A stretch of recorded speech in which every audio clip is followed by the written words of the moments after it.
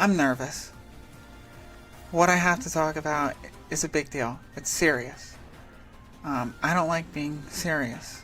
I try to keep this a positive, kind of lighthearted stream. This is not what I like to talk about. I don't really like politics.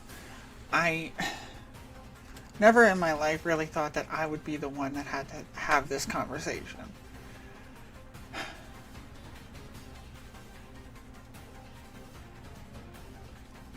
I'm gonna read my thing. So, hi, welcome to the stream. If you don't know me, my name is Katie. I'm transgender woman. I'm on hormone replacement therapy. I have had no surgeries to note, and I don't intend to have any surgeries to note, and we'll get into why that's important. My birth certificate reads female. We'll start there.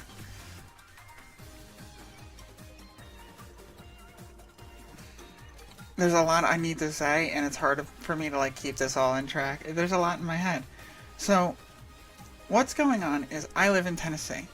Now, those of you that might not know, Tennessee has recently passed some laws that make it pretty difficult to have your legal documentation kind of line up here in the state. And one of the first things I wanted to bring to attention about that,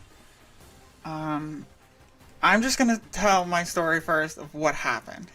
And then we're going to look at those laws, what they mean, some articles. If you've got questions, just shout them out. We're going to talk about it all. Anything, if you got anything to ask or you want to point anything out, by any means, just shout it out. I will answer. Is my audio coming through okay? Thank you both for being here, Gigi and Sturk, really. Okay. I guess I'll start by reading this. So, I guess I kind of said that already. So, I'll start with this. I'm from New Jersey. And in New Jersey, back in 2018, they passed what is called the Babs-Cipperstein law. And basically what that allows you to do, let me start there. I can pull this up here. This is the Babs-Cipperstein law, quote unquote. And basically all this did was it rewrote a law from 1984. It took out the requirement for sex reassignment surgery. Anything in brackets is a removal, right? Oh, I can't make this bigger. Okay. Whew. So it removed this requirement for sex reassignment surgery to request an amended birth certificate that shows the removal of sex, gender, and if applicable, the name if they've changed. So what that means is at any time, you can actually contact the state of New Jersey and for any reason request to have your birth certificate changed to have a different sex on it. The birth certificate itself reads sex, not gender. So they have to fit within the means of what's on the documentation. It to just fit the existing standards, So if change their name. So section B here is important. The amended certificate of birth shall be of the same general type as the original certificate, removed but, and shall not be marked as amended. That means when New Jersey issues, when you contact them for your birth certificate, the original, they treat this new one that they're issuing you, when you change it, as the original birth certificate, as if it was issued when you were born. It's actually got an issue date on it, and it is exactly the same as the original, quote unquote. So mine was issued on June 5th, 1998, and that is what my quote unquote amended one reads.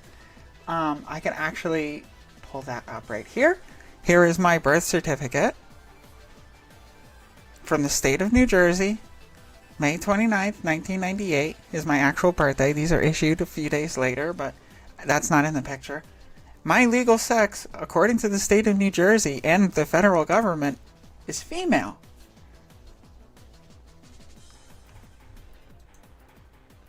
beforehand, so that law enables me to do so.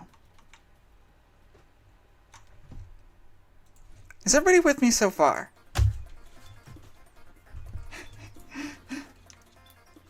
That's simple enough, right? It's self-attestation. Meaning that you don't require surgery or proof of hormones or any kind of doctor's note or any court order even to say that you can change, get your sex changed on your birth certificate. Minnesota does the same thing, had mine updated, and now with the official one. Exactly. In any cases where New Jersey might require the original birth certificate, like your driver's license or something like that, your new one is official. Hi, Ryzen. How you doing? So, and it costs $6 to do that. It costs like $2 for the amendment, and then like $6 for the copy. It costs like $10 to have your sex changed.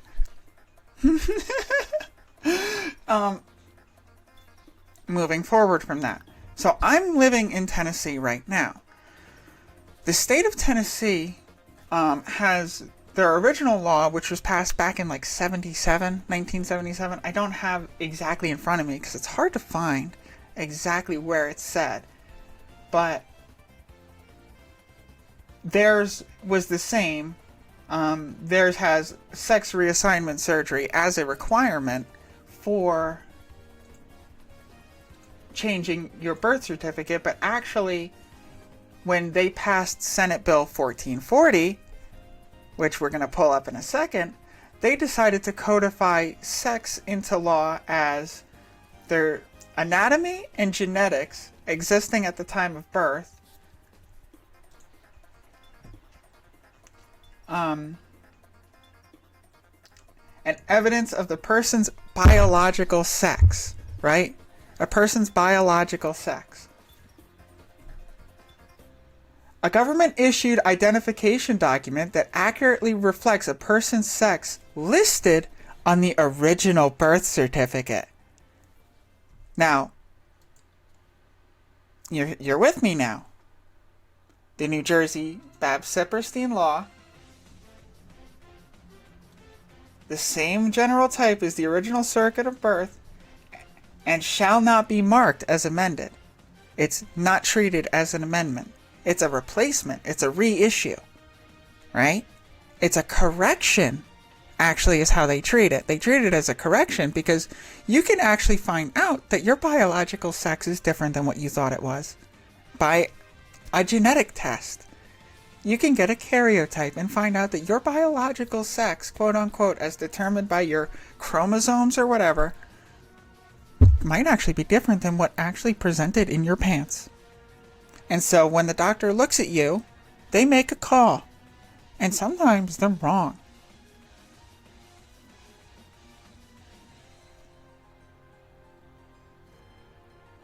Sometimes they're wrong.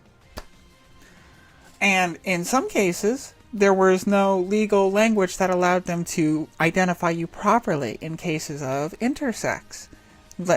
Non-binary was not recognized until here in this law. In 2018, New Jersey legally recognized undesignated and non-binary as a sexual designation. Yes, it's a correction. It's like changing your name. They put it into the same place as changing your name. I'm sorry, I need to turn this off. So, it's a correction like changing your name is, not an amendment. So, this Tennessee law, I wish I could kind of get me both on screen.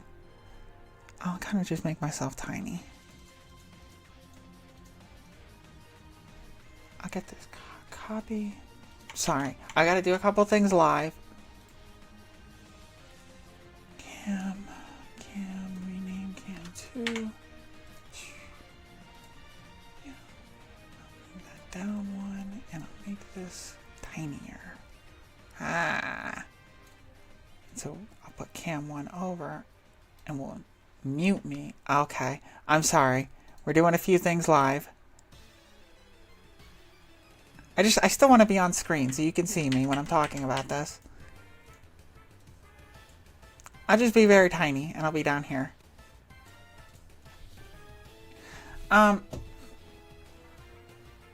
So this new Tennessee state law, requires the gender on your state ID to match the gender of your birth certificate. This is SB 1440 I was just talking about, right? I'm sorry, can't even get that acknowledgement in Canada. I'm sorry. See, because it's because of bureaucracy like this. They're trying to make it so that you need updated birth certificate to change your driver's license and passport. I was lucky enough to be able to change my birth certificate. If I had been born in Tennessee, there'd be no shot. They don't allow amendments at all. It's sex determined at birth, regardless. They don't treat it as an identification document that changes with you, as they actually kind of require it to win, like... We'll get to there. It's circular. But you need the updated license and passport to be able to apply for the updated birth certificate. So that, yeah, it's literally a circular argument. You need A to get B, but you need B to get A. Yeah. So, requiring the gender on your state ID to match the gender on your birth certificate.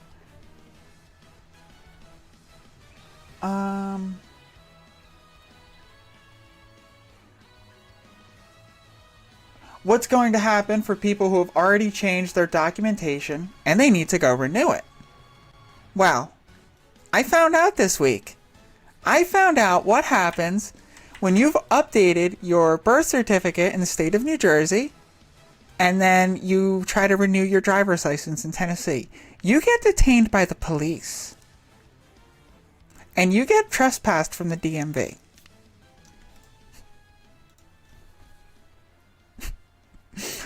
This is true. And I'll tell you what happened to me. So there I was. I had my my brand new birth certificate in hand, right? I've got this locked and I'm trying to move this over. Sorry. I'm doing like a couple things. I'm talking while I'm like editing my layout. I'm sorry. It's nervous energy, I swear. Like, I'm fidgeting because it's a lot to think and talk about. Because this is bigger than me. This is bigger than, like, just me. This is bigger than, like... Okay. It's bigger than me. Just plain ridiculous. They should honor your corrected birth certificate. Absolutely. Like, it's not...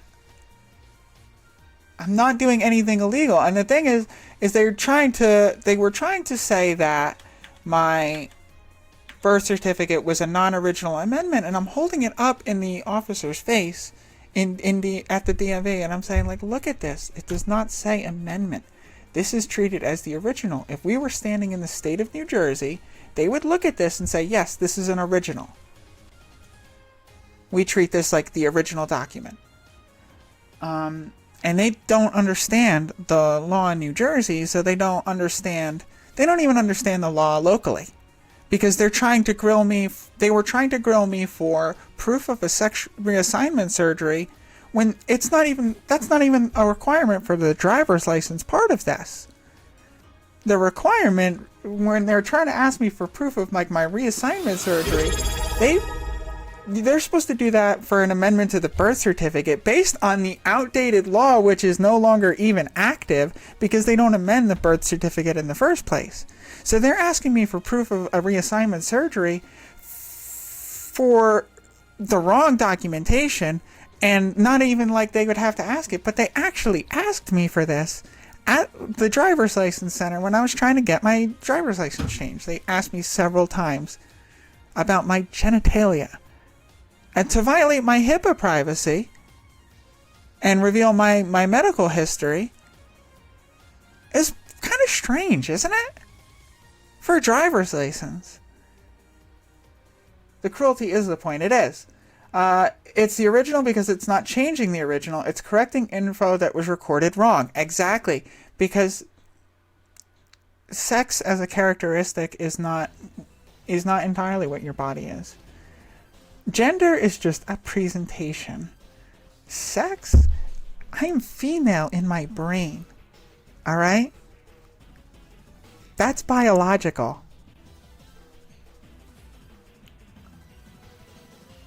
Let's talk about that. I have like female brain. I have like female autism. Like, hello? So, when we talk about biological sex, and they're just looking at what's in between your legs when you're born, it's not a complete picture in the first place. Biological sex is a whole lot of things, including chromosomes, that they don't check. And not until you get that done long into your adulthood, most likely, because most people don't even know.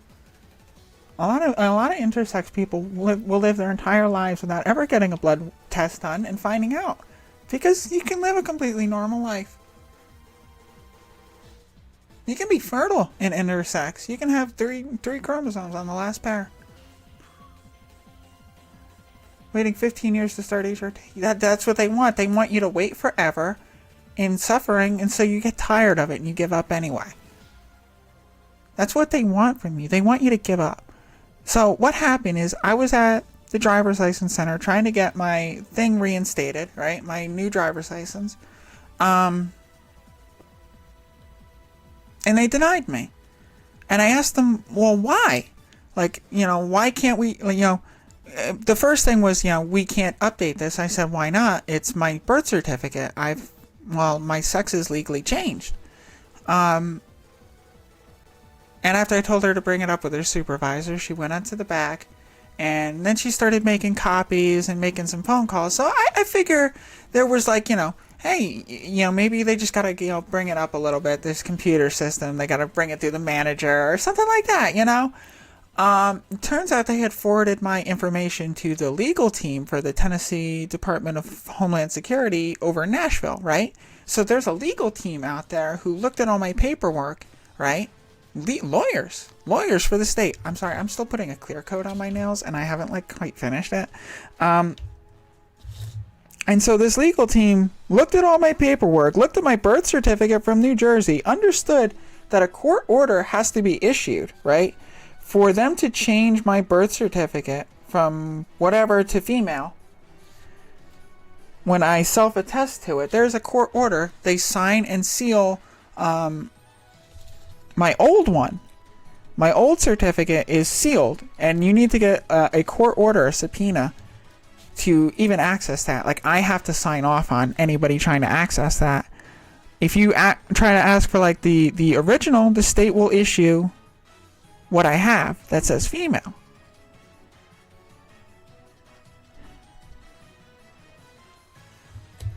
So, legally, my sex is changed. So they fire this off to Nashville, and I'm in the waiting room for 4 hours. I'm sitting there, and I'm waiting, and I'm waiting.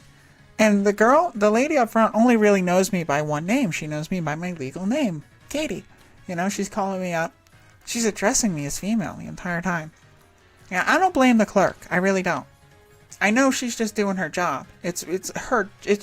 She has no power. I even told her that. I was like, I know you have no power over this. You're just a pawn in this. You're just here working the desk, and, you're the defense for the evil people way up here, Because how mad can you get at Grandma, right? Little old lady standing there. How mad can you really get at her? It's not her fault. She was treating me very well, too. But, so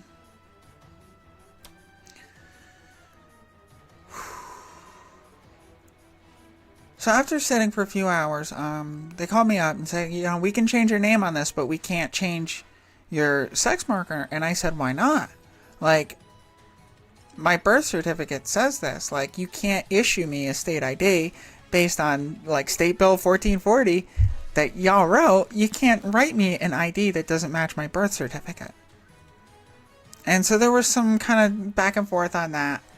And they were trying to claim that my birth certificate was not an original. I said, this is an original. Do you see amendment on this anywhere? It's not amended. This is the original birth certificate. And she said, well, the one we have on record is the original. And I said, well, Not anymore. It's been replaced. Not amended. It's been replaced. And then she asked me if I've had a sex reassignment surgery. Like, do I have proof of that? Do I have paperwork? And I said, I don't think I need to prove that to you. I don't think you need to know that at all. Because I've already proven to the state of New Jersey that I qualify for a legal change of sex.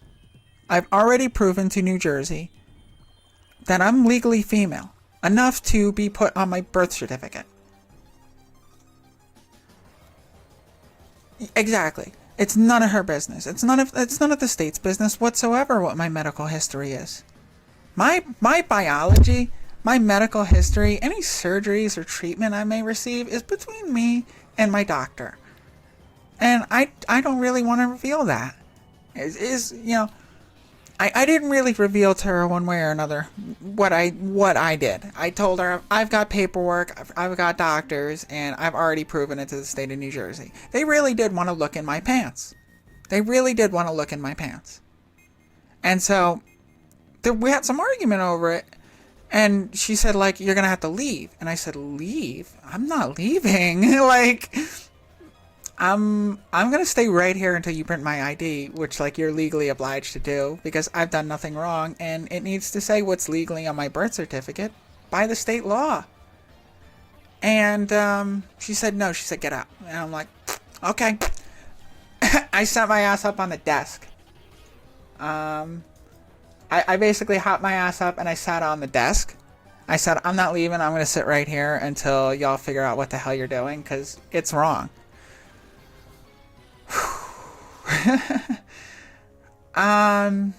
Okay, I may have overstepped when I did that. I might have reacted in a way that wasn't exactly like the best. I wasn't like screaming or cursing. I just kind of popped up on the desk. And, yeah, they told me they only use email, right? And I asked for, like, a phone number. And they like, really tried to balk on giving me a phone number.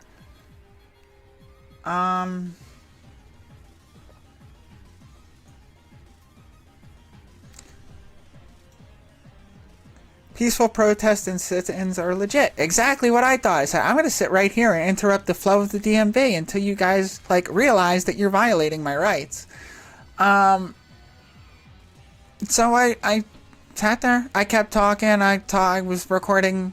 I started recording Insta Reels because, hell, I couldn't really think of what to do. And I just wanted to, like, cause a disturbance, you know? So here we are causing a disturbance now. Where's my audio for this? I think I have, like, some music playing. They won't print me shit that's based on my legal information. Tennessee Department of Homeland Security, right? That's awesome. You'll be fine. I'm here at the DMV on the counter. You'll be fine. I'm here at the DMV on the counter. Well, I understand that. Because they won't print me shit that's based on my legal information. Tennessee Department of Homeland Security, right? That's awesome. I wasn't being loud. I wasn't really, you know, causing too much of a scene. They were going on with business, and I was just kind of sitting there. Like, they were continuing to see people, and they were just kind of looking at me sitting up on the counter. Homeland Security actually issues the licensing here in New Jersey. Tennessee. The Tennessee Department of Homeland Security handles licensing and driver information. It's very weird. It's weird. So, like, I'm a criminal. I'm on a watch list now. Katie has basically existed for 3 weeks, and she's on a government federal watch list. It is weird. So, after that, I'm banned the Tennessee Department of... So, I'm banned from the Tennessee Department of Safety Driver's License Center. I'm trespassed from the property, all because I wanted a driver's license that reflected my actual fucking name and sex. I've been kicked out and escorted by the police. That's the Tennessee Department of Homeland Security, who doesn't even have a phone number for their own legal department. They can't give me any information about who to call for violating my First Amendment rights. And your name, sir. Officer, you have to tell me your name. Me? Yes. I'm the captain with the Roane County Sheriff's Yes. Office. Yeah, Stooksbury. Okay, thank you. So that was that. Oh, I was wearing my gay Converse. How great is that? Okay. So, yeah, I'm getting treated like I got... So after... There's a little bit... They coerced me to put the phone down. I really shouldn't have.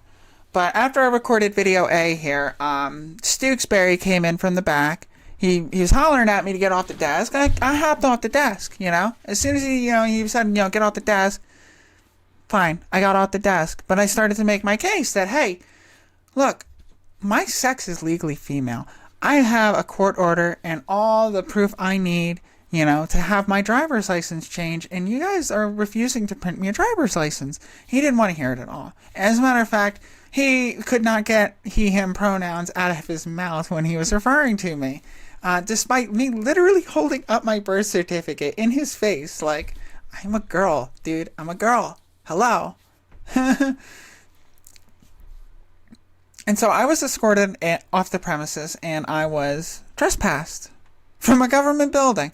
I was telling him, it's like, look, I'm not causing that much of a ruckus. I'm not destroying nothing. I'm not yelling at anybody. I'm protesting right now because you guys are violating my rights, my civil rights as an American citizen. I expect like equal treatment under the law, and you guys are refusing to print me a driver's license based on what? Do you guys even understand the law here? No, they don't. I had three cops on me. And like one of them is telling me to Google the phone number for the legal department in Nashville. And I'm like, why would I Google that? I'm here at the office. I am asking the lady for the phone number. I've asked her several times and she's refusing to give it to me, even though like I kind of have a right to that phone number. And he's telling me to Google it. And I'm like, she doesn't have it. How am I going to Google that information? He's telling me to Google information that the people that work here don't even know. And they were telling me, like, that's not how the law works in here and stuff like that. It's like, no, you don't know. You don't actually know. I got an ad coming up. I'm going to take a breather. I'm going to drink some water and refocus my thoughts here. Some of you subscribe, so I am going to just keep drinking the water and keep talking. Subscribe. Get uninterrupted access to me.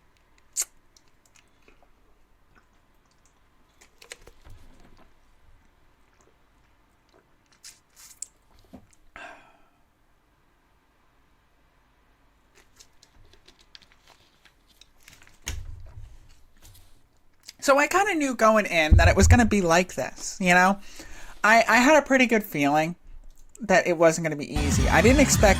Oh, geez Louise. I did not expect it to be, like, impossible to get my stuff done, but I expected kind of like a little bit of a pushback.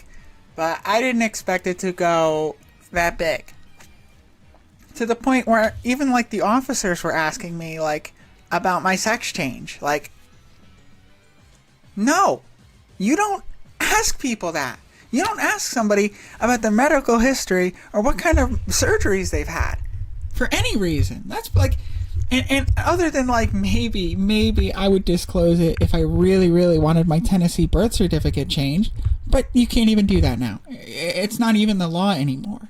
Them asking for that is like not even relevant anymore because you can't amend your birth certificate in Tennessee. You can't correct it with your even after a sex change. You can't.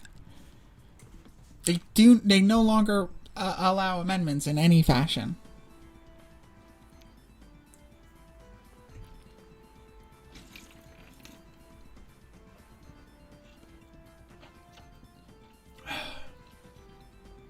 Fuck.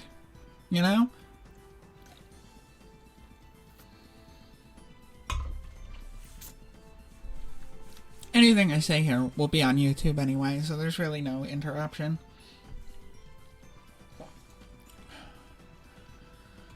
So, new law taking effect. Same with trying to get Ontario birth certificate updated. I'll wait until Gigi can see this, because I don't think she's subscribed. Yeah, I don't know if you could see me right now, but I will be re-uploading this on YouTube. I want this to be shared. So anything I say during the break, it'll be on YouTube. I really need this to be shared, because I don't know. I'm having a hard time finding legal representation. I'm having a hard time figuring out who to call. I've sent out emails to newspapers around here, a couple lawyers. I emailed the ACLU. I'm trying to get people to I haven't gotten a response yet. It's been very hard. I changed my gender marker with the SSA. They're literally saying that they trump the federal government. That's true. The Social Security office owns the federal government, but we're not really having that conversation today. So, like, what I thought, like, there's a few different ways you can go about it. I thought maybe if I took my birth certificate to the Social Security office, I could actually get my Social Security changed, and then I could go to a different DMV and apply for a driver's license as if I was a whole new person who just moved into Tennessee.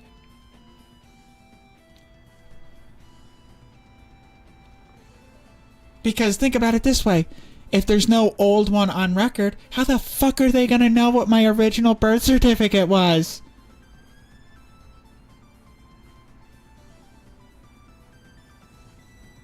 It's so dumb. I literally asked the lady that, like, if I came in here with, like, and I didn't say this was a renewal, would we have had this problem today? She couldn't really give me an answer, because the answer was, no, we wouldn't. We would have been just fine, and I would have been on my fucking way.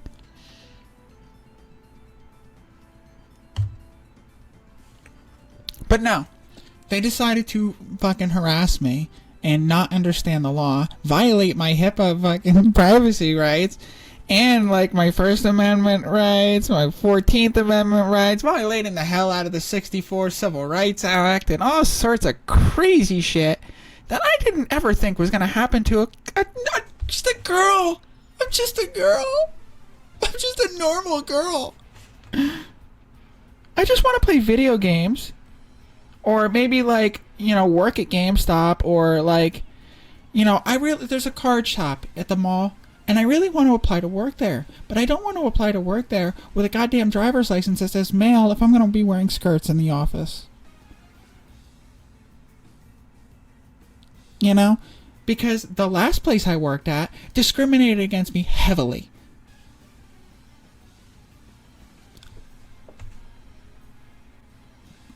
I'm under some NDA about who I used to work for. It's not that big.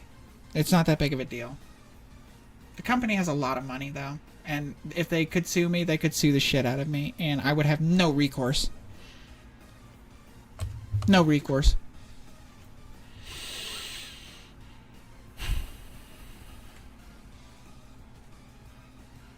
I'm under a lot of pressure. I mean this, honestly. I'm under a lot of pressure. I really want to go back to work. But I can't get comfortable with the idea of working if it's going to be a repeat of what happened to me last time.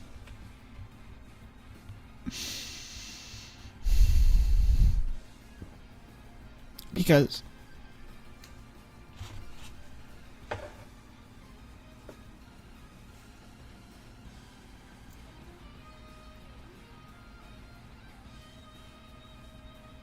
how could they let someone who gets married and changes their last name legally get a renewal?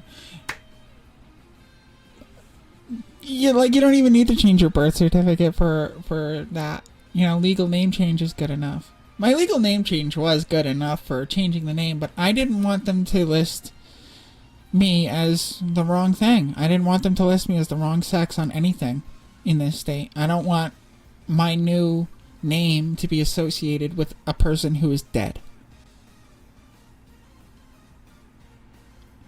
the person who, like, still owns all my paperwork is, like, a completely different person.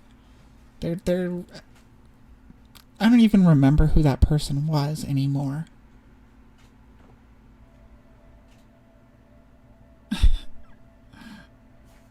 It's like, my driver's license was issued in 2019. When I 2019? No.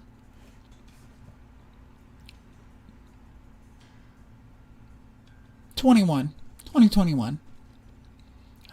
When I moved to Tennessee, I was not out yet. You know, I didn't have the luxury of that. I was not in a safe place, you know. I was trying to find work. I was broke, you know.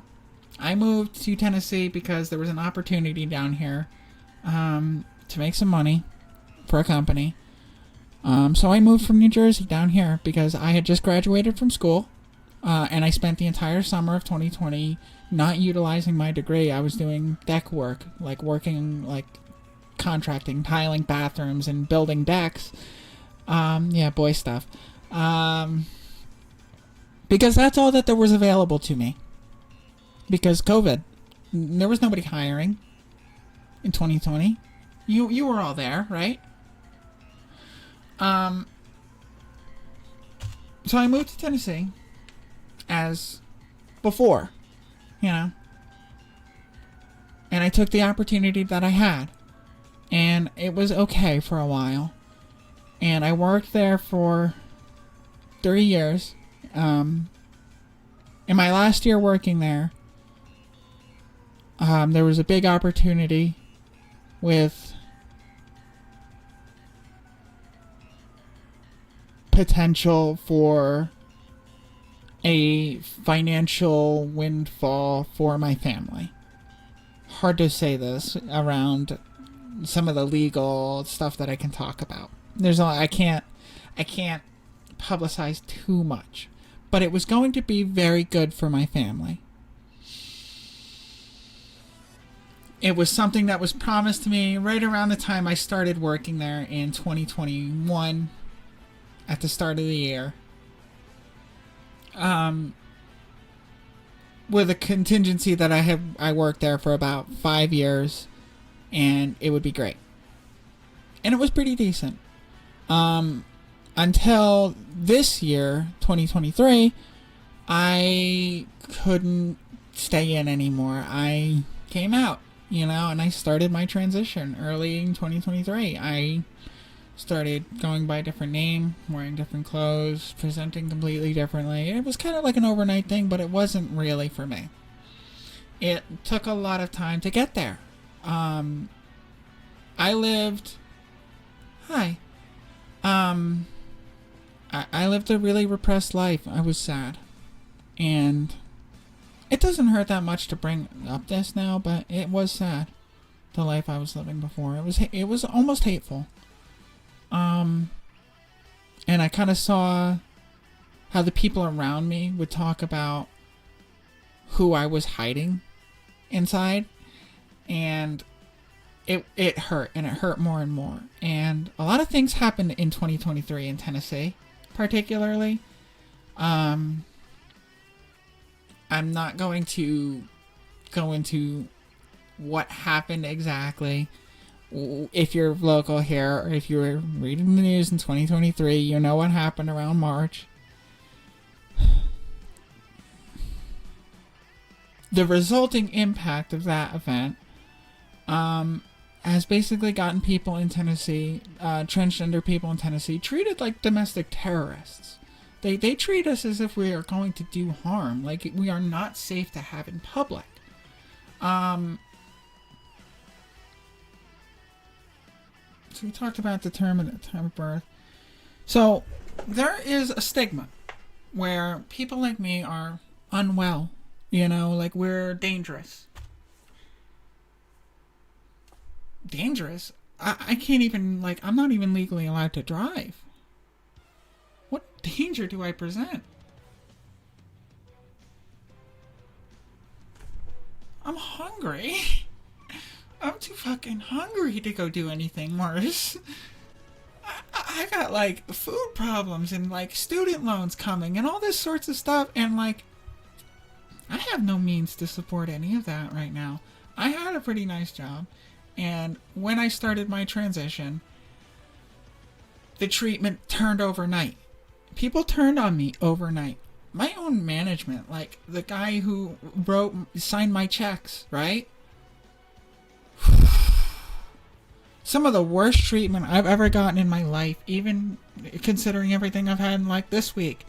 The way that my ex-management used to talk to me, used to refer to me.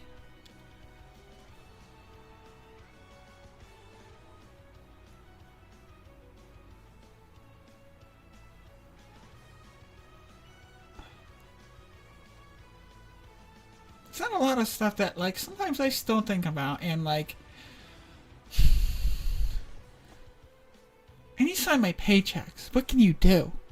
This company, without, like, bullshitting, the company I was working for was worth over $2 billion or so dollars. A very large company, publicly traded company.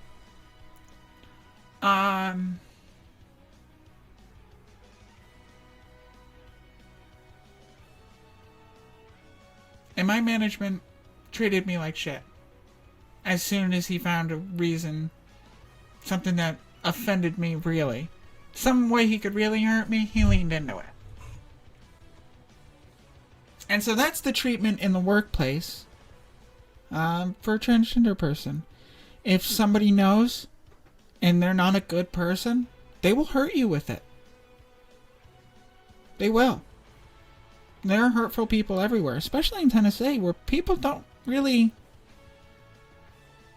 know better yet. And that's not a dig against Tennessee or the people here. It's that the culture down here is stigmatized in a way that isn't really fair. It's rough.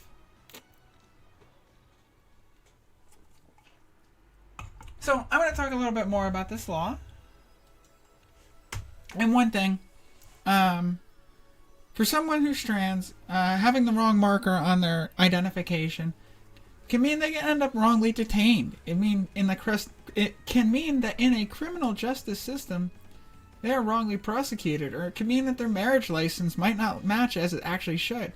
It misrepresents the relationship they have as well. And like on parent documents and stuff like that, on a birth certificate, you know, they use mother and father still. They use the gendered language and all sorts of stuff like that. Adoption forms. It's very difficult there. Thank you for the follow. Having this sex marker be incorrect creates this idea of deviance and of lying, or someone who's being inherently criminal. This is very clearly a First Amendment issue. It's a clear 14th Amendment issue. I didn't even have to look that up to tell the officer that. In the time I said, you are violating my First Amendment rights right now. They wanted to escort me to the county jailhouse simply for protesting. And I asked them, like, what is the... Oh, we hit our goal. That's awesome. Hey, thanks for the follow. I don't usually talk politics, but I think I might end up doing more of this. I didn't want to have to talk about this stuff, but this is my life. This is the life that I'm trying to live. I like it here in Tennessee. I like living here. I moved here a few years ago because it's a beautiful state. Alright? And I don't think that backwards ass beliefs have a monopoly on a beautiful place to live. Where, like, I thought that the people around here, like, respected and believed in personal freedoms and in, like, individual liberty and stuff like that, you know? I please don't tell me I'm wrong. Am I wrong about the state of Tennessee? Like, I really don't want to be, but it's pretty sad what's happening here.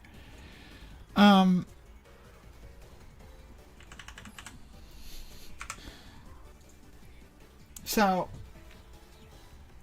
I may be one of these first cases where I have, changed identity, changed paperwork, that I can't get my license renewed. I can't get my driver's license properly renewed in the state of Tennessee. And I asked the officer, like, what is my option here? Do I have to move? Do I have to leave Tennessee? And he told me that I really might have to. And when he told me this, I almost started crying. Like, I told him, I was like, you're kidding, right? Because, like, that's a shame. I really like conditional citizenship. Yeah. I really like it here in Tennessee, and you're telling me that I have to leave because the state can't recognize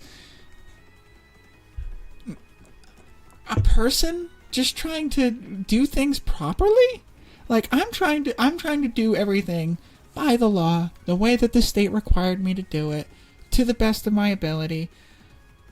I am not going to get sex reassignment surgery. I just want to say that right now. I don't even really feel like I need any kind of facial surgery. I like my body for the most part. I don't believe that any of those things are conditional to being transgender. I don't even really believe that hormones are. To hinge that all on some kind of invasive surgery that I don't need, want, or I can't even afford, because I can't even get proper health insurance that actually reflects like I know when it comes to doctors and insurance that you should put your biological sex to the best of your knowledge on that kind of information because it matters. But it does not matter for driving. It doesn't. And it doesn't matter when it comes to using the bathroom, or changing room. All those are single occupancy stalls, alright? You go over to Europe, you go over to like Germany or something like that, they have unified bathrooms all over the place. This is an American problem. That is a strictly American problem in the first place. And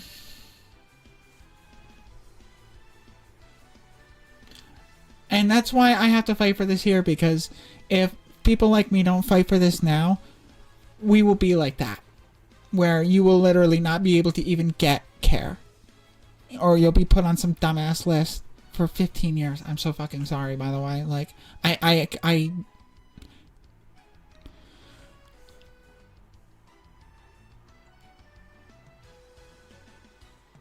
if I was from Britain, like my friend here, it would be very difficult for me to sustain that. I value rules and control over the reality of human life. There's no reason for ID docs to even know your gender. The state does not, and it doesn't. The state does not need to do that. You know who wanted to know that information? The Nazis. When they lined people up and stripped them down, and you know what I mean? How far are we going to take this, Governor Billy? Because I don't want to call you that, but there was a group of people who might have done like genital inspections in history, and I'm just saying that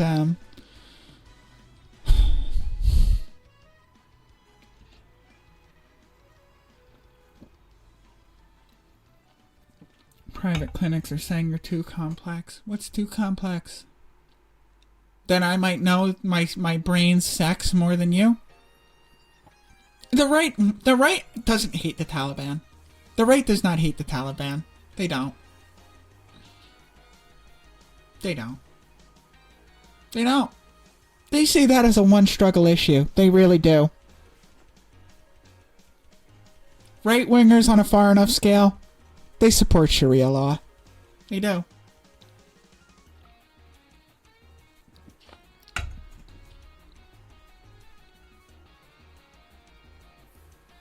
They do. They don't support women's, like, freedoms to express themselves or anything like that. Or, like, they don't... Republicans don't respect women as able to even determine what they can do with their own fucking uterus, dude! Republicans don't respect women's rights to do anything. They don't believe that they're autonomous people. The only thing they hate about the Taliban is they're not Christians.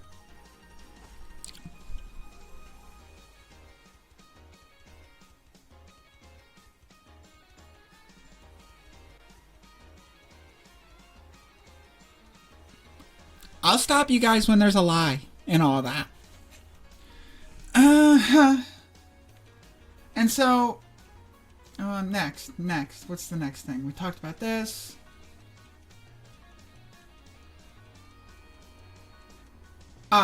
Here is an amendment to, this is just 2010 Tennessee Code, Title 68, Health, Safety, and Environmental Protection, Chapter 3, blah, blah, blah, blah. Vital Records, Part 2, Records, General Requirements, 68. What the hell is going on with this title? I am not a lawyer. I'm just a girl trying to live a life. I'm not a lawyer. I'm just a girl. This is also something I pulled up.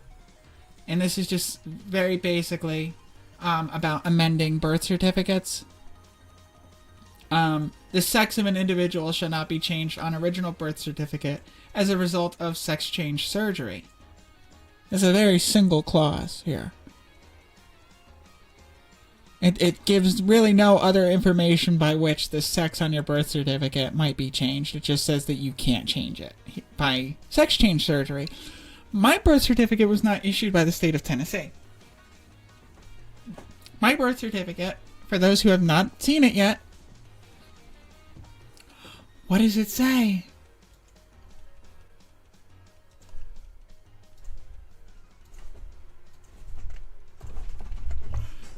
I'm legally female, guys.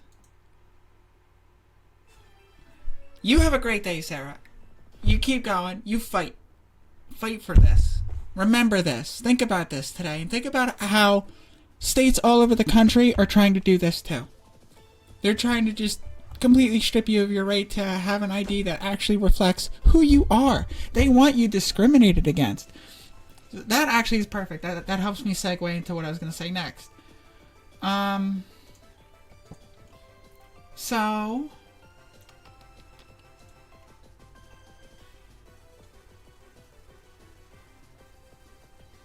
rip.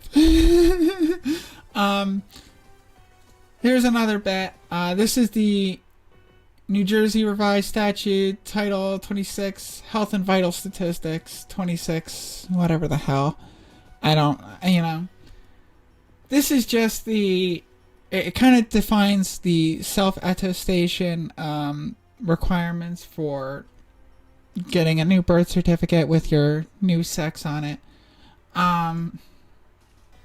Which I kind of read this already, but it has the language, I, petitioner's full name, hereby attest under penalty of perjury that the request for change in gender to female, male, or undesignated non-binary, which New Jersey recognizes officially and can be put on your birth certificate, right? And your driver's license. So let's talk about this. Say I came from New Jersey with a non-binary designation on my birth certificate, an X. And I went to go get a driver's license. I just moved to the state. Can you all tell me what you think they would actually put on the fucking license? What do you think they would actually put on your driver's license? Yeah, actually, New Jersey's law is great. I would move back there if there wasn't a fight to fight here. I would move back. At least I know it's reasonably safe for somebody like me there. But I don't want to. I like Tennessee, and I want to stay here.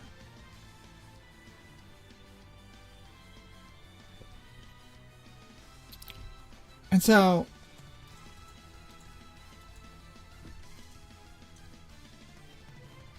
yeah, the amended birth certificate and all that. So, continuing on that, here's another extra.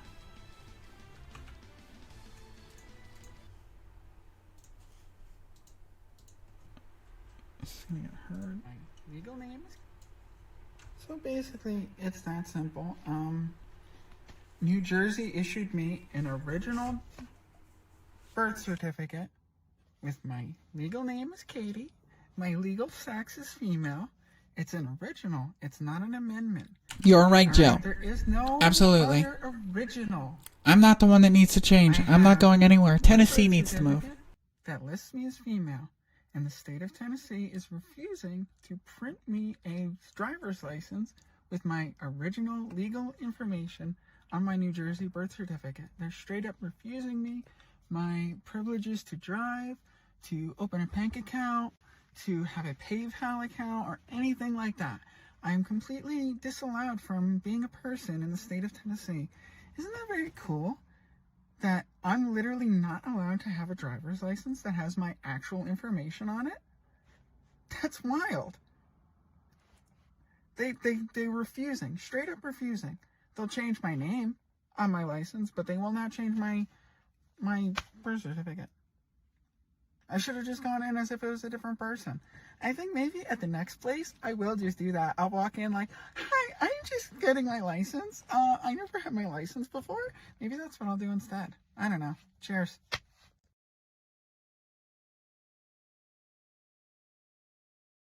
I just wanted to note, it's fun because I said driving is a privilege. It is. And I had somebody in my comments saying that driving is a privilege, not a right. And I'm like, did you actually watch the video, you freaking thunderhead? Like, hello? I said it was a privilege. Like, I literally got this as a comment in here. I swear, it's still here.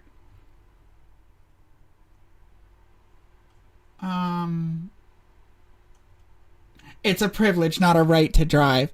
I said privilege in the video, you dork. Like, are you fucking kidding me? Like, nobody listens. There were a few other videos. But, so that brings me to my next point. Is that there is a legal case. They're trying to appeal this case right now. They're trying to appeal because the court dismissed it. The judge dismissed it. Basically because the judge didn't want to hear it. The district judge said, fuck this, and apparently a judge can just do that. A judge can basically be say like, nah, this is dumb. This is a dumb case. And then make up some bullshit, and then he could just choose not to see the case.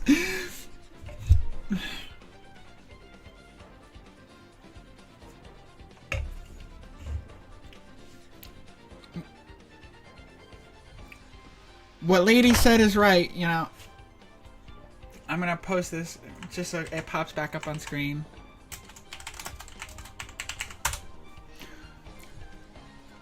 How do you sign up for anything for a job where that's the idea? This is an absolutely perfect point. This amazing point right here, right? Thank you. Exactly that.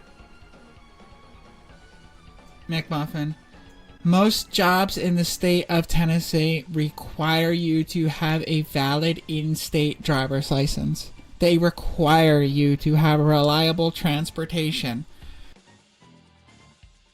If I can't get a valid driver's license with my valid information that lines up with the information that I'm going to write on my W-2, they're going to look at it and they're either A, are going to say that my documentation is fraudulent, or B, they're going to fucking discriminate against me.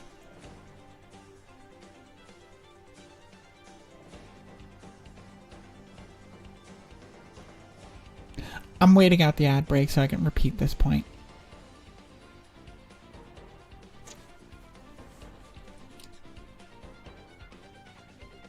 I will wait.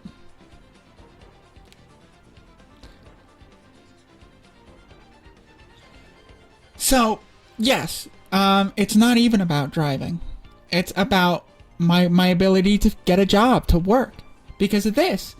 In the state of Tennessee, most jobs that you will come across when trying to apply for any kind of work will require you to have a valid driver's license from the state, in-state, from the state of Tennessee. So, any job that you might see in this whole ass state of Tennessee,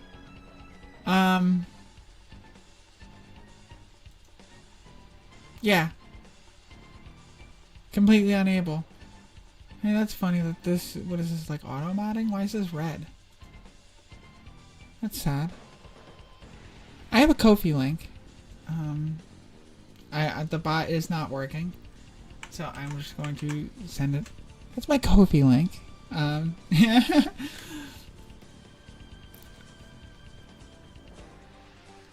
Yeah, I already have a doctor who is understanding of my situation. I have a very good doctor, so I'm not too worried about that. But I will have a very hard time. I continue to have a very hard time finding work in the state. I absolutely do. I have a very hard time finding work. So, there was a case in Tennessee that the district judge, like, dismissed, like, didn't even bother to hear. So they're currently trying to appeal it. This case is Gore v. Lee. Lambda Legal is the organization or legal practice, I guess, that is putting it on. They're urging the Sixth Circuit to reverse a district court ruling upholding Tennessee's discriminatory birth certificate policy. Tennessee policy does not allow transgender people born in Tennessee to correct the marker on their birth certificates, leaving them grappling with inconsistent government identity documents and forcibly disclosing their transgender status. Tennessee is one of only a handful of states left in the country that still categorically prohibit transgender people from correcting their birth certificates to accurately reflect their identity. Birth certificates are critical and foundational identity documents. You would see this argument a lot up in New Jersey. Of course, when a doctor approves, yeah, I can't. You need your stuff to line up to prove you can work. And yes, I wasn't even born in Tennessee. I was born here, and legally, as we could pull up Senate Bill 1440 again, a government-issued identification document that accurately reflects a person's sex listed on the person's original birth certificate. This. So when you see Tennessee's SB 1440, this transphobic piece of legislation,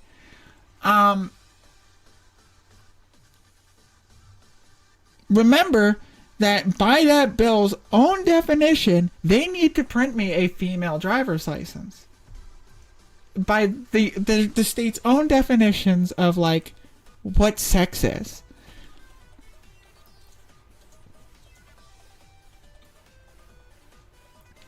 Evidence of a person's biological sex is a government-issued identification that reflects the person's sex on the person's original birth certificate. They recognize sex as anatomy and genetics at time of birth, and evidence of a person's biological sex includes a government-issued identification document that reflects a person's sex listed on the original birth certificate.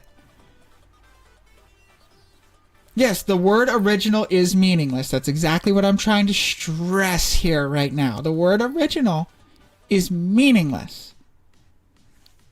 It has meaning because Tennessee used to allow amendments to birth certificates after a sex reassignment surgery, but now they no longer do. So if you have an amended birth certificate by Tennessee, this overwrites that and disallows you from that. An amended birth certificate in Tennessee, they do not do it the same way New Jersey does. If they amend your birth certificate in Tennessee, they will actually stamp your new gender on top, like right on top of the old one. So you could still see the old one. Like, yes, the department, I literally asked them, it's like, so you want to print me an ID with the wrong information? And they said, yeah. So they only do an amendment. That's where that language in Tennessee comes from, is it's marked amended in Tennessee.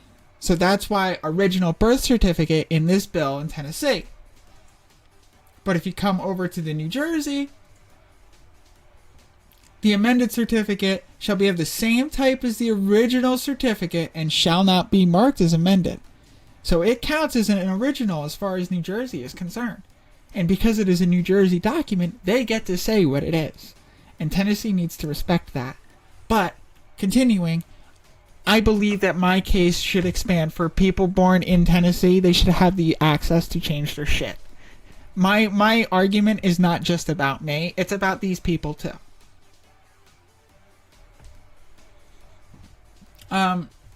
Birth certificates are critical foundational identity documents. They are not mere records of historical facts or observations.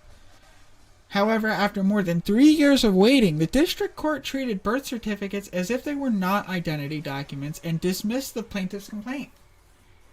Lambda Legal Counsel and healthcare strategist Omar Gonzalez-Pagan said, "We believe the court should have grappled with the merits of plaintiff's claims. Tennessee's archaic policy not only discriminates against transgender people born in the state, it also risks their safety and well-being by involuntarily disclosing their transgender status, exposing them to discrimination, harassment, and violence." It's absolutely true. If I was pulled over in the state of Tennessee with my current license, the cop might, see me as a minority group that he can discriminate against, because who's gonna fight? Who's gonna fight for me?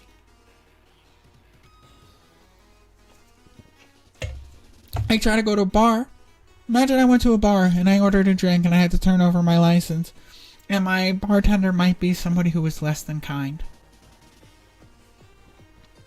Think of all the potentials, for just being a regular transgender person. Lambda Legal filed a federal lawsuit in 2019 challenging the anti-trans policy on behalf of 4 transgender women born in Tennessee. At that moment, Tennessee was one of just 3 states with such a policy, and since then, Kansas and Ohio's were ruled unconstitutional. States like Montana, North Dakota, Oklahoma, Iowa even, have adopted. The district court ruling followed a Tennessee legislative session where the legislature enacted a raft of anti-transgender bills, required businesses to post signs if they allow transgender people to use the bathroom, banned transgender youth from participating in sports. These 2 have been found unconstitutional by federal courts, and Lambda Legal has challenged the ban on gender-affirming care for adolescents and prohibition on sports. I'm sorry. Banned transgender youth, criminalized gender-affirming care for adolescents, banned drag performances, and required businesses to post signs. The later 2 have been found unconstitutional, so that's drag and posting signs. But the first 2, banning medical care and banning them from sports, they're still they're still out there. They're still active. So adolescents in Tennessee have a really hard time getting even just like a therapist that might be sensitive to the issue. Remember that gender-affirming medical care is not hormones. It's not just hormones. It's not surgery. Gender-affirming medical care starts with therapy. And they want to ban education, essentially. They want to ban youth from going to talk to a trustable third party about how they're actually feeling.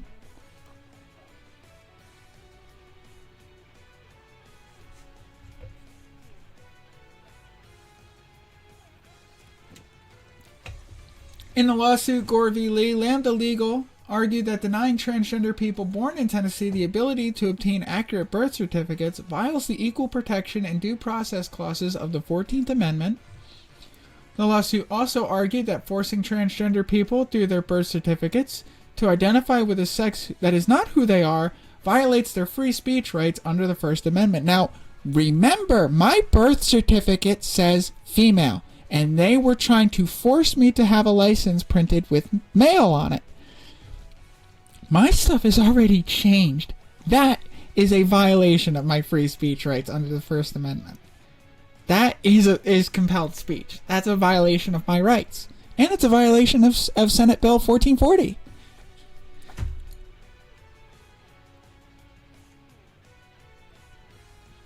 The lawsuit was filed in the District Court for Middle District of Tennessee in Nashville. And they're trying to hear this appealed in the Sixth Circuit Appellate Court, but it might not actually happen, and they might have to go higher with it.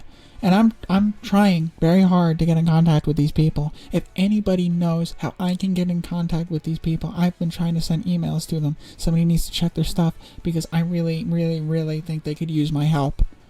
I could use theirs. But I have a very, very interesting point of this case where my stuff is changed. They are denying my First Amendment rights right here, as you're saying right here. My sex is female. My legal sex is female. I don't care. Biological sex is a goofy-ass made-up concept. My biological brain says I am female. I'm sorry. If that's not sex, I don't know what it is.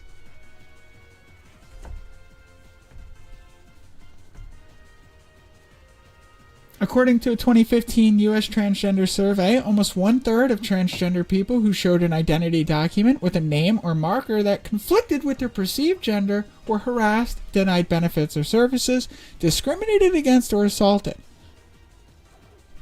I believe that's low. I believe that is underreported. But I will go with that, because that's 2015. I believe that's getting worse for people, because that's almost 10 years old. And think of the climate. Think of how the climate has changed. That's a pre-Trump era survey. I just want you to know that. That's a pre-Trump era survey. That's pre-DeSantis. Just remember that.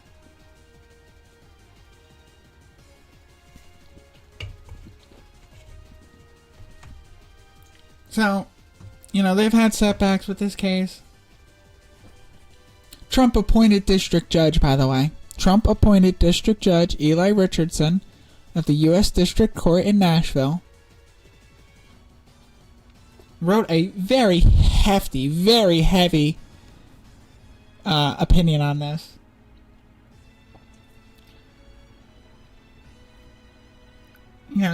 A Tennessee statute states that the sex of an individual should not be changed on the original certificate of birth. That's just the original certificate of birth. As a result of sex change surgery. I believe that law should be changed. Tennessee officials have interpreted that to mean that the original birth certificate must stand unaltered. Even when the person whose birth is recorded no longer identifies with the sex that indicated. In Gore v. Lee, his decision on a challenge brought by Lambda Legal, Judge Richardson engages in a hair-splitting farrago of sophisticated deconstruction of the plaintiff's complaint. His starting point in ground zero is his contention that the state may treat the birth certificate as a record of a historical event based on what was known at the time of birth. Physician submits to the state a report of the birth and reports the sex based solely on visual observation, which can often be wrong, which is why we issue corrections. As far as the state is concerned, that is a historical record and cannot be retroactively altered unless it is shown to be incorrect. The state does not consider it to be incorrect as a result of somebody transitioning years later. The state argues that a birth certificate is not intended to say anything about the individual other than what was recorded at the time of birth. Thus, the judge rejects the plaintiff's suggestion that they're asking for a correction because now the word recorded on the certificate does not resent their current understanding of who they are. But that is a correction. And you might have an understanding that comes later. Like, especially if you had something... I was literally just going to say the intersex people. McMuffin, you and I are really on the same page here. Yes. Exactly that. Intersex people can live their entire lives. Alright? There are people out there who are born with, like, uteruses that have no outside presentation. They have a male appendage. And may have a uterus inside. And they might not know about it for a long time. until one day it starts hurting. Then you find out, and it's surprising. There are people born with 2 X chromosomes who end up having male characteristics. 2X, no Y. It happens. It literally happens. Where somebody will have like over 70% of the cells in their body have like 2X chromosomes. Yet somehow they present male. It happens. A lot. It happens often. And you often don't find out about that for years. So yeah, a correction is what's due in those cases. And in everybody's case. Not to mention forced SRS performed on intersex infants. Absolutely true. A discussion that's even a little too grotesque for me to be. That's hard to talk about. What they do there is pretty horrible. What they do to infants in general. The kind of surgeries that they perform.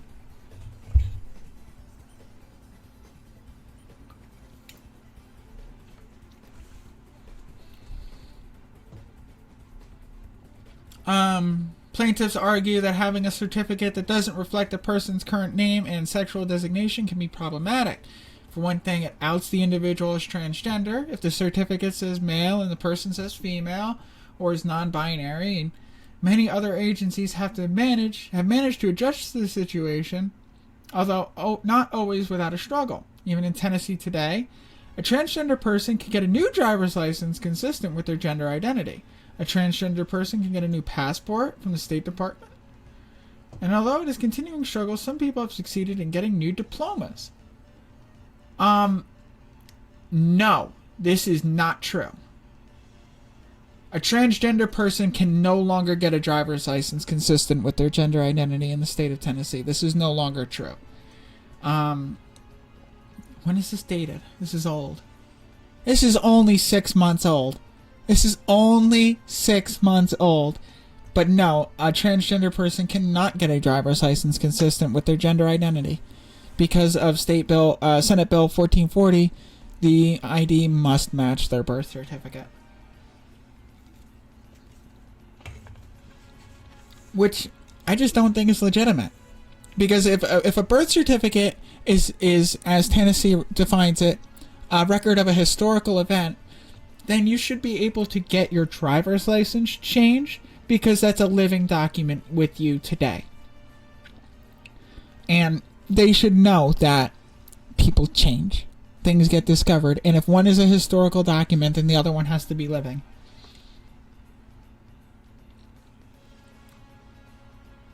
And because of Senate Bill 1440, they don't respect either of them as living documents.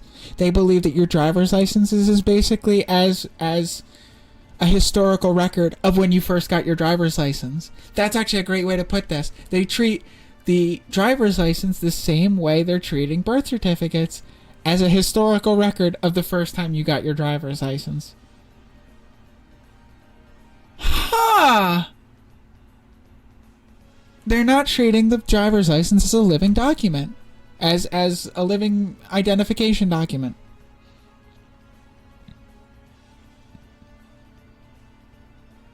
Yeah, New Jersey seals the record. Seals the old record. And everything related to this is sealed once it's done. I mean, the fact that I'm talking about it is the most unsealed it will probably ever be.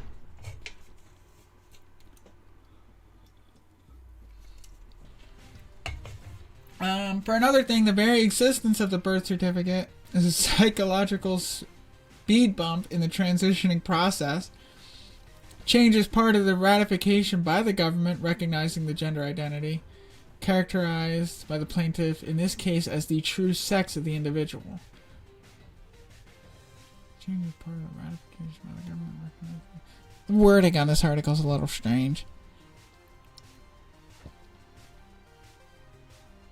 A change on the birth certificate would be a ratification recognizing gender identity, but they don't.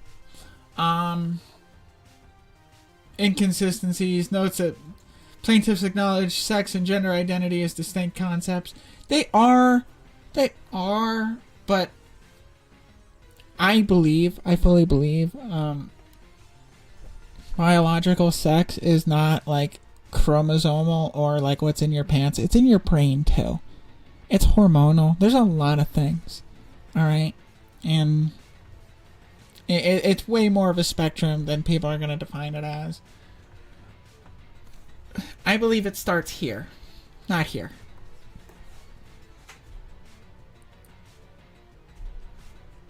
And they decide for you when this isn't working yet. But by the time this is developed, they should stop using this as an indicator about what you are. I'm up here, not down here. You know what I mean? I drive with this. Not this.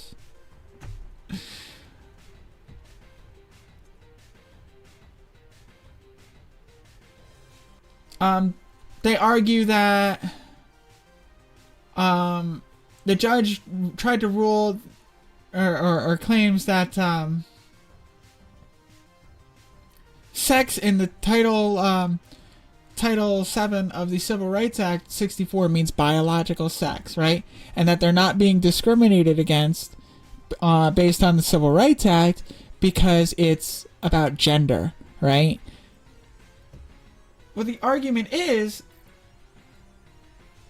it's impossible to discriminate on the basis of sexual orientation or transgender status without discriminating, at least in part, on the basis of sex.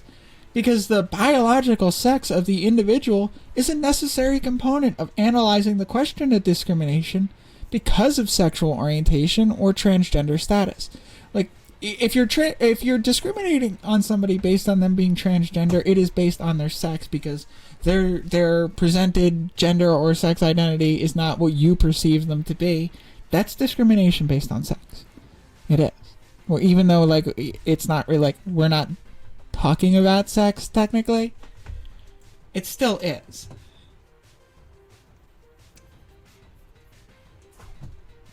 So they're appealing that to the Sixth Circuit. They are appealing it.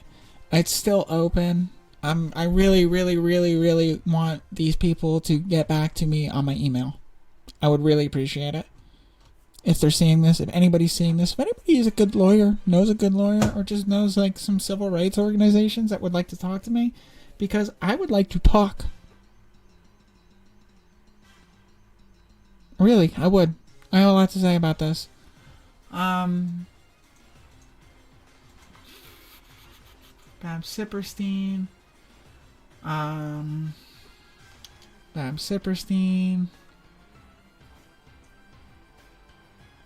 Historic life-changing moment for transgender New Jerseyans.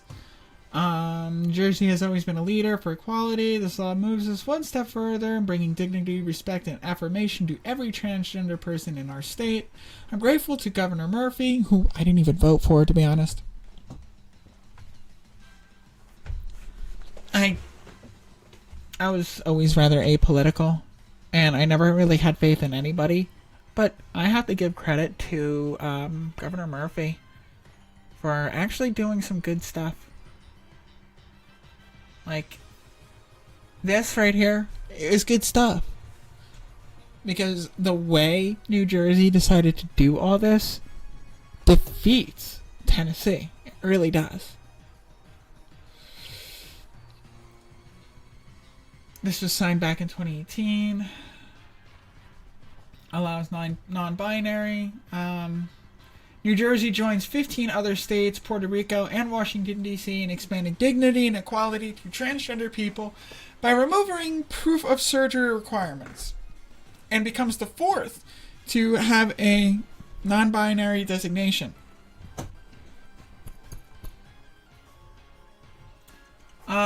Here's that 2015 transgender survey again.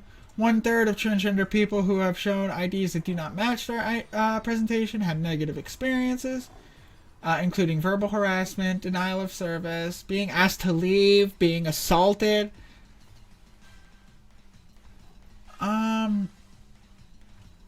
Okay. Gee, does anybody want me to read this? This is, that. Has anybody, seen that? This article's been going around. Anybody interested in what this article actually says? I haven't, I skimmed it.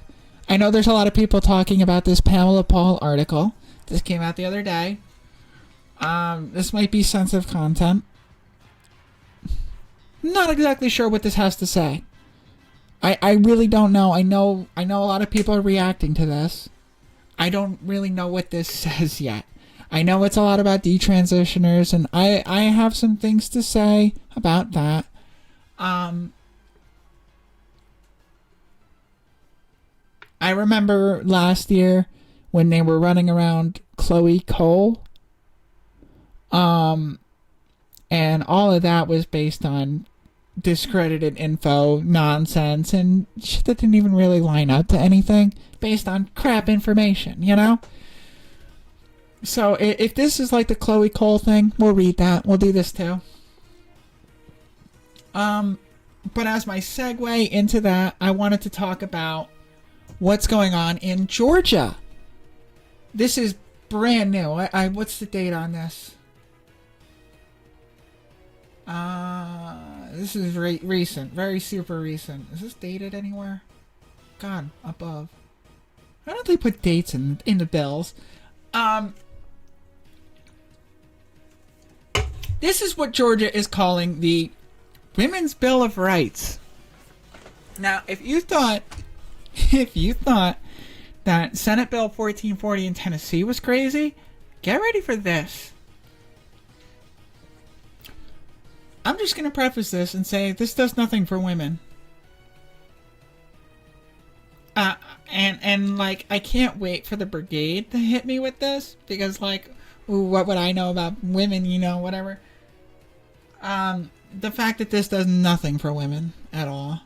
I know that it's pretty bad for Georgia women right now, like especially if they want to decide what to do with a child that they might be carrying. One of the harshest restrictions there in the entire country. I can't speak on that because I don't have those parts, but a 6-week restriction, hard limit, is one of the hardest in the country. Strictest. It's very, very, it's like it's hard to even figure out like your timing on that. Anyway, Georgia's crazy right now. So we're going to talk about this. Can I snooze this? Okay. I'm going to snooze that. So they are amending a whole bunch of stuff in the state of Georgia. They're going to try to do this. This is very, very new. I don't think they have a date when they're really going to talk about this yet, but this like just hit the radar. So they want to call this the Georgia Women's Bill of Rights. So the General Assembly finds the following: with respects to the application of an individual's sex pursuant to any state law or rules or regulations. Oh boy, it's a list of definitions, right? This is good. The term sex means the biological state of being male or female. In the context of reproductive potential or capacity, based on the individual's sex organs, chromosomes, naturally occurring sex hormones, gonads, and unambiguous internal and external genitalia present at birth, including secondary sex characteristics. So, Georgia saw Tennessee's definition and said, nah, that's not enough.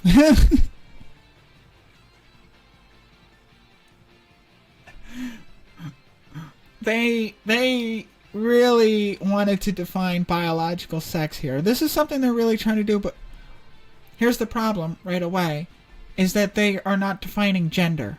Tennessee has not defined gender. Georgia has not defined gender, you know? Gender is a real concept, and they are trying to write it out as if it doesn't exist. So when they talk about like combating gender ideology or something, they're trying to remove an entire school of thought. All right? They don't want you to think about like any of that stuff. They want you to believe that men should always do this and women should always do this and men are better than women because we say so, and that's just it forever. And they want you to not question anything about yourself or who you are or your role in society or who you want to be or what you want to do or what any of that means for your place. They want you to just be a Starship Trooper. You know what I mean? You've seen Starship Troopers, right? You seen that? People have seen Starship Troopers where, you know, you don't get to reproduce unless you serve, right? It's supposed to be a parody, guys. It's just supposed to be a parody. Hey, wait, you know what they do have in Starship Troopers? Unified bathrooms.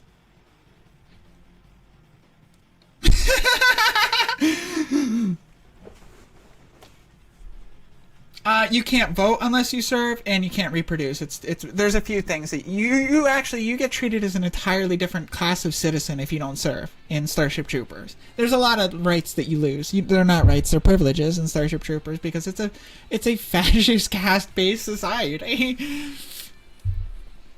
And yeah, in Starship Troopers they have one locker room. There's boobies in that movie.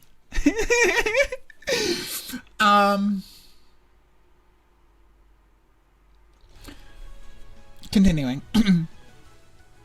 An individual's sex can be observed or clinically verified at or before birth, and in no case is an individual's sex determined by stipulation or self-identification. So they're basically saying that if you're questioning your gender, I shouldn't say questioning, but if you are identifying as a gender different than what they have assigned you,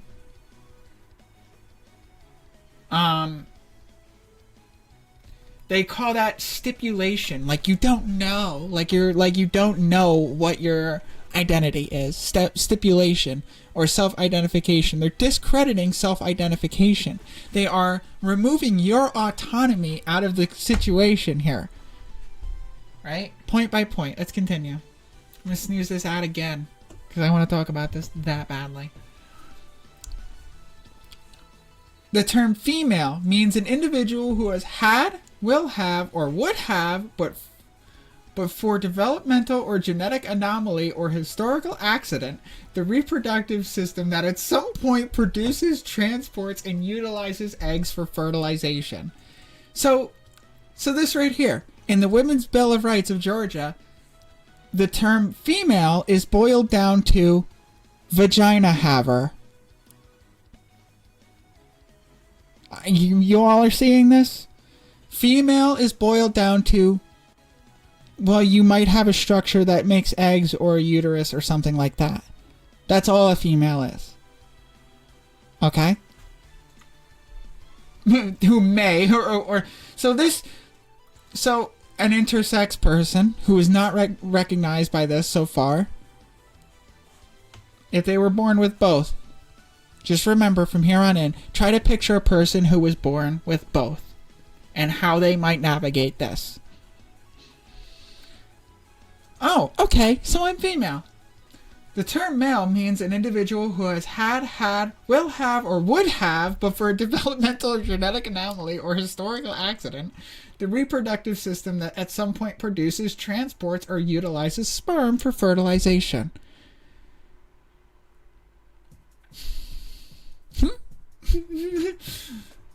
And now we get into the juicy part. The term woman means an adult human female. We know where that language comes from, right, class? We do our homework around here, right? We know what that means. We have seen this before, right? It's almost like I could smell the... Smells like owl pellets and like wizard shit in here.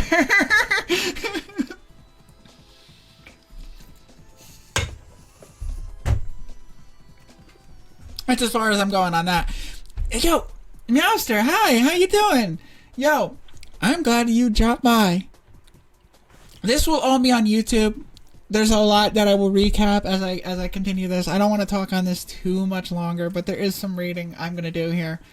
All of this will be available on YouTube later on. I'm going to spread it around. There's a lot of rambling here. I know it's a lot of rambling, but like there's a lot to be said, and it's hard to keep it all on track. And I have ADHD, and asking me to put it all in a consistent and logical order is ableist. Fuck you.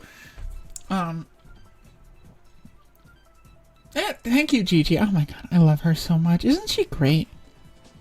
Like, of all the people I've stumbled across on this new journey in my life, like, Catalina's a really good person. I really, really appreciate her and all that she's really, like, just her support and how nice of a person she is. Like, I rarely meet somebody who's just so just genuine and really does care. She cares. She really does.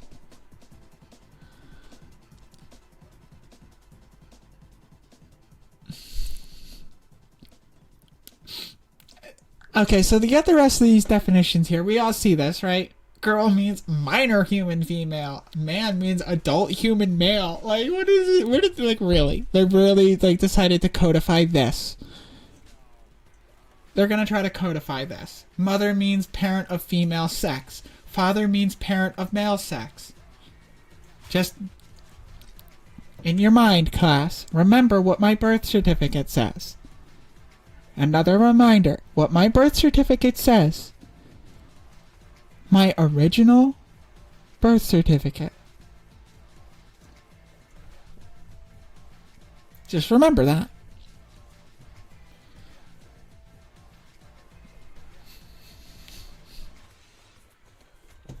With respect to sex, the term equal does not mean same or identical. With respect to sex, separate accommodations are not inherently unequal. What the hell does this read like? Anybody who's lived in the South for long enough, what does that sound like to you? Really? What's that sound like? What the fuck does that sound like to you?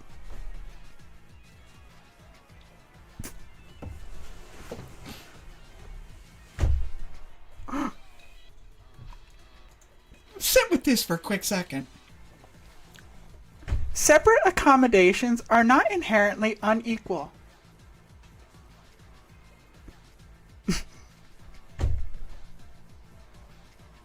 I can't believe they really said that.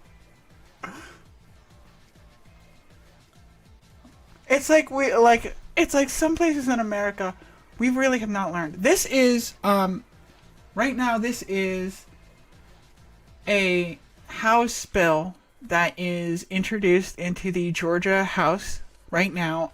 They just introduced this the other day. This is something they have yet to deliberate on. Basically, they're calling this the Women's Bill of Rights. And all it really does is... Yeah, there you go. House Bill 1128 from Georgia. This is today. This is like today or yesterday this came out. This has not passed yet. This is not law yet. This is brand new. And this is in relation to, we were talking about before, Tennessee passed Senate Bill 1440, which codified sex as a biological concept, and made it very difficult for people to get a driver's license or a birth certificate to match their new identity. And so, after seeing the wild success of that bill in Tennessee in keeping transgender people out of society, Georgia said, hold my entire fucking 12-pack because I'm going in.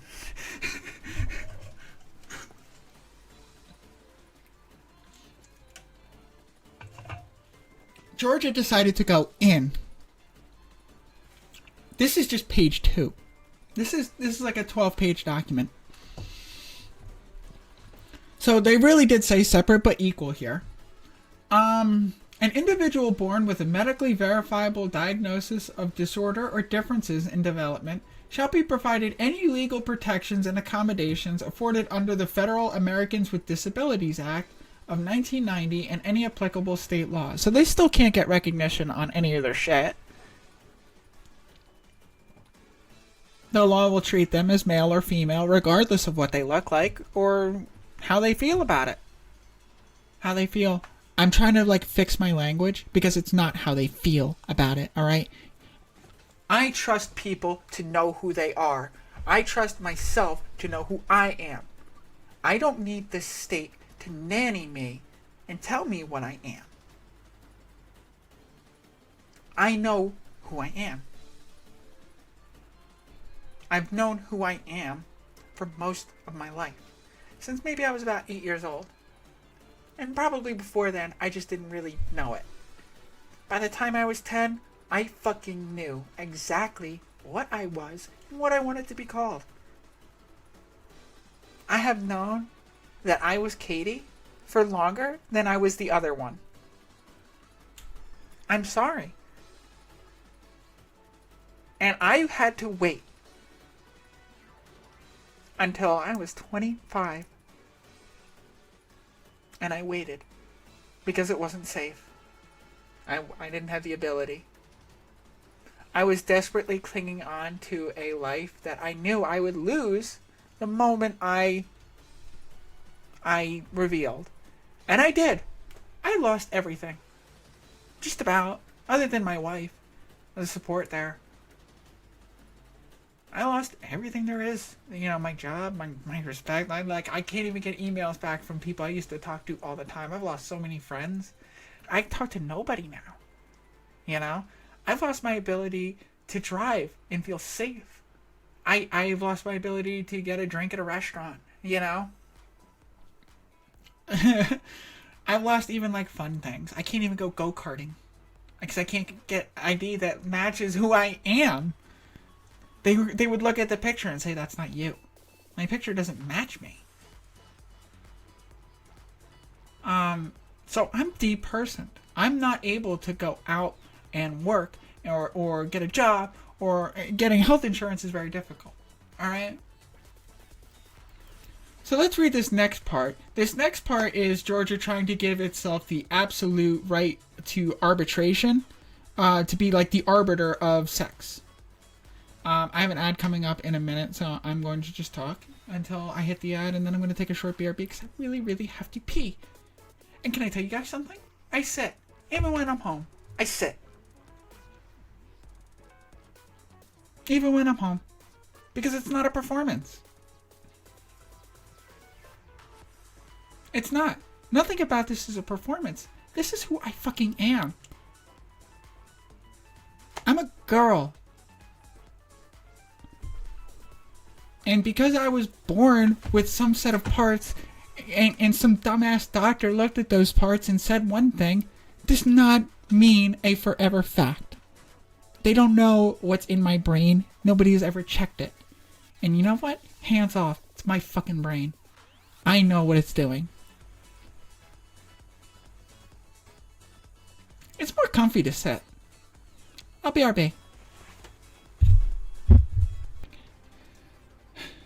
So, I'm going to continue talking about this Georgia Women's Bill of Rights, yeah? Just give me a second. This is a lot for me.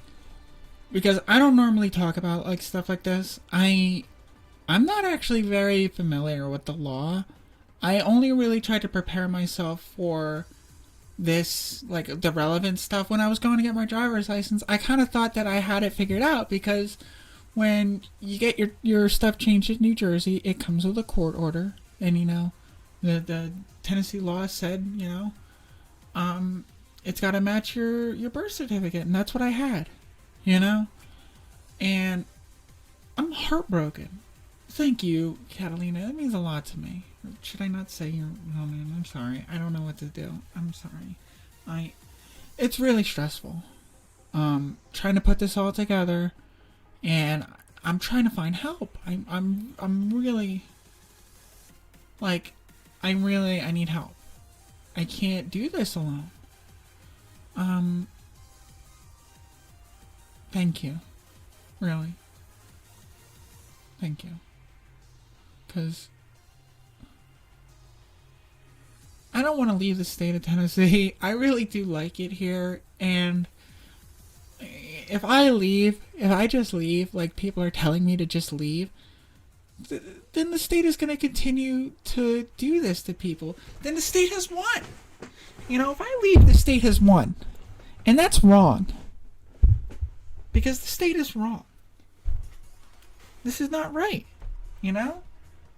And if I run away from it now, then it will only continue, and it'll get worse because the state of Tennessee, other states will see the success that has, because Tennessee is basically trying to pick and choose who lives here, who votes here, and you know, maybe that's what they really want.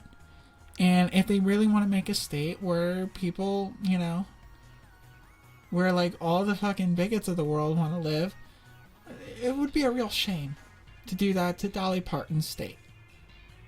You know? What Dolly does for this state, I don't think she would really. If I could get in touch with her, like, I'm not like saying it like that, but like, I can't leave. I really can't. I can't afford. I got $500. That's my net worth right now. My wife's got a student payment due, and so do I. And that's about it. At the end of this month, I'm gonna have no money. And that's all my savings from a lifetime of being a white male. Burned up in about 3 months.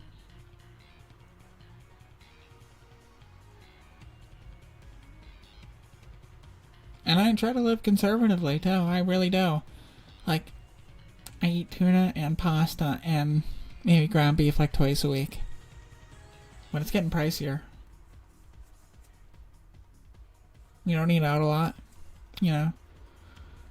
But neither of us can really do a traditional job anymore. So we're stuck. And that's hard. It's really hard. So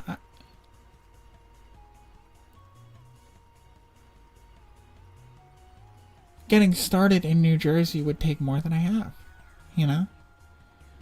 Getting started anywhere would just take more than I have. And I can't even afford to stay where I'm at now. I'm like defaulting on rent as we speak. And only because it's kind of in the family am I getting a little bit of grace, but I don't have much grace left with my family either. I haven't actually spoken to my landlord in like 2 months, so I'm assuming I'm gonna have an eviction notice in the mail soon enough, which might give me like 60 to 90 days after that. So I might have this summer, but utilities and stuff like that, I don't know how I'm gonna do it. I don't know how I'm going to do any of it because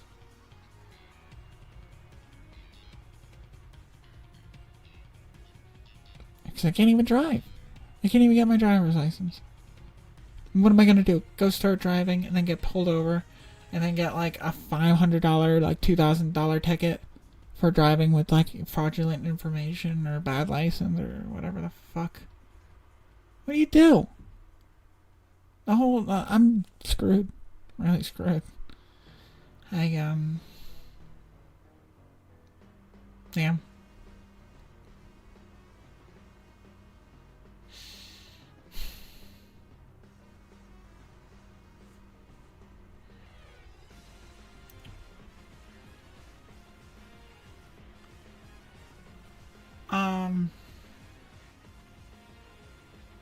So I'm gonna read more of the Georgia thing. There's a little bit more to this Georgia that this House Bill 1128. It's very concerning, and I think people should see this. Here at point 14, after all these definitions are like insane, right? And protections under the ADA for like intersex people. The ATA doesn't really like offer any protections there, but okay.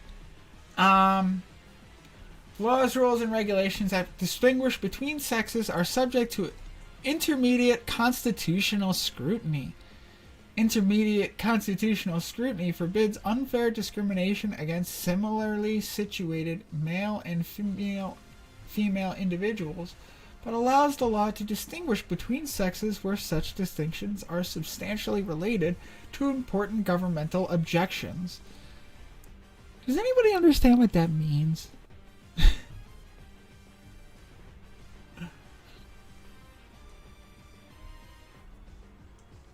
basically this means that the state at any time can determine what your sex is and treat you as whatever it believes you to be.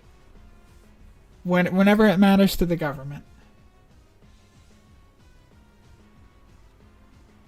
Yeah, when they want to. Yeah. So, notwithstanding any provision of state law to the contrary, distinctions between the sexes with respects to athletics, living facilities, locker rooms, domestic violence shelters, rape crisis centers, restrooms, and other areas where biology, safety, or privacy are implicated that result in separate accommodations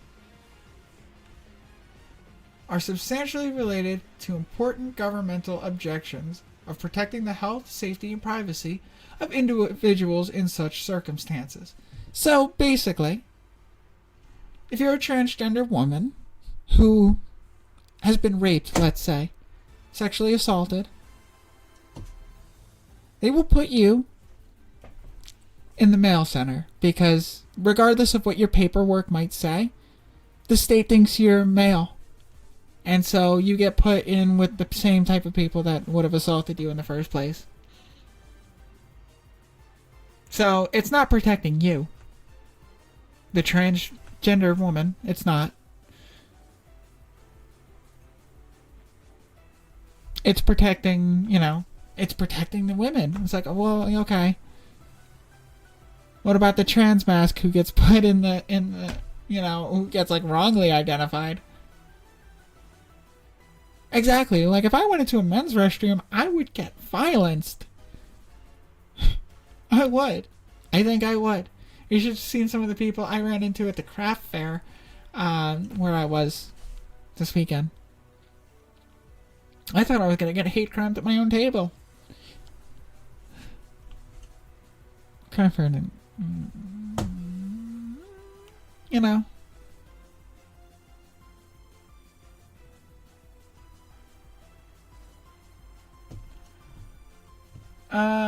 any local school system or public school thereof, any state agency, department, or political subdivision that collects vital statistics for the purpose of complying with anti-discrimination laws, for the purpose of gathering accurate public health, crime, economic, or other data, shall identify each individual who is part of the data set as male or female at birth. So basically, fuck your identity. For any reason, they don't give a shit at all. It's not even important. They're going to stop recording statistics on transgender people. They're just going to start ignoring it. From now on, they're going to pretend like transgender is not a thing. And anybody who's reporting hate crimes or anything based on it, into the bin. Not a statistic they're going to record. Said title is further amended by revising paragraphs of Code Section 131 relating to the construction of statutes in general, right? Boom! Striking gender as a definition from the legal record entirely. They are just striking gender. They're taking the word out. Right? Not even redefining it, but striking it. Moving everything up in the list and then defining sex as the masculine sex including feminine and neuter, which does that basically mean that femboy they literally are categorizing femboys as men here? Well, it's not funny. I'm sorry. I'm trying to be funny, but I'm really just anxious as hell because this is scary. Because basically, even if you've transitioned or you're non-binary is what this is trying to say without it saying that, it means you're still,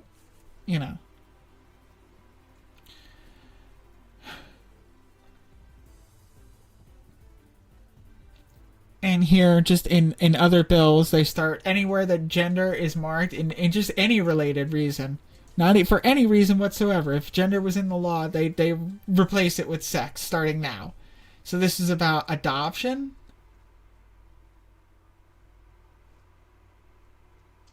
Okay, and whenever a law enforcement officer investigates an incident of a crime, and it appears that the defendant may be intentionally selected of any victim or group of victims. I'm sorry, my reading is so bad because I need to say this properly. Whenever a law enforcement officer investigates an incident of a crime in which it appears that the defendant intentionally selected a victim or group of victims or any property as the object of the offense because of such victims, groups of victims, actual or perceived, race, color, religion, national origin, sex, and crossed out here is sexual orientation and gender, mental disability or physical disability. Whether or not an arrest is made, the officer should prepare and submit a bias crime report. This is the Georgia state law about bias crime, about hate crimes. This is the hate crime law of Georgia that is being amended here. All right? This is their official hate crime law, bias crime report. Not even just gender, but look, they are removing not only gender as a protected class, but sexual orientation as well. So this means, if this goes through, that even two cisgender gay men, if they are physically assaulted, the state of Georgia will no longer count that as a hate crime. Think about that if you're out there as an LGB, cut T type person who thinks you can do it without us. They want you gone too. Remember this.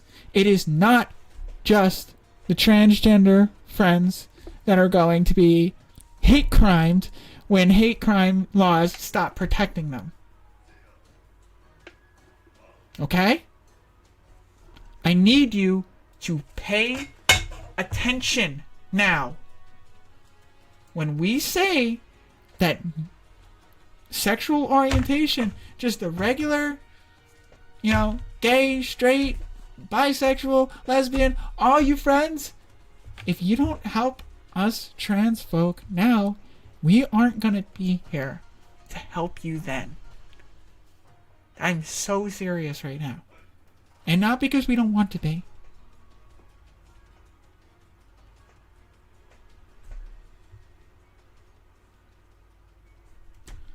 It's not just going to be trans people who are going to be erased by this. Georgia says it right here, as plain as day, as they are trying to remove sexual orientation as a protected class in their hate crime law, right alongside gender, and they are calling this the Women's Bill of Rights. That's what they're trying to pass this as, is the Women's Bill of Rights. Where in here do they relax the 6-week abortion law? That's not in here.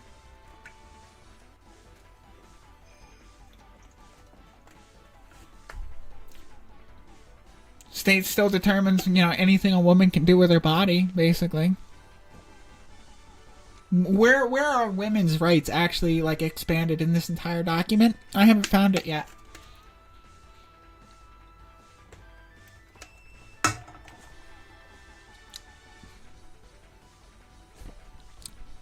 It's right there. You can read it a few times. Make sure you get it. The report shall include, so when they write their hate crime report, they will no longer include gender in their thing, only their sex.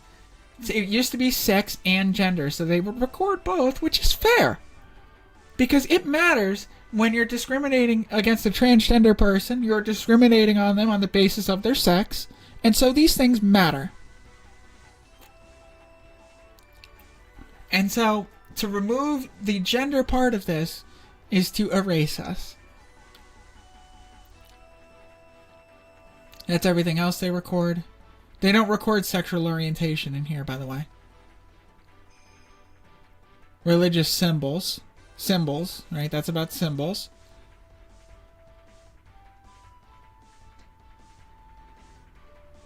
Nothing about sexual orientation in what's actually written in the report. So, delegitimizing that. And then, again, in case you didn't get it, here it is again, in case you didn't see it the first time.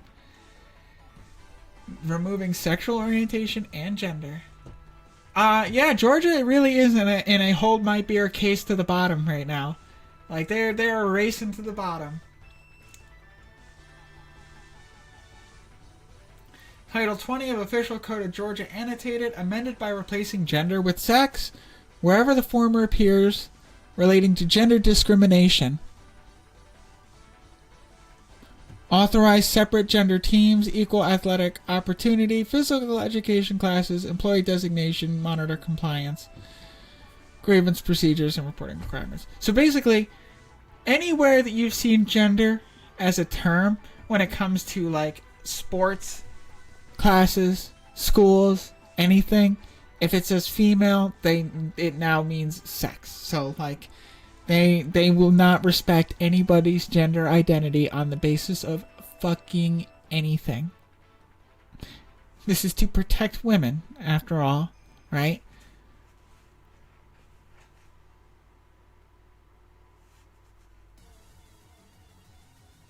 Yeah, girls' sports is not equally funded.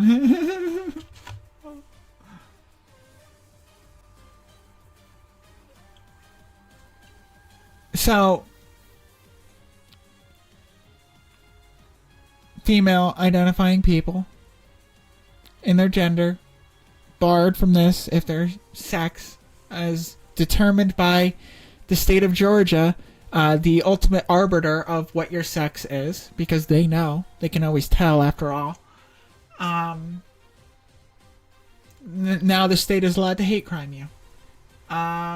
Said title further amended, replacing term gender with sexual wherever it appears, in involvement in athletic association in high school athletics.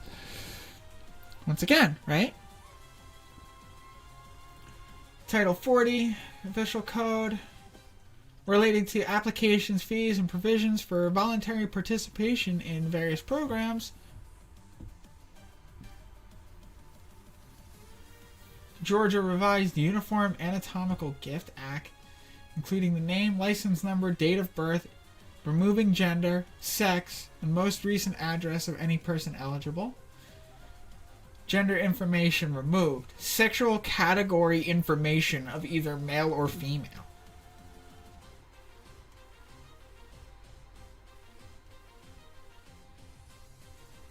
It's just gross. It gets just nasty in here.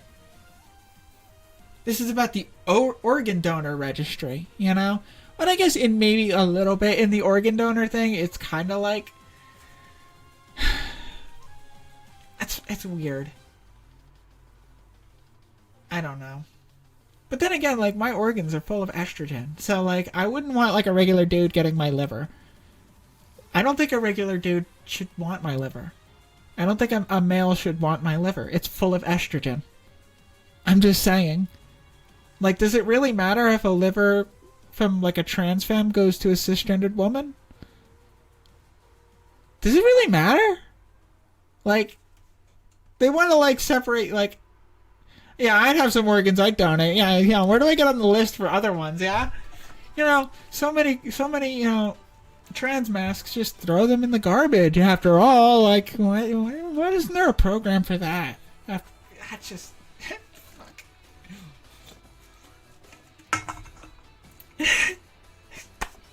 Getting back on topic.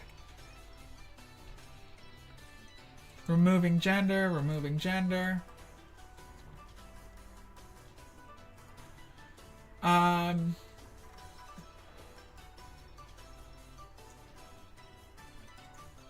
Organ donor, once again, removing gender, replacing for sex. Voluntary pre-kindergarten programs to provide toilet facilities screened for privacy. Why is there even like a pre-K law about this, dude? Honestly. Gender separated toileting. Separated by one sex now. Among non-relatives is the norm. Adults and children will have the same It's fucking weird. I don't understand, because, like, the stalls are private. You know? I really, really do not get it. The stalls are private. I have never, ever in my entire life seen somebody else's genitalia in a bathroom.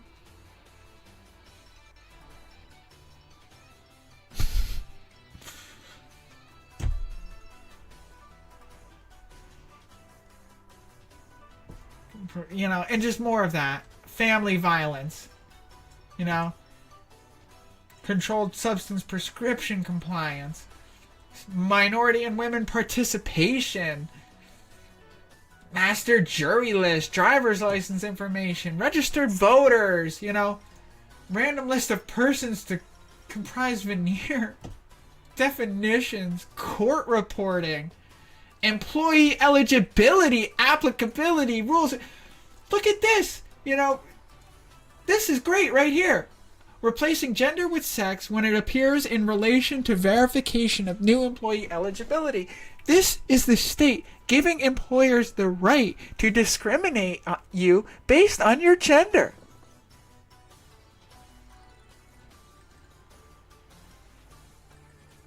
This is giving employers the right.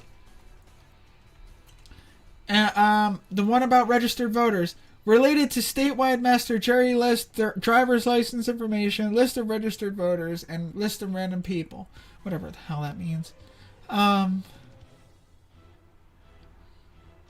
Basically, anywhere that you are listed on the voter registry, they will list your actual sex and not your gender identity. So imagine if you were in one of these areas that actually requires you to have your ID to vote. You can't get an ID that matches your gender or whatever. Maybe you can, and if you have one, and then like they decide that your sex is male for you, and then like your ID doesn't match your voter roll, and so now you've got a problem there too, and now you can't vote. That's what they want. That's ultimately what they want. They want you to be unable to fucking vote. That's my problem right now, is I can't get on the voter roll. I can't vote. I can't vote. My rights as an American are completely gone. I have, like, this is all I can do is sit here and scream about this all day.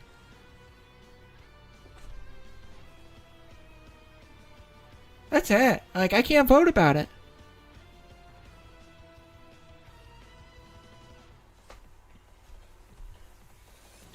The State Commission on Family Violence. So imagine, you know, in some cases where you might have an abusive parent who's not respecting, like, the gender identity of the child or whatever, you know? The state's gonna just fucking ignore it. Fuck it. That kid's not important enough.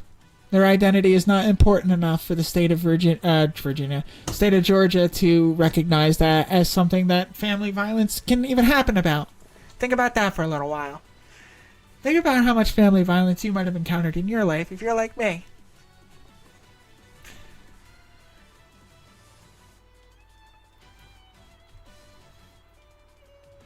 It's just, it's so bad.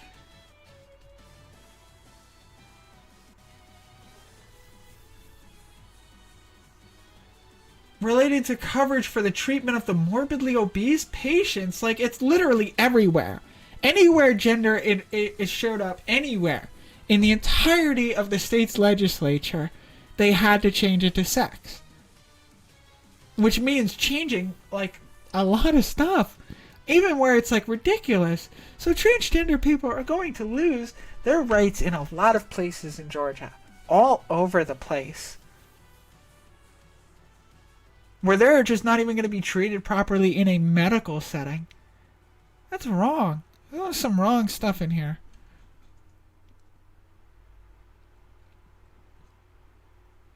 Advisory councils, membership related to community mental health, developmental disabilities, addictive diseases, service boards, you know, community service board creation, participation of counties, transfer of powers and duties. This is basically fucking you from being able to participate in the government, you know? We're not like, you could still participate, but they're going to misgender you. No matter what you do, you will not be recognized anywhere. They're not going to treat you as your chosen identity. They're going to treat you by what's in your freaking pants. So that's coming into Georgia. This is horrible. Really. Horrible.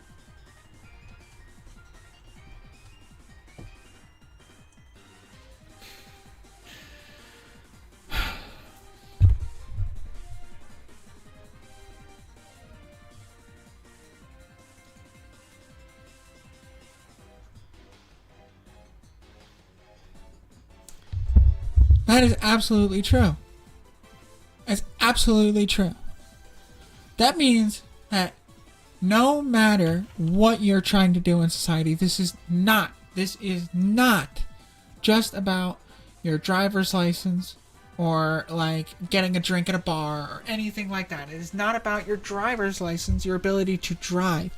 This is about being able to participate in society. This is about even like being allowed to be a person in the state that you live in. This is about being able to like. Let me wait out the ad so I can formulate this thought a little bit. But it's denying you your ability to participate.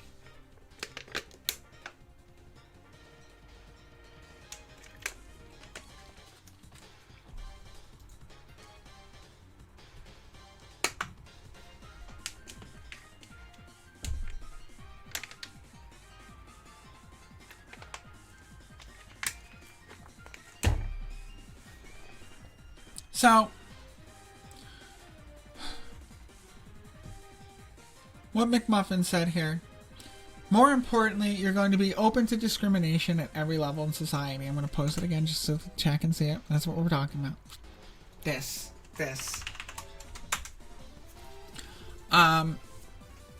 Yes, because no matter where you're doing, whether you're trying to join a nonprofit organization or you're trying to get involved in maybe like a governmental organization. Imagine you were trying to like campaign for a party or something like that, or anywhere. It doesn't matter what your identity is to the state of Georgia. They're not going to respect it. And people around you can discriminate against you based on your gender identity, based on your sex. And you have no defense in the state of Georgia against that at all. They're going to write you out. Now remember what I said. What did I highlight there? What did I just highlight? Before? It wasn't just the gender class that is getting removed from that hate crime bill. It's not just gender. It was sexual orientation too.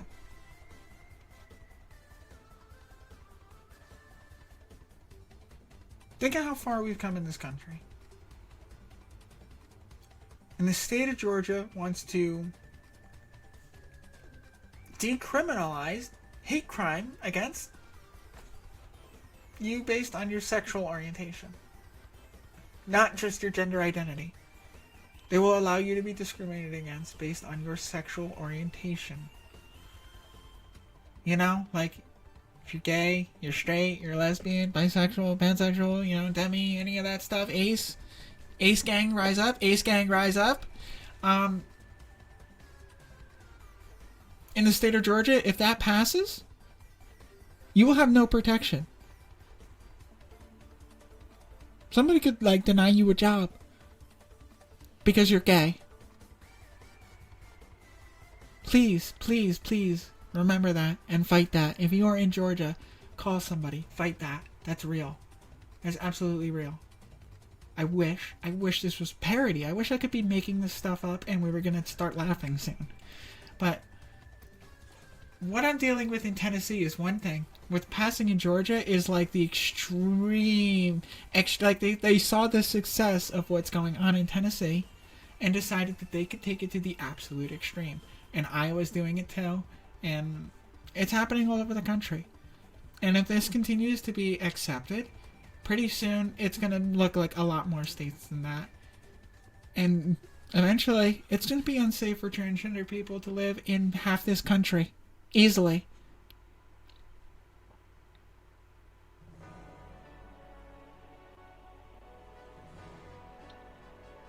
And that's a shame, because I like living in Tennessee. I like it here. But not if this is how the state government's going to treat me. And I will fight. I'm going to continue to fight about it. And whatever victory I take here in Tennessee, I'm going to take to Georgia too. That's it. I really can't do anything else about anything else. The state has basically prevented me from getting livelihood anywhere. I have to just do this because I have no other options. There's nothing else I can do. I can't even drive. So, congratulations, Governor Bill Lee. You've made me an activist. Something I never thought I was going to be. And something I never thought that I would be in the position to have something so significant to say. You know, I always just wanted a quiet life, to be left alone and not treated like some kind of monster for trying to live my life. And yet you've dragged me into this, and it's too late. Because I'm here now. Alright? And that's just all.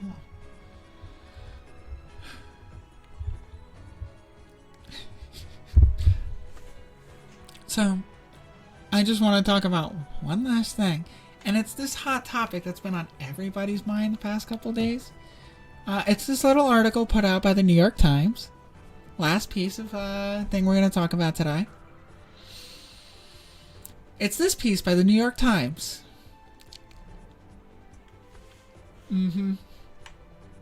Now, I can't really get this on a word wrap. I might have to put this on, like, something else I can read. Because I can't really get the font much bigger than that. Is that legible for everybody? Readable enough? I'm going to read it where it matters. I'm going to, like, actually read most of this article. Just because I haven't really read most of it. I kind of skimmed it real quick, and I understand, like, the gist. But, you know it cites a lot of sources that are just bunk, because it cites all the same crap that everything always cites, and it's routinely debunked. Stuff like this is nonsense. It's like the equivalent of the modern day, like, Pulp Fiction rag. Like, it's just like tabloid shit. I can't believe that the New York Times has fallen so low that they're posting op-eds like this.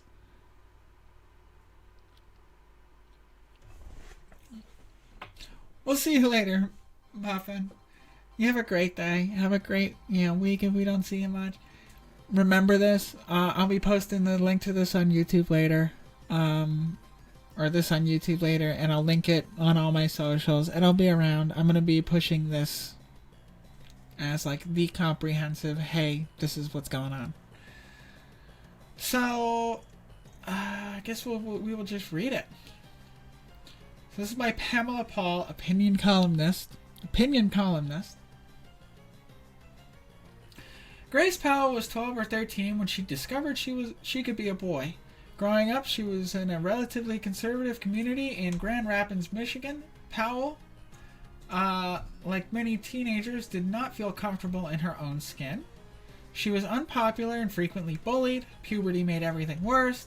She suffered from depression and was in and out of therapy.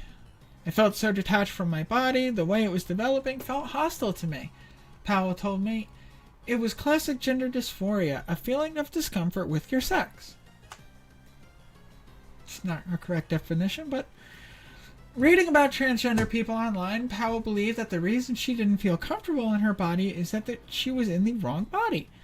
Transitioning seemed like an obvious solution. The narrative she had heard and absorbed was that if you don't transition, you'll kill yourself. At 17, desperate to begin hormone therapy, Powell broke the news to her parents. They sent her to a gender specialist to make sure she was serious. In the fall of her senior year of high school, she started cross-sex hormones.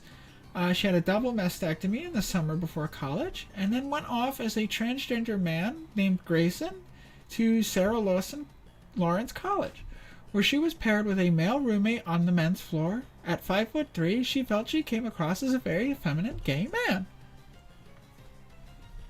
At no point during her medical or surgical transition, Powell says, did anybody ask her about the reasons behind her gender dysphoria or her depression. At no point was she asked about her sexual orientation. At no point was she asked about any previous trauma, and so neither of the therapists nor the doctors ever learned that she had been sexually abused as a child. Interesting.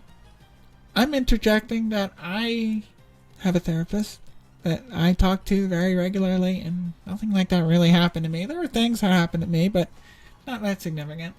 And yeah, I talked all about my trauma in therapy and all that, and I couldn't find a real root cause of this now. Not a real one. No, mine is not trauma related. So we're gonna like interject right now that not all people that transition have a trauma related reason. Trauma is not always necessary. People just can be born feeling like they are in the wrong body. No trauma whatsoever. Determine that. My trauma came after.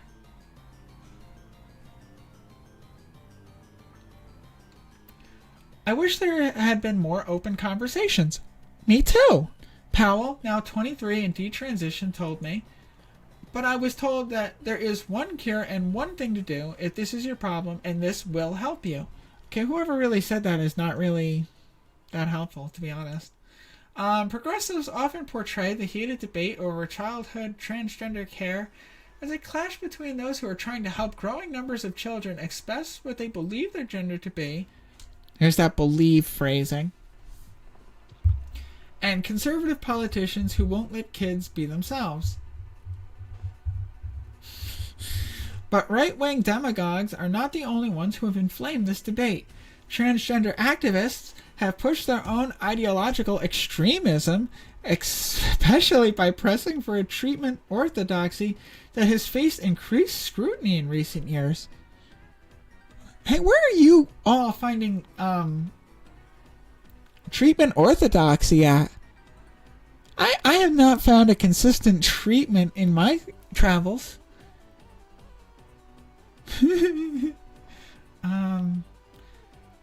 Under that model of care, clinicians are expected to affirm a young person's assertion of gender identity and able to provide medical treatment before or even without exploring other possible causes of distress. That's not true. It is that they are expected to affirm their assertion of gender identity because that's just called respect. But they do try to assess. My therapist spent a long time trying to assess, other causes of distress. And I had plenty of other causes of distress. But I was transgender first. My distress came after.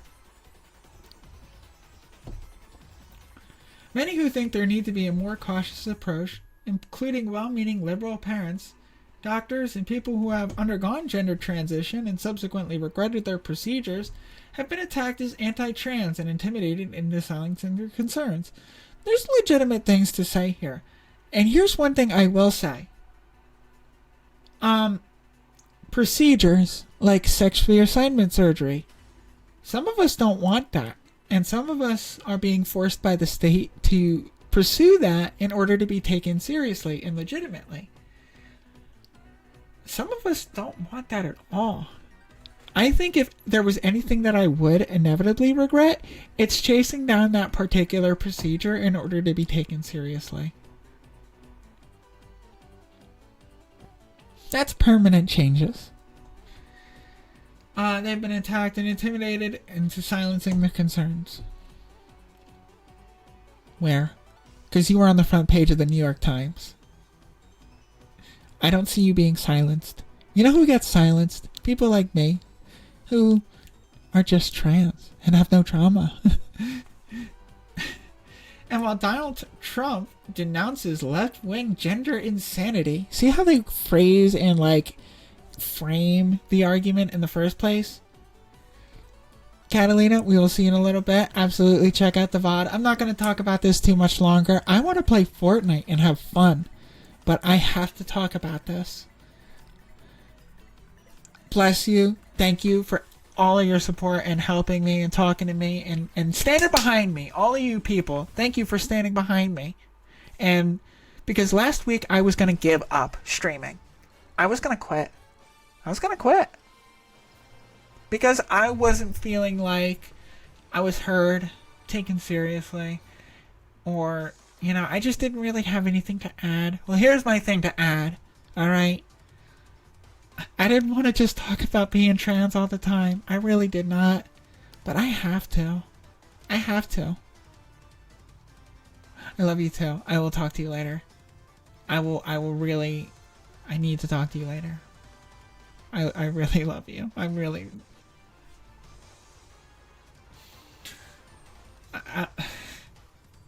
Thank you. Thank you.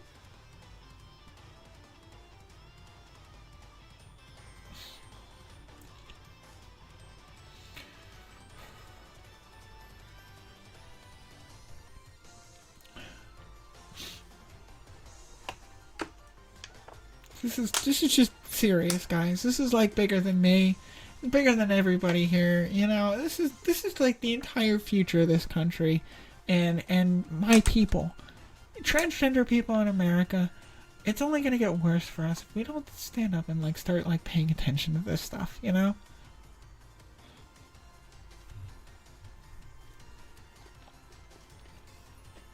Many activists describe any opposition as transphobic. Parents in America's vast ideological middle can find dispassionate discussions of the genuine risks or trade-offs involved in what proponents call gender-affirming care. We need to expand the definition of what we're talking about when we say gender-affirming care. Because a lot of times it is just a therapist that will call you what you want to be called and try it on. Social transition before medicine is still a treatment. It's not the treatment that I needed, but it works for some people. I don't believe that hormones or anything like that are necessary for validity as a trans person. I don't. Any kind of procedure. I don't believe anybody should be pushed into hormones or treatments or anything. They should do what they believe as far as they want to. Like sex, dude. It goes as far as you want it to go and no further. Yes, some doctors should be very, a little more clear. But I had to sign like 9 freaking pieces of paper detailing just how many risks were involved in anything I was doing. There were no surprises. There were really no surprises. I had a lot of time to think about it. And youth, they're underdeveloped and maybe they're wrong sometimes. But I don't think it's always true. I don't believe cases like this are indicative of every case. These cases exist, but they are not indicative of every case. They are not. I know people who started their transition when they were 12 years old, and they're beautiful today. The only thing they ever regretted was trying to fit in with normal society, knowing that society would never take them that seriously. And that's sad. They regret trying to integrate into society. I'm not discrediting this person. Everybody's life is different. You get one bad doctor and they try to spin it into this transgender ideology. It's scary. They're trying to scare people with left-wing gender insanity. You know? Powell's story shows how easy it is for young people to get caught up by the pull of ideology in this atmosphere. It goes both ways. It goes both ways. What should be a medical and psychological issue has been morphed into a political one. That's absolutely true. Powell lamented during our conversation. It's a mess. Yes, this is a political conversation now, and it shouldn't be. Powell's right on that. However, look at what you're doing here. You're weaponizing yourself. You're being a weapon. Many transgender adults are happy with their transitions, whether they begin as adults or adolescents. Whether they begin as adults or adolescents, they feel as if it was life-changing, even life-saving. The small but rapidly growing number of children who express gender dysphoria, who transition at an early age, is a recent and more controversial phenomenon. Laura Edwards Leeper, the founding psychologist of the first pediatric gender clinic in the United States, said that when she started her practice in 2007, most of her patients had a long-standing and deep-seated gender dysphoria. Transitioning clearly made sense for almost all of them, but any mental health issues they had were generally resolved through gender transition. But that is not the case anymore, she told me recently. While she doesn't regret transitioning the earlier cohort of patients and opposes government bans on transgender medical care, she said, as far as I can tell, there are no professional organizations who are stepping in to regulate what is going on. There's a point there, too. There is no standard care for transgender youth. And so what they've done, instead of trying to define a standard care, some of these states are deciding to ban it otherwise. And that's what we're seeing out of Tennessee and out of Georgia. They've decided to ban it instead of trying to define a standard care. There is, states like New Jersey, they'll do a year, maybe 6 months for of just therapy, maybe a year of social transition for a minor before they start putting them on puberty blockers. All right? And then maybe another 6 months to a year after that, maybe they can get top surgery. Maybe. But a lot of them do not get their sex-affirming hormones until they're 18.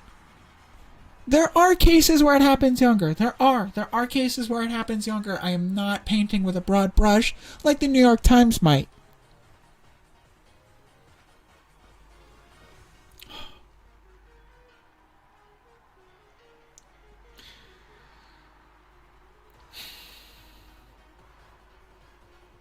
In my case, not all of my mental health issues were resolved through gender transition. I have anxiety. I have social anxiety. I have performance anxiety. I stress out a lot. There are moments where I need to take a breath and stop even right during this while I'm just talking to a camera because this gives me anxiety. Transitioning did not help that. It made it worse in some cases. But I don't regret my transition. I don't regret transitioning at all. Actually, I love it because I feel better. I do feel better. I still have anxiety, but I feel better managed to handle that because I like where I am and I like where I'm going, regardless of my physiological parts. My brain feels better because it has the correct hormone in it. But I have not resolved all my mental health issues either. And I'm not afraid to admit these things either. Most of our patients now have no history of childhood gender dysphoria. Others refer to this phenomenon with some controversy as rapid onset gender dysphoria, which is not a clinical thing. It does not have a clinical definition.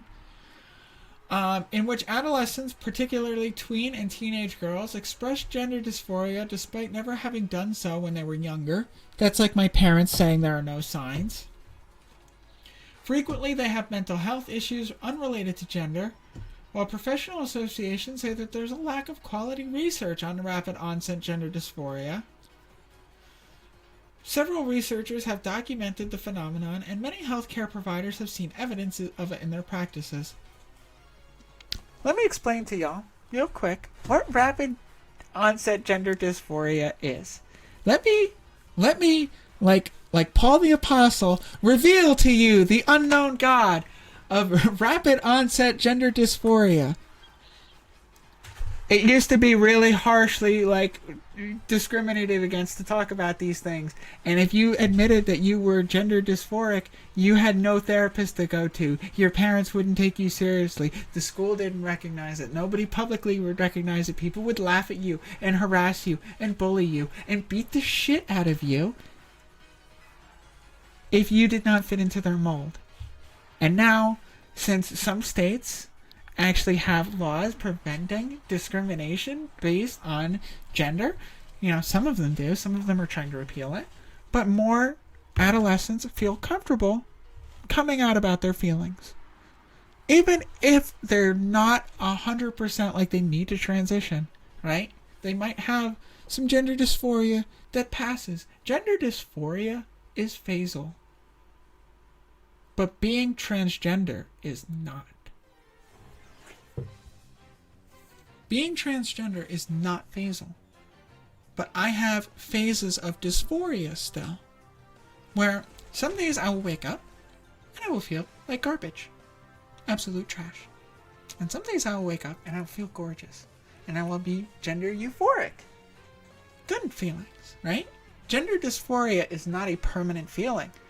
Gender dysphoria, as classified in the DSM, is the unpleasantness, the anxiety that arises from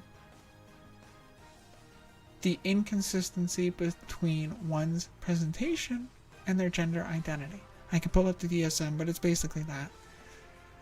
It is the resulting anxiety.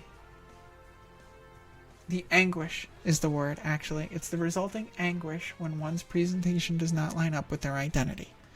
That is gender dysphoria. It's the anguish. The incongruency between identity and biological sex is not itself the mental disorder or the mental illness. Being transgender is not a mental illness. It is not. It's not. It's not recognized in the DSM as a mental illness. What is recognized as dysphoria is anguish. And the treatment for that is affirming. It's allowed people to use the names, the pronouns that they wish, wear the clothing that they might want. And if they really feel like it's necessary for them, they have to pursue hormones. But I don't believe that it should be a qualifier. It's not a qualifier for being trans. Gender dysphoria is not a qualifier for being trans, because gender dysphoria is not a permanent feeling. Gender dysphoria is a phasal, fleeting feeling that is not constant. I do not have gender dysphoria on 9 of 10 of my days. I don't. I'm not dysphoric. Maybe when I wake up first thing in the morning before I grab a shower, I'd be like, I feel kind of gross today. But then I take a shower. And I'm like, no, I'm fine. Gender dysphoria is... I hesitate to say that it's not real, because legitimacy in the DSM is a real thing. The fact that the DSM recognizes it as all like that is great, because being trans should not be categorized as a mental disorder. It's not. It's a physical disorder, actually. More than anything, it's a physical disorder. Not a mental one. Anxiety is. Anguish is. But those things are treated in therapy or medication if necessary.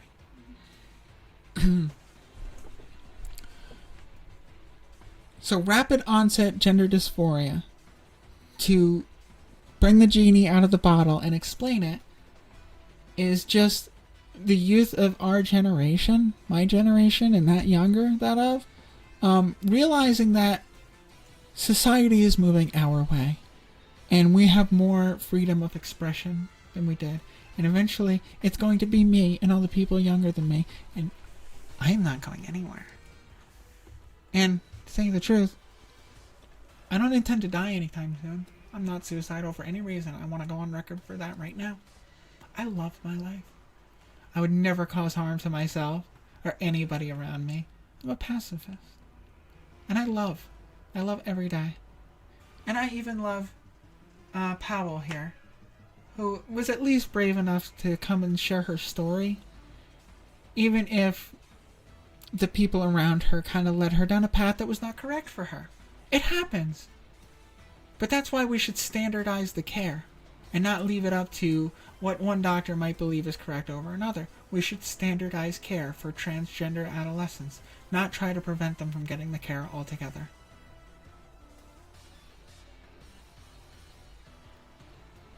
Because preventing them altogether will result in what it has resulted in, which is high suicide rates.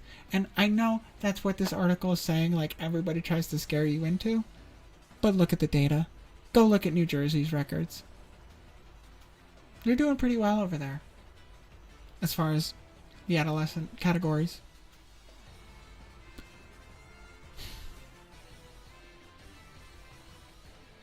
Ad starting soon. I'm going to take a BRB.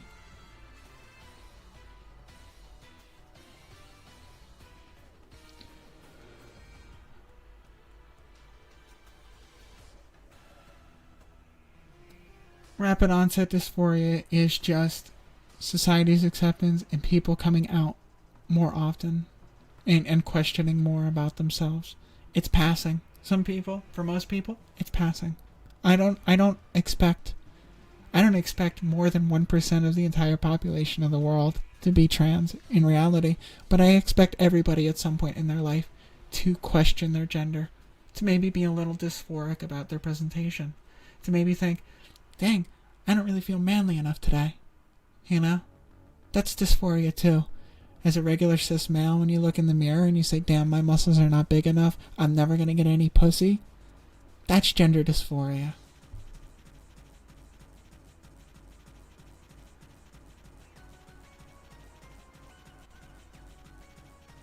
And, you know, taking medications to regrow your hair or anything like that, that's a gender-affirming sex hormone.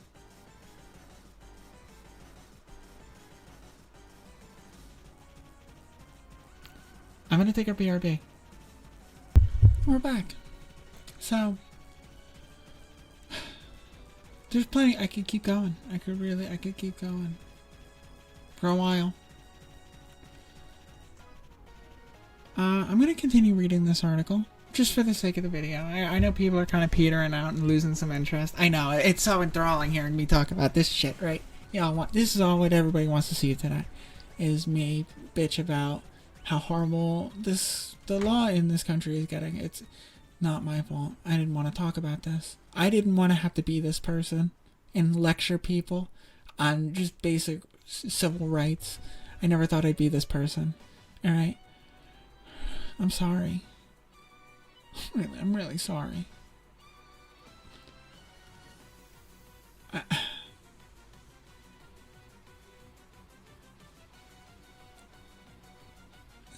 This is people's lives we're talking about, alright? You can't just write, they really want to use this article as, yet another ring it around the world and parade this person around as what will happen to your kids if they transition. They will detransition. No, they won't. Many of them won't. Look at the real statistics. You can go out there and find them yourself. I've Googled enough things today. Do your own research and come to your own conclusions on this. But the actual regret rate, if you actually break it down to people who started their transition before they were 18 or even after, and you break it down to people who regret based on simply because they changed their mind, that usually happens within the therapy stage. And by the time most of these people, the adolescents or whatever age they are, once they reach the level where they're just taking puberty blockers, the regret rate drops to sub 1%. Alright, and once they start taking the sex-affirming hormones, it's even more than that. It's sub 1% is the actual regret rate of people that transition at any age. And so, remember that when they're parading around, detransitioners, their stories are legitimate. They're real people too. And they have feelings, and their stories are worth hearing. But just remember that of all the people that transition, there's 99% of people that are perfectly happy with it. 99% of transitioners are perfectly happy. And most of the time, if they detransition, it's because of something else. It's because they can no longer afford their medication. It's because of the abuse they receive, or the kind of treatment or discrimination that they face in their everyday lives. Not because they've made a mistake, but because society is hard to live in when you are a trans person just trying to contribute. I'm just trying to get a job and contribute to society. That's all I want. And I can't even do that. So, if there's any regret that I feel It's in that. It's not about me. And I will never detransition. Never. Never. Even if I have to stop taking my hormones, right? I will never detransition. That's not detransition. Maybe medically. But I'll still believe that. I know that I'm a girl. No hormones or clothes, ID, birth certificate, or any of that shit needs to exist to prove that. None of that does. It's in my brain. That is my sex. My brain's sex is female. If you're not going to give me a definition for gender, that's it. You can't prove my biological sex. And you can't force me to have a blood test either. As far as my brain understands it, my sex is female.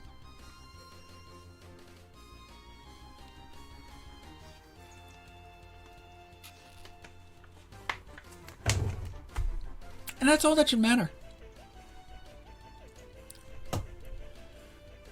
Rapid onset gender dysphoria, right? Population has changed drastically. Edward Leopard, former head of Child and Adolescent Committee for the World Professional Health Association for Transgender Health. For these young people, she told me, you have to take your time to really assess what's going on and hear the timeline and get the parents' perspective in order to create an individualized treatment plan. Many providers are completely missing that step. It's true. Yet those healthcare professionals and scientists who do not think clinicians should automatically agree to a young person's self-diagnosis are often afraid to speak out. A report commissioned by the National Health Service about Britain's Tavistock Gender Clinic, which, until it was ordered to be shut down, was the country's only health center dedicated to gender identity, noted that primary and secondary care staff have told us that they feel under pressure to adopt an unquestioning affirmative approach, and that this is at odds with the standard process of clinical assessment and diagnosis that we've been trained to undertake in all other clinical encounters.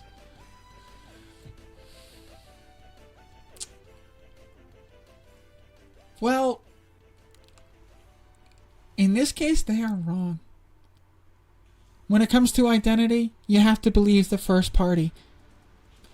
And if a person says that they are a girl, they're a girl. And there's really no thing that you can do to check that or test that. There's no real level. You can't. There's no standard metric by which one is determined to be trans. There's no standard metric, and you will never have a standard metric. There is none. What's the standard metric for determining if somebody is a big enough fan of Star Wars? Right? Like, I prefer Star Trek. Okay, prove it. What do you mean prove it? I fucking prefer Star Trek.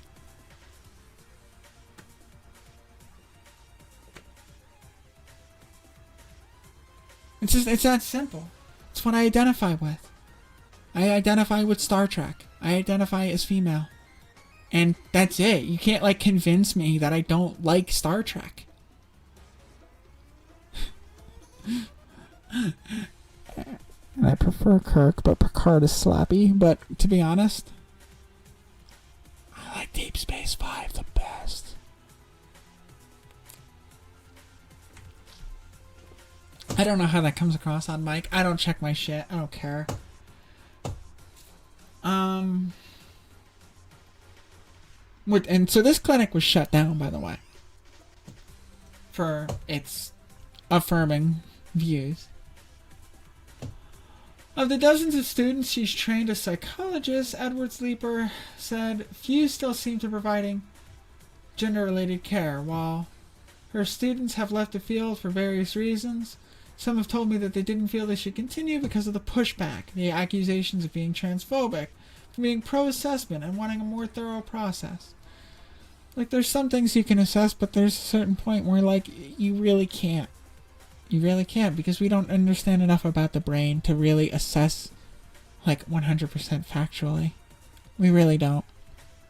They're trying to put factual stuff where we still don't understand.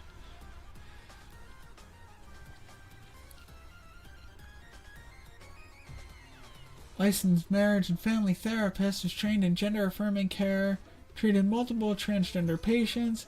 After coming across detransition videos online, she began to doubt the gender-affirming model. In 2021, she spoke out in favor of approaching dysphoria in a more considered way, urging others in the field to pay attention to detransitioners, people who no longer consider themselves after undergoing medical or surgical interventions.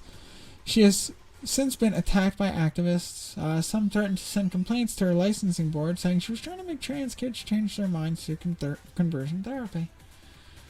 I mean, it do be true. Conversion therapy is still present in our everyday lives, where it's not really like trying to assess why they feel they're trans, it's trying to convince them that they're not. It happens.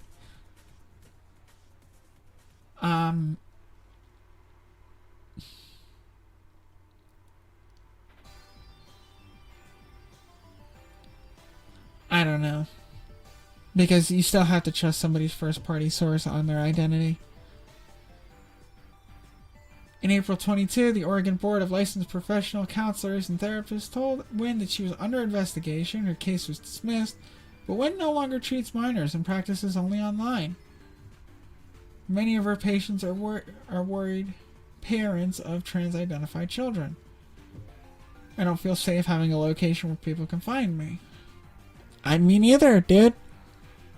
It's kind of interesting how, like, she feels, you know, she can't speak her word. Well, it's like, I can't speak mine either. And, you know, we really can't have the conversation about detransitioners because it does get overblown. It does. They get overblown, and that's kind of what they're doing here, but then saying they're not. They're, like, hitting first and then screaming to mom here. They're literally hitting first and then crying to mom that, like, they're getting hated on. It's like, well, you're not really basing this on anything other than, like, your feelings. And, like, I get it, but, like,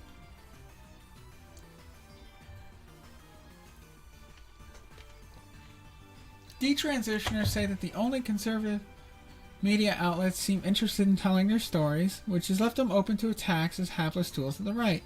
Something that frustrated and dismayed every detransitioner I interviewed.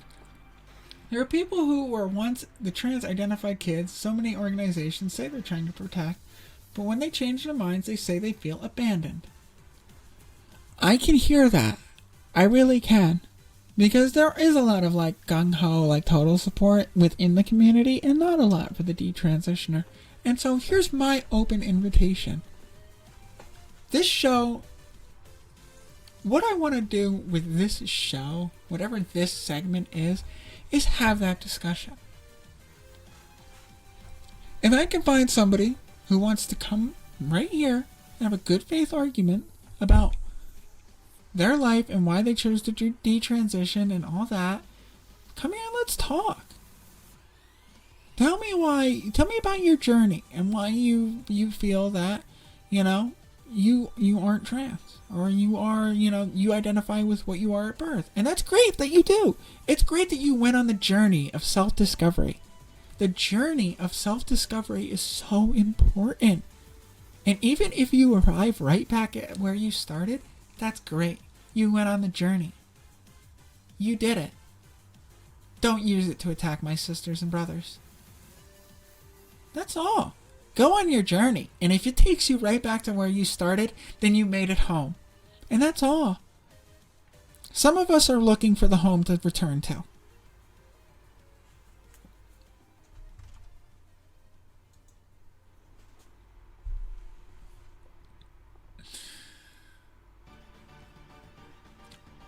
Something that frustrated and dismayed every detransitioner they interviewed was being, you know, only picked up by conservative outlets. I can see that because they're really, the conservative outlets do want to abuse you, to use your story in order to hurt us. They do. And if you just want to tell your story, that's great. Try hard not to let yourself become a weapon. The people who were once the trans-identified kids that you're trying to protect, when they change their minds, they feel abandoned. That's understandable. When I changed my mind about being a cis male, I was abandoned too. It's very similar. Going either way is a very similar process. Most parents and clinicians are simply trying to do what they think is best for children involved, but parents with qualms about the current model of care are frustrated by what they see as a lack of options. That's because the people that are trying to scare you don't show you the options. Parents told me it was a struggle to balance the desire to compassionately support a child with gender dysphoria while seeking the best psychological and medical care. Many believed their kids were gay or dealing with an array of complicated issues, but all said that they felt compelled by gender clinicians, doctors, schools, and societal pressure to exceed their child's declared gender identity even if they had serious doubts. Well, they should. It's a first-party source. They feared it would tear apart their family if they didn't unquestioningly support social transition and medical treatment. Medical treatment, you know? All asked to speak anonymously, so desperate were they to maintain or repair any relationship with their children, some of whom were currently estranged. I'm estranged from my parents right now because my parents, not both of my parents, but my father did not believe that I should be pursuing any kind of medical treatment. And because my father did not affirm that for me, we are estranged now. I live 500 feet away. I can see his house from here. It was his choice. Hi, thanks for the follow. I'm sorry, I've been talking a lot, and my brain is getting a little rattled on this. I'm trying to read this article that the New York Times put out. This is filled with a lot of, presuppositions about the process in general, and relies kind of on this person's very specific story. There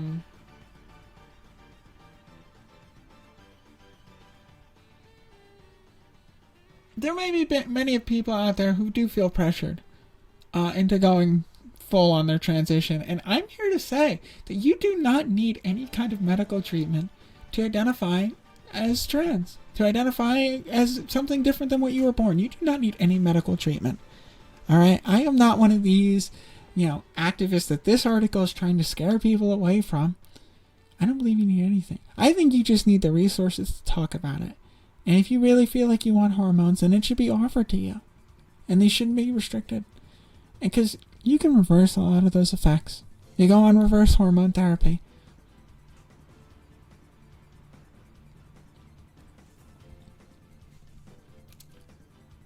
Anyway. Parents told me it's a struggle to balance the desire to compassionately support child with dysphoria. Oh, I already read that. Yeah, well. This is more of the parents misunderstanding the situation. Several of those who questioned their child's self-diagnosis told me it had ruined their relationship. A few parents told me simply, I've lost my daughter. That's relatable. I feel like I lost my parents. One mother described a meeting with 12 other parents and a support group for relatives of trans-identified youth where all of the participants described their children as autistic or otherwise neurodivergent. To all questions, the women running the meeting replied, just let them transition. This mother left in shock. How would hormones help a child with obsessive-compulsive disorder or depression? She wondered. I have both of those things. And I can tell you that it's helped greatly in my own experience. My experience is different than others. It's not everybody's experience, but in my experience, hormone therapy has helped my depression a great deal. And actually, I spend less time in the mirror scratching at my skin and picking at every single scab I've ever seen. A whole lot more now. I don't obsess about my appearance like I used to.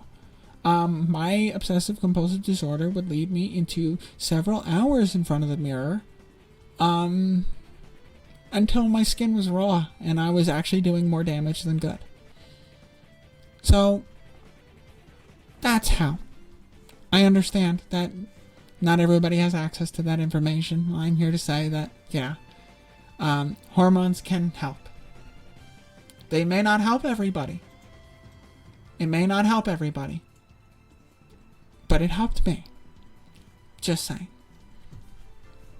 Some parents have found refuge in anonymous online support groups. There, people share tips on finding caregivers who will explore the causes of their children's distress or tend to their overall emotional and developmental health and well-being without automatically acceding to their children's self-diagnosis. I love how they really rely on self-diagnosis here. As if, like, it discredits it, you know? Self-diagnosis is legitimate.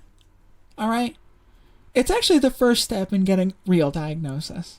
Self-diagnosis is, hey, I think I might have a problem. Let me just remind you, okay? Let me say that. Self-diagnosis is the first step in getting an actual diagnosis. It's true with anything. ADHD, autism, being trans. Alright? Look at my little neurodivergent face right now. Look at my little neurodivergent face. I don't know if my chat is busted. I could be banned right now. I have no idea. I've gotten no chat messages. If anybody's seeing this currently, just say something. Look at my cute little neurodivergent face.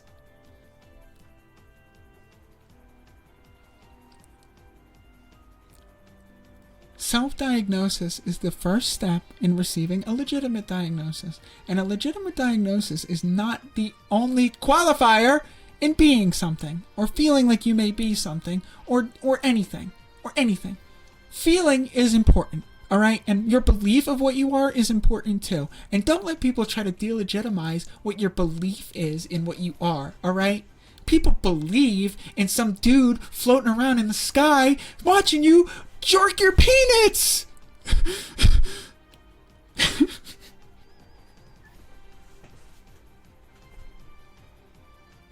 And they believe that so seriously. So if you believe so seriously that you are a female, then you are a fucking female. I'm a girl, alright? Because I say so. And that's all. And to have the DMV ask me to turn over my freaking medical history about that is insulting and a violation of my rights. On to what I was saying over here. This is going long. I'm going long with this one.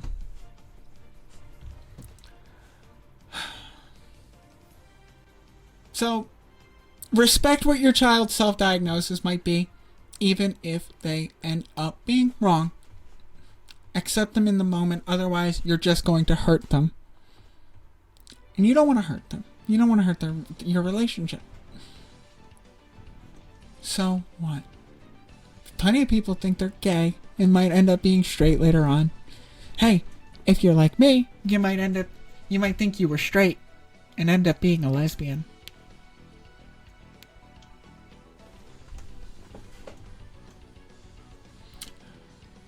Many parents consider themselves trans, say their children were introduced to transgender influencers on YouTube or TikTok. Okay, so we're blaming the internet. We're gonna blame YouTube or TikTok for this phenomenon. I did not have YouTube or TikTok. I had the Toys R Us catalog for Christmas, and I wanted Barbie.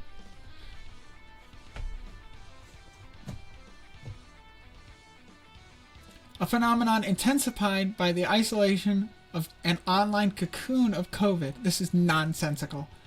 Others say their kids learn these ideas with the classroom as early as elementary school, often in child-friendly ways through curriculum supplied by trans rights organizations with concepts like the gender unicorn or the genderbread person. What the fuck are you talking about? What are you fucking talking? What? I have never heard these concepts in my life. I have never in my life heard of the genderbread person. That sounds delicious, but it also doesn't sound real. Who is the fucking gender unicorn? That was not presented to me. I don't know what that is. It's hilarious. Sad that happened to somebody else and not me. After Kathleen's 15-year-old son, whom she described as an obsessive child, You should see my psych evals, by the way. You should see my early age diagnoses. You should see them. They look good. They look good for me. They look just like this. So, really. 15-year-old son, whom she described as an obsessive child, abruptly told his parents he was trans. I also pretty abruptly told my parents, too. After 10 years of being quiet. More than that. The doctor who was going to assess whether he had ADHD referred him instead to someone who specialized in ADHD and gender. Kathleen, who asked to be identified only by her first name to protect her son's privacy, assumed that the specialist would do some kind of evaluation or assessment, and that is not the case. The meeting was brief and began on a shocking note. In front of my son, the therapist said, "Do you want a dead son or a live daughter?" Kathleen recounted. That's improper. That's an improper treatment, honestly. That is a little improper. However, the point is legitimate. The point's legitimate. Same, but the signs were always there and they weren't surprised. My parents were surprised. Because a lifetime of being in defense mode and shutdown mode turned me into a pathological liar. Where I would lie about the color of the sky because it made the conversation more convenient. Because I was so used to defending myself and spinning bullshit in order to, like, not be perceived as different. It fucking ruined my mental state and it turned me into a person I didn't want to be. The signs were there, but my parents didn't notice because my parents didn't pay enough attention to me. I was one of those, like, latchkey kids after, like, the age of 12. So me trying to bring up anything with my parents was like, gee, I could tell my mom or my dad that I'm trans, but then, the next time they leave the house, I don't know when the fucking hell I'm going to see them again. I don't know when I'm ever going to see my parents again next time they leave because they would be gone. Sometimes for days. My mother did not live with us. I lived with my dad primarily. He had primary custody. And he would be out of the house at days at a time. There'd be no food in the house. I'd be starving. And I wouldn't know where my freaking dad was.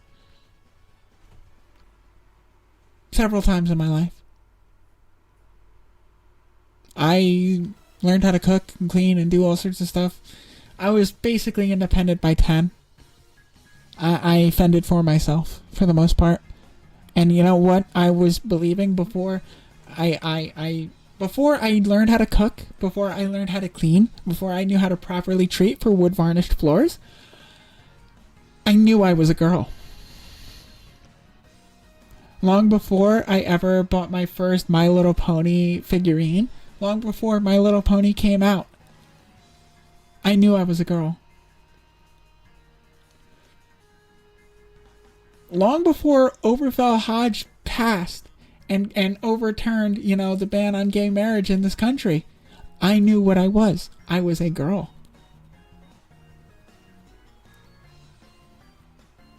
That's all. I always knew. But I had to hide because I was afraid that I would lose my family, my safety, my respect, anything. And I did. I was absolutely right. It's hard to be taken seriously once you come out. So I can understand many things in hiding. The meeting was brief. Do you want a dead son or a live daughter? This is just it's a little improper for a therapist, a psychological professional, to say this in front of the patient like that. It really is. But there's weight to that. There's honest weight to that. My therapist never said that to me. Or anything like that. My therapist actually several times tried to convince me that I was wrong. And that, I didn't need to transition. My therapist really did try to convince me that I wasn't. And I'm like, no, babe, I'm going for it. I'm going all in. And she's like, okay. I can see that you're serious. I'm like, I know I am. Because I've known this for longer than I've known you. Parents routinely warned not that to pursue any path outside of agreeing with this child's self-declared gender identity, self-declared, again, stripping the child of their autonomy, not allowing them to declare anything about themselves, even though who knows you better than you, right? Not a child. Parents know best. I'm sorry, I'm trying not to tear this apart, but it is kind of gross.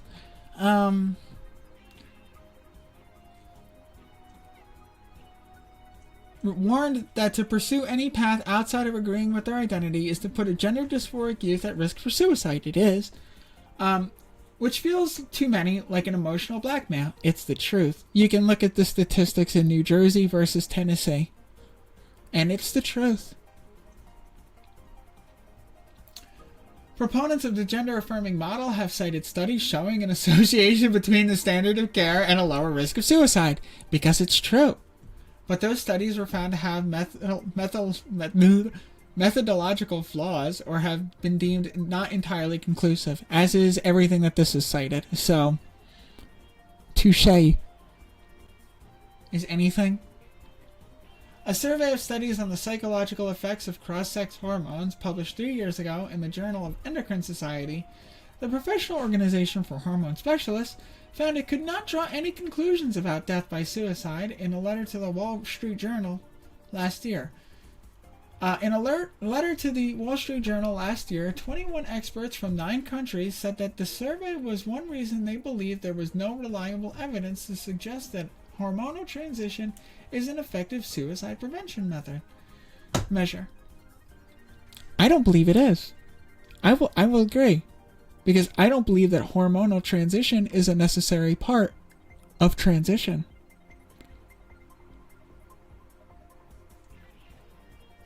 I don't believe that hormonal transition specifically is an effective suicide prevention measure. Moreover, it would be societal transition that would be a little more preventative. You know, just having your parents treat you like a decent, regular human being. Maybe having your proper name and pronouns be respected at school. I would go to school a whole lot more. Instead of all the dodging it that I did. Moreover, the incidence of suicidal thoughts and attempts among gender dysphoric youth is complicated by the high incidence of accompanying conditions, such as autism spectrum disorder. As one systematic overview put it, children with gender dysphoria often experience a range of psychiatric comorbidities with high prevalence of mood and anxiety disorders, trauma, eating disorders, and autism spectrum conditions, suicidality, and self-harm. These are non sequiturs, honestly. There are some related cases of autism spectrum comorbidity and ADHD as well, I'll admit that. But a lot of times these mood, anxiety, trauma, eating disorders, suicidality, and self-harm is related from society's treatment.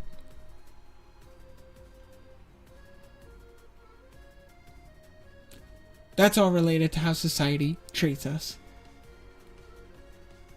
Not being trans. And hormones aren't really going to fix all this. Hormones don't fix this. Hormones don't fix this. They don't. Getting your brain right fixes this. It does. I like therapy. I do. But therapists that I've encountered have also not been very good. I agree. Therapists have been bad in my experience.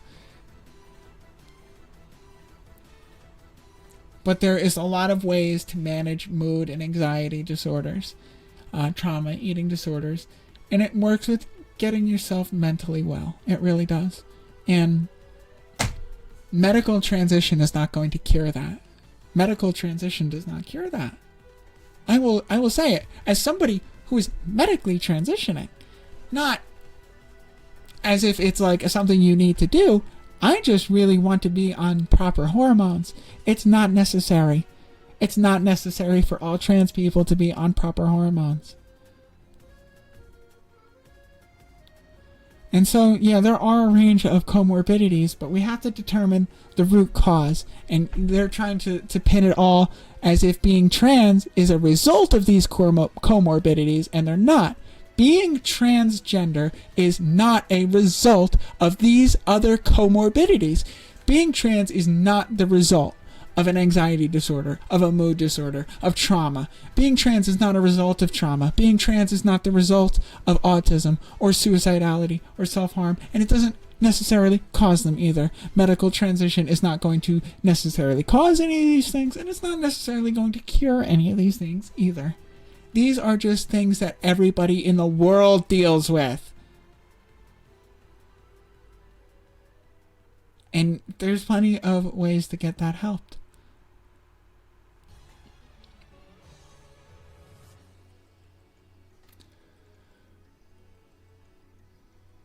But rather than being treated as patients who deserve unbiased professional help, children with gender dysphoria often become political pawns, not by choice.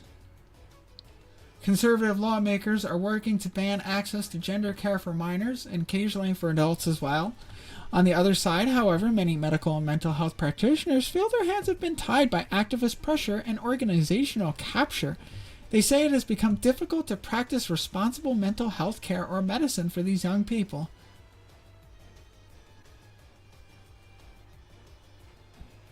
No. If anything, they're getting pressured the other way to shut down because of that.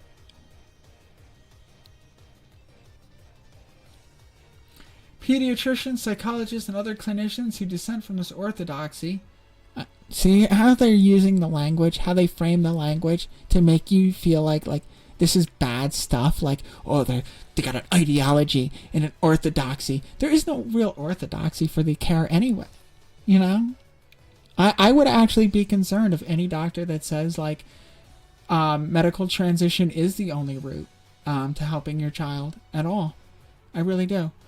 But dude, give them the space to socially transition and understand these things and the resources to understand these things and express these feelings. If you try to bottle it up, it will end up more like, mood and anxiety disorders, trauma, eating disorders, suicidality, and self-harm. If you force all these kids to cover this up and pretend like it's not there and try to live their life like hiding, they're definitely going to be more like that.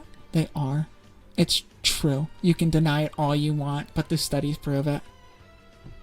They do. Deny it all you want. Conservative lawmakers are working to ban access to gender care for minors and adults.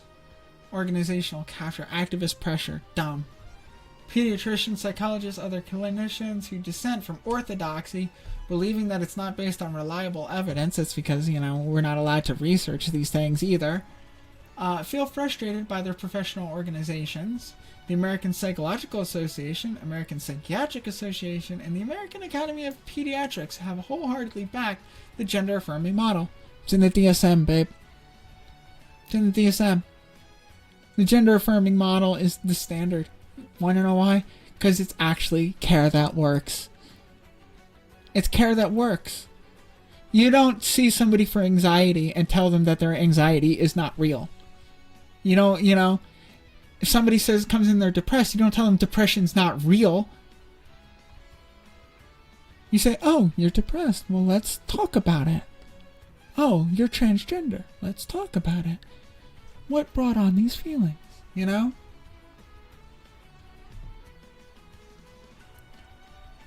21, Aaron Kimberly, 50-year-old trans man, registered nurse, left British clinic when his job focused on the intake and assessment of gender dysphoric youth. Kimberly received a comprehensive screening when he embarked on his own successful transition in age 33, which resolved the gender dysphoria he experienced.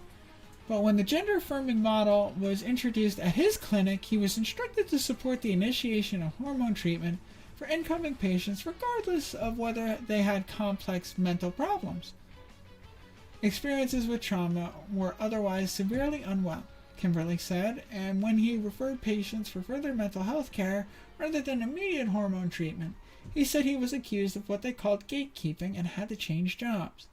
I realized something had gone totally off the rails, Kimberly, who subsequently founded the Gender Dysphoria Alliance and the LGBT Courage Coalition to advocate better gender care.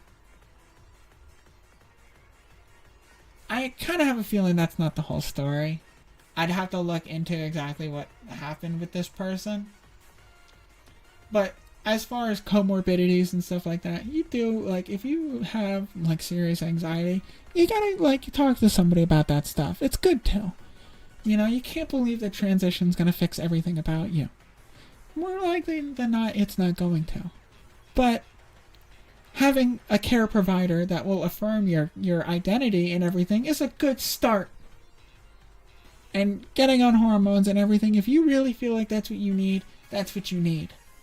I'm sorry. And even if you change your mind later, fuck it, you've changed your mind later. There's always room. And you know, you can detransition as long as you're not hating on me. And I just want people to expand their vision of stuff. Gay men and women often told me that they fear that same-sex attracted kids, especially effeminate boys and tomboy girls who are gender non-conforming, will be transitioned during a normal phase of childhood before sexual maturation, and that gender ideology can mask and even abet homophobia. This is not true. This is scare tactic. This is scare tactic to separate, you know, the T from the rest of the acronym. This is more divisiveness within the acronym. Alright? Gender ideology. Don't take anybody who refers to it as gender ideology seriously. That is not a serious person who will refer to it like that. It's not an ideology. Stop. Stop being so full of shit. Will be transitioned during a normal phase. With their consent? With that child's consent? Are you asking the child for their autonomy? No, you're not really. And plenty of youth start their transition early and are just fine. And hell, I don't see no homophobia coming out of the transgender community. I really don't. I really don't. You want to know why? Most of the trans people I've met are the most sex-positive folks you will ever meet. Boy, some of these people I know, I haven't seen the thing that they won't put in their mouth.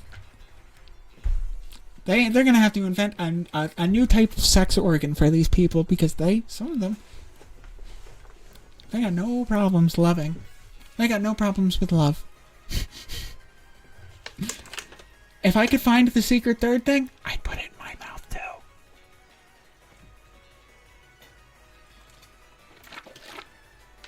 too. Bring on the secret third thing. I want to put my mouth in it.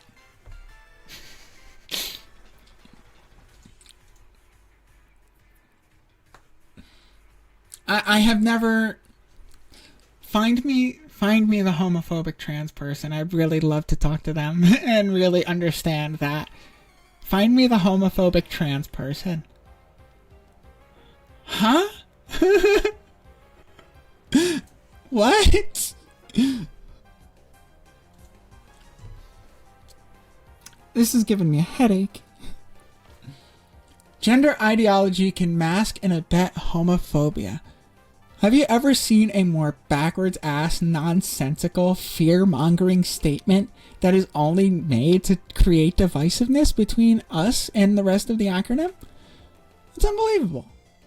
That's sad. That's really sad. And, like, I can understand people who have that fear. Trust me, I don't want to take... If there are gay men who identify as being attracted to men,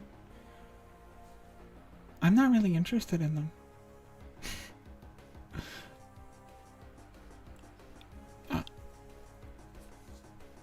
I don't have to be man for them, and I won't be.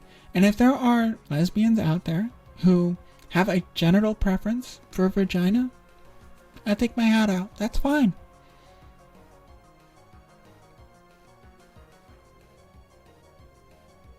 I can understand a genital preference.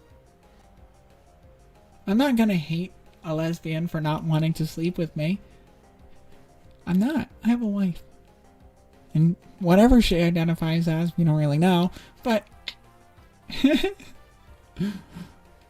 but she loves me. And that's all, you know? It's not like I can force somebody to, like, have sex with me. You're welcome for the Diamond and Pearl battle music. I'm hearing that, too. It's just a playlist. I love the track. It's so fitting. It's playing here somewhere on my...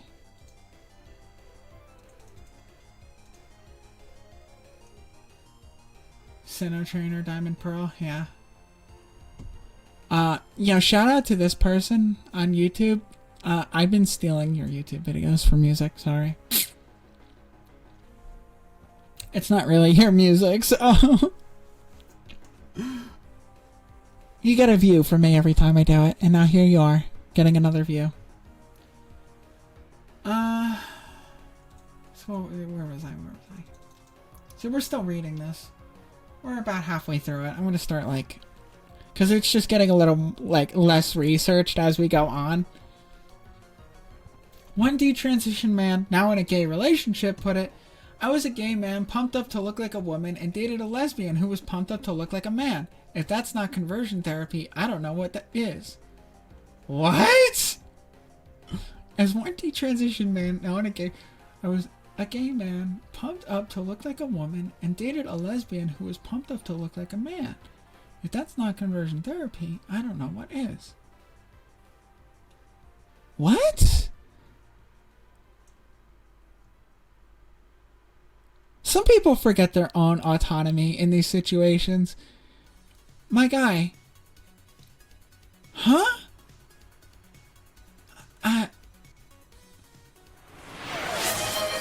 Why am I being faulted for, like, other people not really fully understanding themselves? You know what I mean? Why are we getting faulted for that? What did I do wrong here? You know what I mean? I'm going to stretch, but I'm going to try to not knock my thing down, because I actually need to stand up. I've been sitting and yammering on for like 3.5 hours about this, and I was going to try to keep this to an hour. And you see at the rate at which I'm speaking?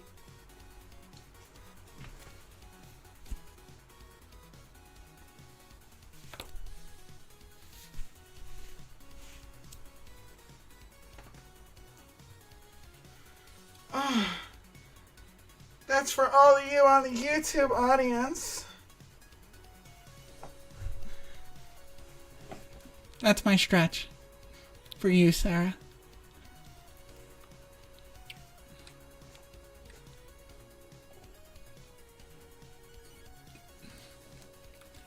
Let me tell you this. Before I continue. When I started hormone replacement therapy, I in no way expected my hormone replacement therapy to treat my mental conditions, my anxiety, my depression. These are all things I knew. Alright? Because they tell you hormone replacement therapy does not fix these things. Actually, it may exacerbate them. They warn you this. They tell you this may make your anxiety worse. This may cause feelings of, suicidal ideation and stuff like that. And to be wary of that. And they ask me every time I get my blood work, say, any changes to your mental conditions? You feeling better or worse? Any suicidal ideation? I tell them no. Because I have worked on it. In and out of therapy. I talk to my wife. I try to sit down and understand my mind, how I feel, things that are upsetting, things that gives me anxiety. You have to wrestle with and talk about these things, if not with a therapist, with somebody who cares about you.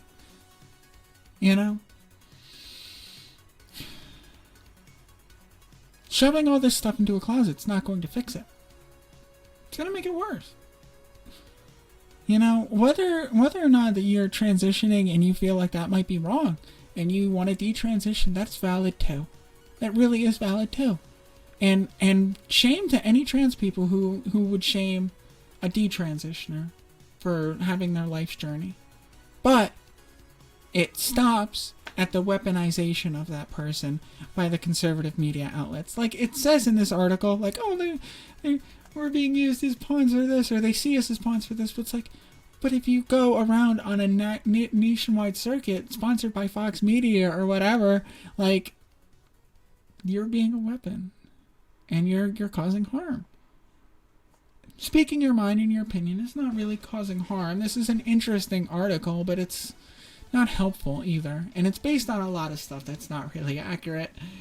It really is an opinion piece. It really is an opinion piece. I don't understand this bit about conversion therapy. I don't get that at all. I transitioned because I didn't want to be gay. Lol. I transitioned because I wanted to be straight. Oops.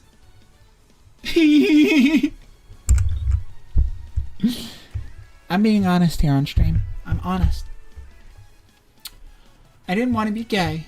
A 23-year-old woman and detransitioner from Pennsylvania told me, I was raised in a conservative Christian church, and I believe homosexuality was a sin. And did those same people who told you that not tell you that they think that transitioning is a sin too? Weird way to, like, blame transitioning instead of, like, that weird scenario. When she was 15, Emmerich confessed her homosexuality to her mother. Her mother attributed her to trauma. Emmerich's father was convicted of raping and assaulting her repeatedly when she was between the ages of 4 and 7. But after catching Emmerich texting with another girl at age 16, she took away her phone. When Emmerich melted down, her mother admitted her to a psychiatric hospital. While there, Emmerich told herself, if I was a boy, none of this would have happened.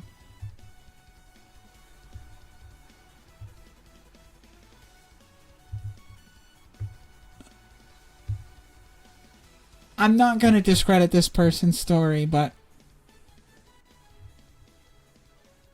how does that...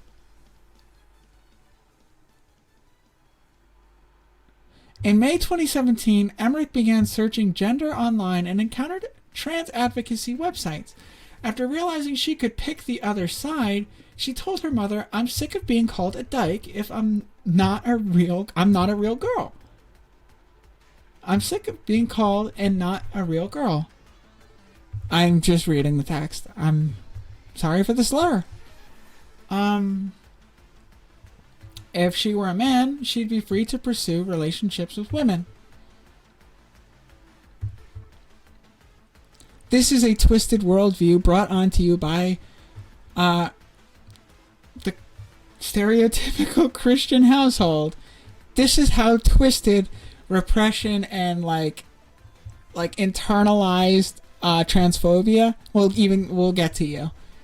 Like internalized homophobia will have you doing crazy stuff. Hello, Finland. How are you today? How you doing? We're having a little discussion here about this whole debate. You know, I'm just reading the article by the New York Times. I haven't really read this, so I'm trying to understand it and kind of give my thoughts on it as I go through it. I am by no means an expert on this, but I am a concerned party. When she's 15... The trauma doesn't really... That September, she and her mother met with a licensed professional counselor for the first 90-minute consultations. Yeah, this is, it's kind of a complex topic at this point. But, in the summary, there is this article. Yeah, okay. I'm just going to reiterate real quick. My name is Katie. Hi. I am a transgender woman. I am smack dab in the middle of my transition. I am on hormone replacement therapy. I have things strapped to my chest. I can't take them off. They're real. I live in the state of Tennessee. I was born in New Jersey. And because of some legal loopholes in New Jersey, not really loopholes, but because of New Jersey law, I have a birth certificate. This is an original birth certificate. It's treated as an original, listing my sex as female.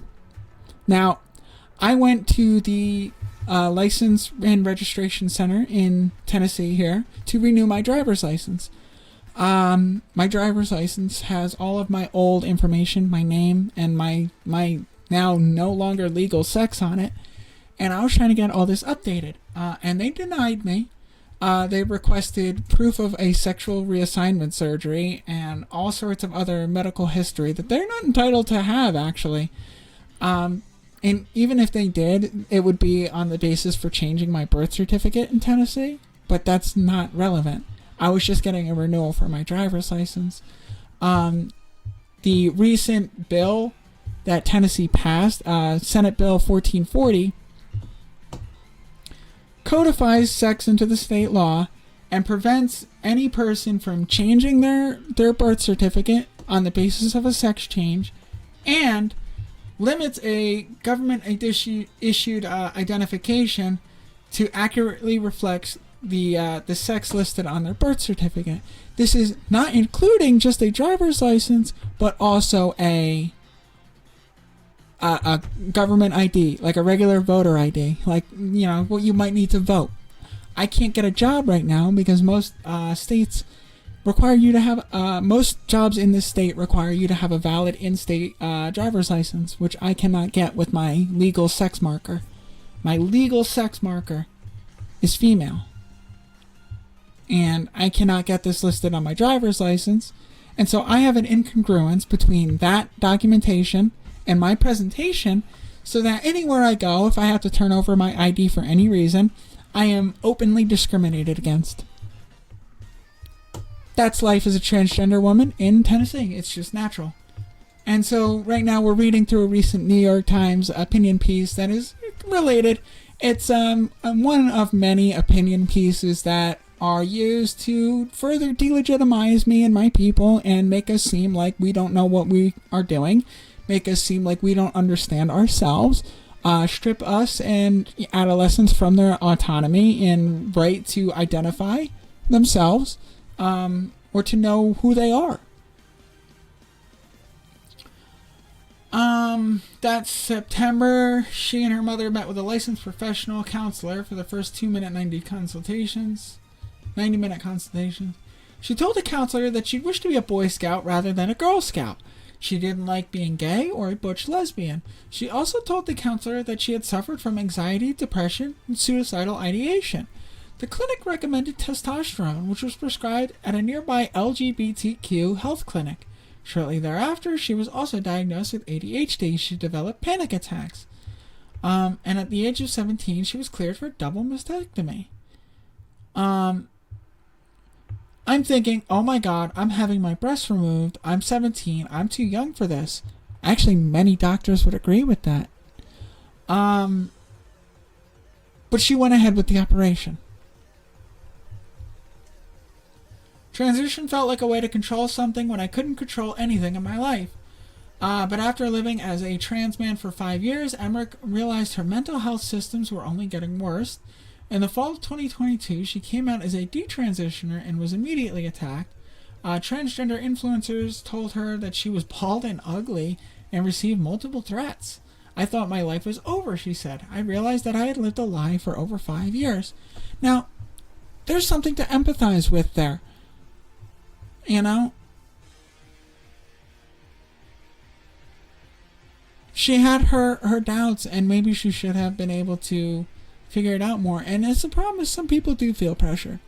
There is. Like, when it comes to, like, therapy, there is, like, a drop-off between, like, therapy and, like, first, like, puberty blocker. Like, between levels of regret after that. Like, half of the people that go in for therapy end up not transitioning.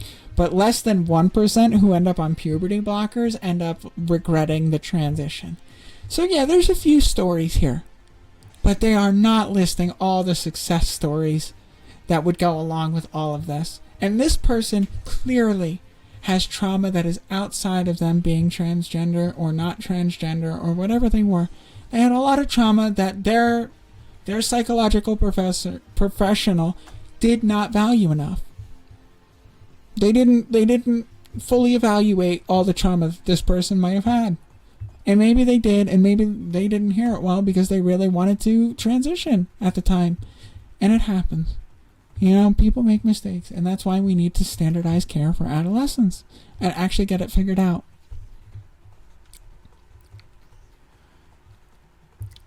Today, Emmerich's voice is permanently altered by testosterone. Me too.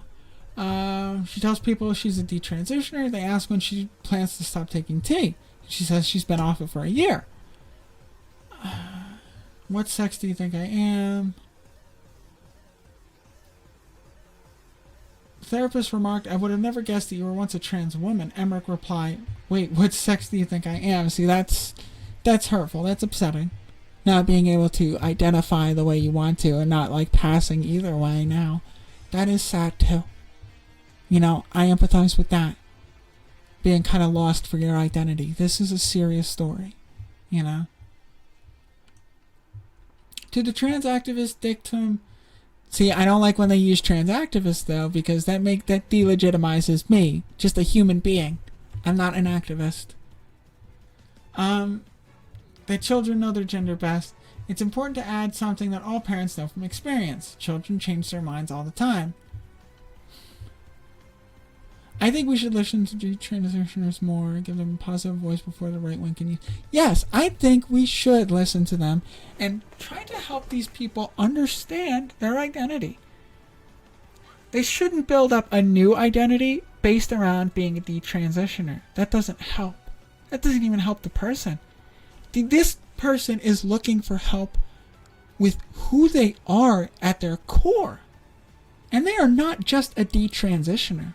And now, unfortunately, that's what this person's going to be known for. And that delegitimizes them as a person as well. That's sad. That we can't just find, like, it's hard for these people to figure it out because it's so stigmatized. One way or the other, it's so stigmatized that people can't have this conversation. And then people go on to be scared. They make mistakes. Hey, people are human. All people make mistakes and change their minds, not just humans. Okay? And some people think that they can handle it and that they don't need to transition for 20 years of their life. And then all of a sudden they realize they made a mistake there and that they do need to transition. It happens to everybody in all sorts of ways, in all directions. Let's continue this, though. This is a little interesting. Exactly. Exactly that. And not let their story be turned into a weapon. Like the New York Times and Pamela Harris really trying to, like, build a case for justifying what Tennessee is doing. And other states. Iowa. All over the country. Because judges and lawmakers will use this opinion piece as a reason to deny people medical care or just therapy.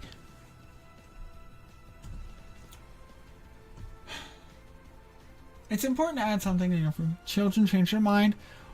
One mother told me that after her teenage son desisted, pulled back from trans identity before any irreversible medical procedures. So this is just therapy. This is just social transition, right?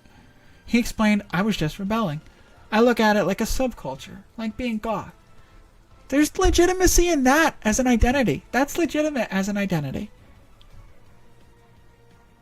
That's legitimate. It might not be like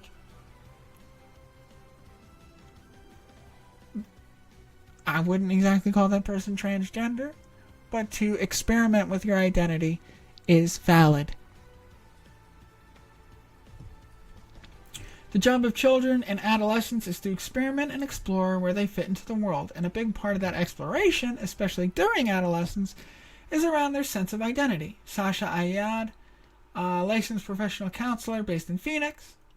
Children at that age often present with a great deal of certainty and urgency about who they believe they are at the time and the things they would do in order to enact that sense of identity. Ayad, co-author of When Kids Say They're Trans, A Guide for Thoughtful Parents, advises parents to be wary of the gender affirmation model. We're always known that adolescents are particularly malleable in relationship to their peers and their social context. This is the...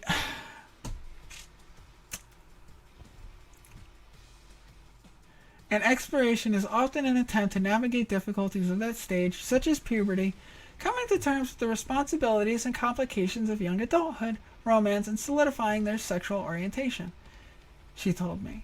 For providing this kind of exploratory approach in her own practice with gender dysphoric youth, Ayaan has had her license challenged twice, both times by adults who were not her patients. Both times charges are dismissed. See, well, that's legitimate because if they're not the parents of any of her patients, they really don't have the claim. But her point is that being trans is a social contagion among adolescents, and this theory is unproven, unsubstantiated, and a lot of people throw this out right away. The idea that of gender as a social contagion, nuh-uh. Studies show that around 8 in 10 cases of childhood gender dysphoria resolve themselves by puberty, and 30% of people on hormone therapy discontinue its use within 4 years, though the effects, including infertility, are often irreversible. This is not all studies. There are studies that show these numbers to be way lower than this. Alright? Without giving me that study right now, this is a PDF that I've been printed out, not exactly the actual article with links. But I would love to see this study. I believe that wherever this is, its methodology is probably skewed. Proponents of early social transition and medical interventions for gender dysphoric youth cite 2022 study showing that 98% of children who took both puberty blockers and cross-sex hormones continued treatment for short periods. Another tracked 317 who socially transitioned between 3 and 12, found that 94% of them still identified as trans 5 years later, but such early interventions may cement child's self-conceptions without giving them time to think or sexually mature. See, look at this. Here they cite a study that says that 98% of children on puberty blockers and 94% that self-identify as transgender and socially transition, an overwhelming majority of them are continuing their transition 5 years later. Continuing. And then it tries to dismiss these two studies by saying that they don't have all the details because it's too early and they're not old enough yet. You see what I mean? Here's in this one paragraph, they throw in the study where 98% of those who start puberty blockers and cross-sex hormones, right? That's what I was saying before. Once after they reach therapy, it's like 50%. All right, just puberty blockers, it's down to like a 1%. And then once they get on both, which takes a couple of years in any place that would actually prescribe to children, it takes a couple of years of therapy in most cases before getting to cross-sex hormones. And by that point, 98% of them still taking it. 94% of social transitioners still transitioning. What does that say to you? That says that these 5-10 stories here are within, admitting by even this thing's own thing, 6% at the most of cases of adolescents are regretful. Which means an overwhelming majority of trans-identified adolescents will continue to transition. And whether or not you force them out of it, and maybe for a time they will detransition, many of them who are questioning or like have some propensity will come back and wrestle with it for the rest of their lives. And maybe 20 years from the day they decide they're not, they'll realize they are. And that's why I say you have to let people live and make mistakes. You have to let people make mistakes. I'm sorry, but you can't prevent children from making mistakes. Maybe that's a controversial take. Maybe that's my hot take, is that you can't prevent people from making mistakes with their body. You can try to prevent those 6% of social transitioners from making a mistake. You can try to prevent those 2% of medical transitioners from making their mistake. But 98% of them know themselves. 98% of adolescent transitioners admitted in this whole article by this opinion piece by the New York Times that, you know, is pretty terrible, all things considered. This is a crappy piece. But they admit in here, the statistic, that most are non-regretful and doing just fine. Most adolescents, 98%. I want to hammer this shit in right now. Most, 98% of adolescents who reach the stage of puberty blockers continue their transition and continue their affirmed identity for the rest of their lives. 98%. Say you had 100 transgender identifying people in a room of any age. 98% of them, on a rolling average of what survey you take, are going to be completely satisfied with their transition. 98%. A few of them have regrets. And when you really, really start picking apart the minutia of what those regrets are, they are social based. They are financial based. There are a few that are body based, and they really have to find these people.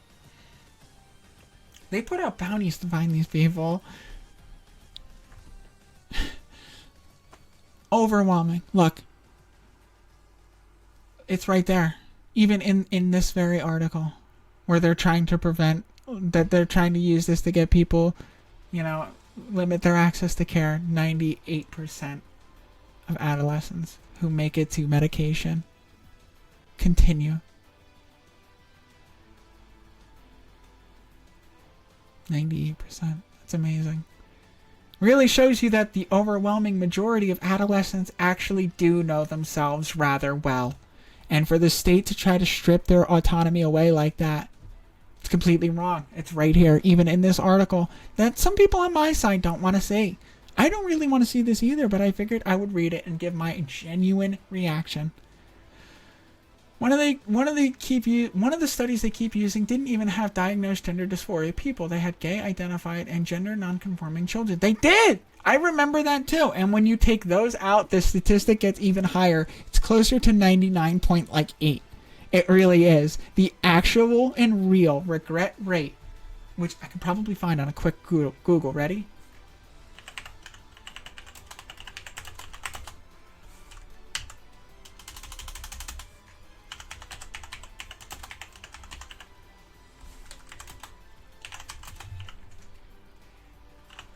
Or Google it just like that, sub 1%.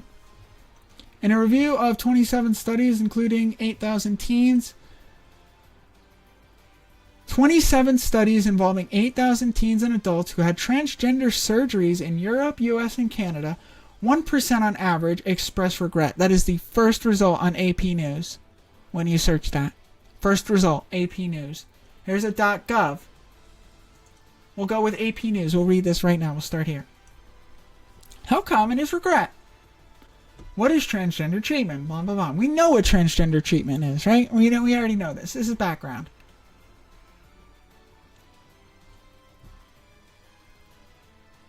Detransitioning does not always include regret.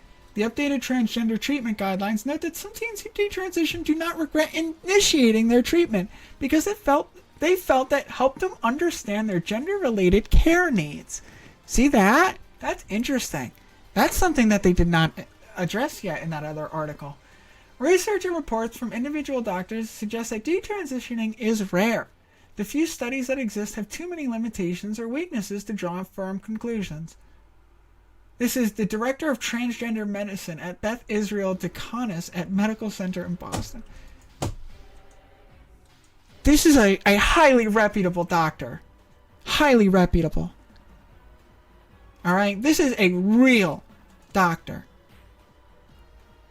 Beth Israel Deaconess Medical Center in Boston is a serious fucking place where they do serious medicine. It's difficult to quantify because patients who detransition see new doctors, not the physician. Some stop taking their hormones. I've taken care of 350 or more gender diverse patients and fewer than 5 and told me that they decide to detransition or regret or change their minds. Hundreds of people never had a patient return seeking to detransition. I'm not saying that it doesn't happen, and I am not saying that detransitioners are not legitimate. I am not saying that, okay? I'm more than happy to have anybody who's detransitioned, like, for whatever reason, to come right here on the show and talk to me. Let's have a discussion. Let's actually have the conversation. We can talk. I want to know, like, the situation of your life. I want to hear your story. I do. I really do. Because it's interesting to me. Transitioning as an entire field of research is so under researched, and we don't know. This is the only way we find out, is we talk about it. We have conversations about it. And I want to have that conversation about it. I don't think it's a problem. It's uncomfortable. It's an uncomfortable situation for everybody to talk about. But let's talk about it. Regret, sub 1%, right? 27 studies, 7,928 transgender patients.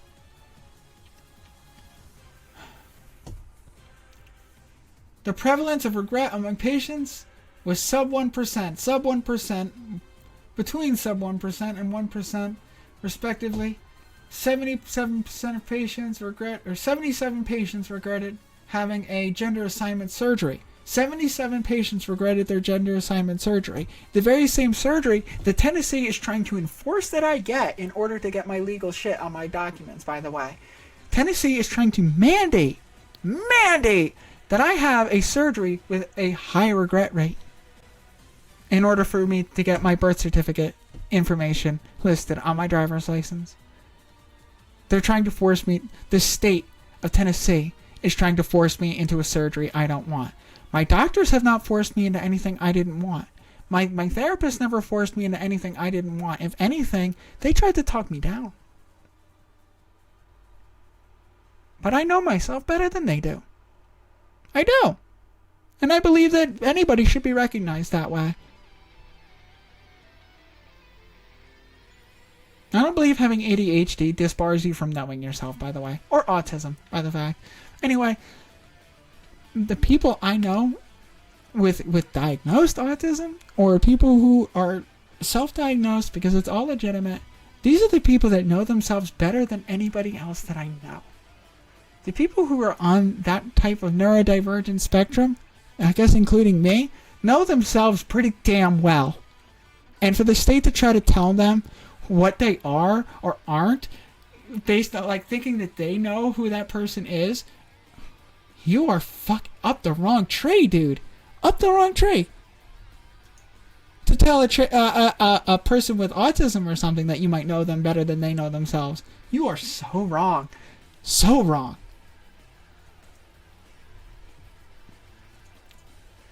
The process of detransition didn't make me feel better. Yeah. You know, that happens. The process of detransition itself did not make me feel better. A lot of other things that surrounding it did. I expected everything to change. Yeah, look. This article goes on for a while. It's almost done. So this is talking about Grace Powell again. This is the primary person about this article. Horrifically depressed at the end of her freshman year of college, Grace Powell began dissociating, feeling detached from her body and from reality, which had never happened to her before. Ultimately, she said, the process of transition didn't make me feel better. It magnified what I found was wrong with myself. I expected it to change everything, but I was just me, with a slightly deeper voice.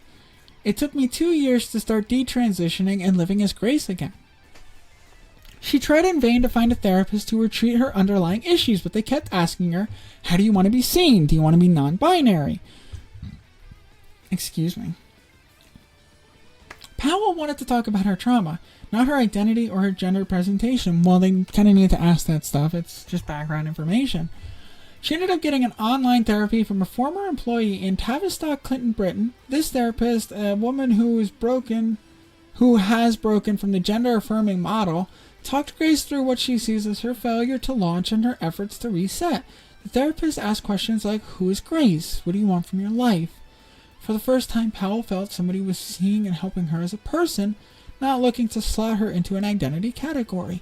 That's good therapy. I will agree that that is good therapy. There are a few specialists in the gender clinical world who do try to kind of hurry and rush some people. It is true. It is. But that's because a lot of them do assume that you fought hard enough to get your legitimacy. Like, I go to my standard doctor, and it's through a program in Tennessee and all this, and which is funny that such a program exists. But they assume that you know yourself well enough to get through all the introduction of it, you know? And if you told this doctor that you wanted to detransition, that you wanted to be who you were when you started, this doctor would see you through just as honestly as they would when you were going the other way. There are good doctors out there. There are some that are just a little too excited. It happens, but some people don't express enough doubt. I had a lot of anxiety about starting. I did. I really did. But I realized that I was still going to be the same person. And you have to kind of be prepared for being the same person, because sometimes the same person still has all the same anxieties and depression that you always had, and transitioning won't fix that. It won't. You have to address that. But transitioning may. If your reasons are based on all these things of dysphoria, then it may.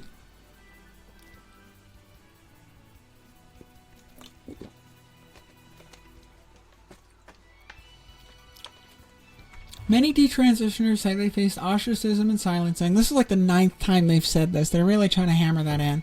Yeah. I've seen that too. And I do agree that it's a little delegitimate. But like, you're referring to like people like Chloe Cole, who is literally a weapon. A political activist. In the reverse order.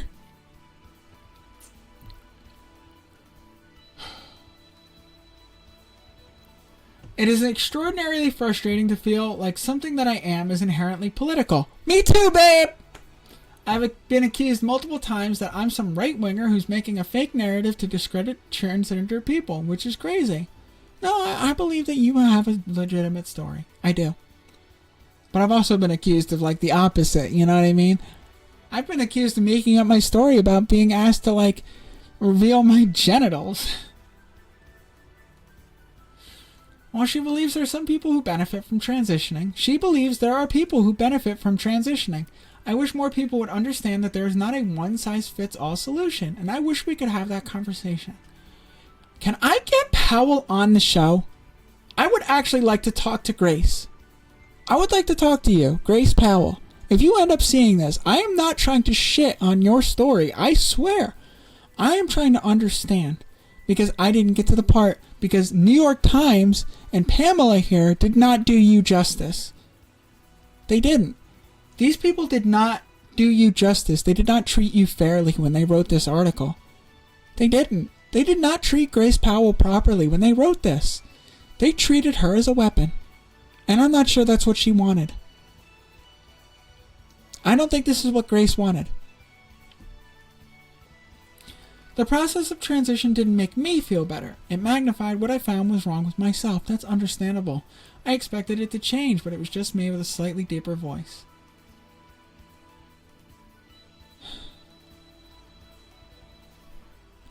I feel like it's just me with boobies, but I like being me, so that's a whole other thing. You know?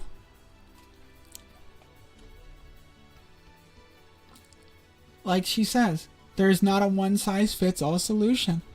I believe that Grace Powell has a legitimate story here that deserves to be heard.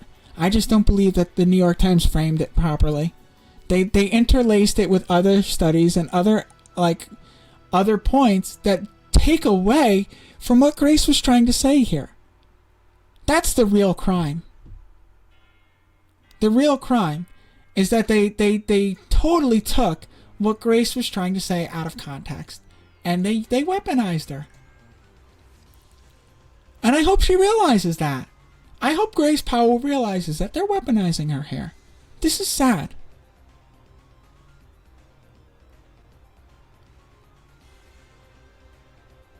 Because they're running right into this recent study on sexual behavior, 40 young detransitioners out of 78.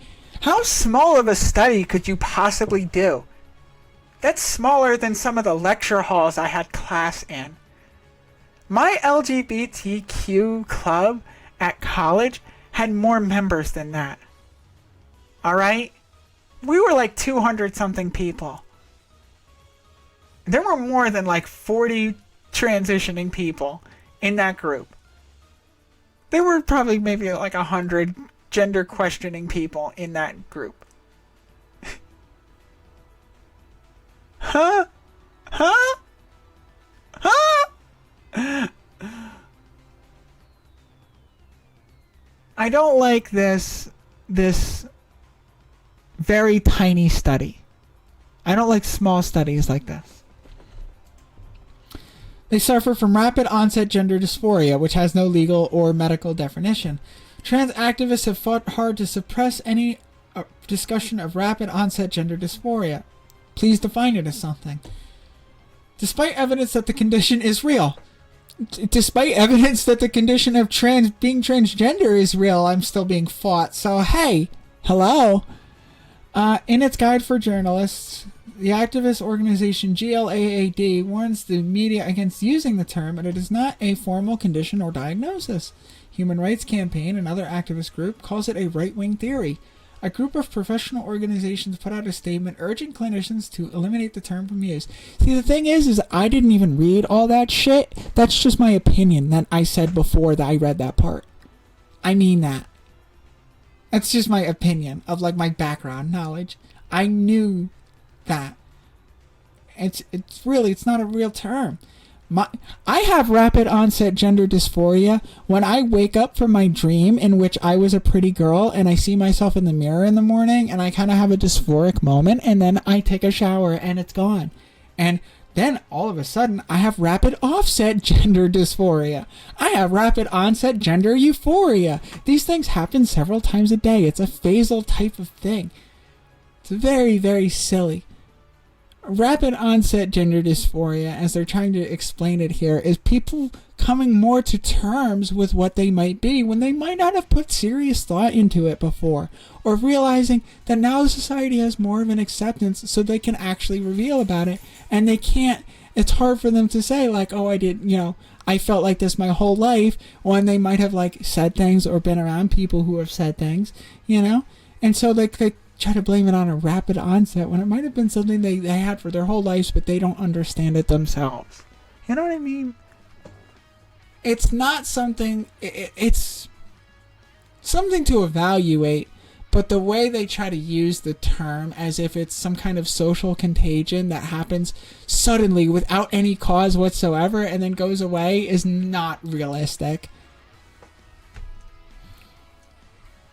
Nobody knows how many young people desist after social, medical, or transitions. Actually, there are many studies on this that show that it's less than 1%. You could scroll up and actually see that. It's in this article. Trans activists cite low regret rates for transition, along with low figures for detransition. But those studies rely on self-reported cases to gender clinics, likely to understate the actual numbers. They're so trying to stress this that this is the third or fourth time they've said this, but that's not really, that's just like saying, well, there's a study, but you can choose to not believe it because it might be wrong, but we can't prove it. None of the seven detransitioners I interviewed, for instance, even considered reporting back to the gender clinics that have prescribed them medication that they now consider to be a mistake. Nor did they know any other detransitioners who had done so. Well, that's the point of kind of the problem that the one clinician above was talking about, where people don't report these statistics back to them. But, like, here's the thing. They can only find 7 to interview.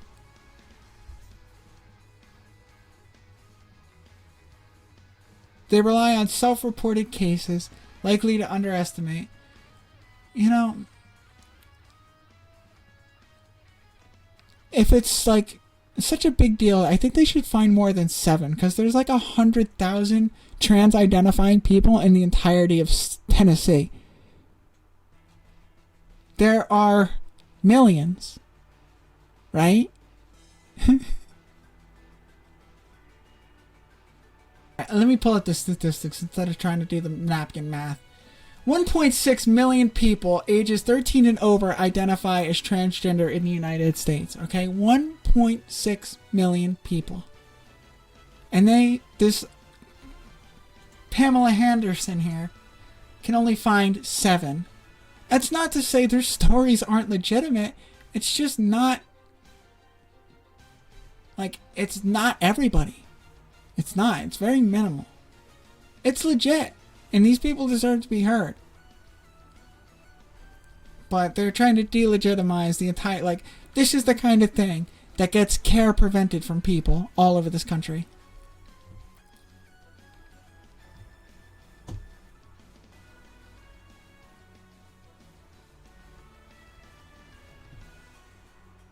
It's just more ad hominem from here on in. It's testimony nonsense, half thought, half truth, not really researched.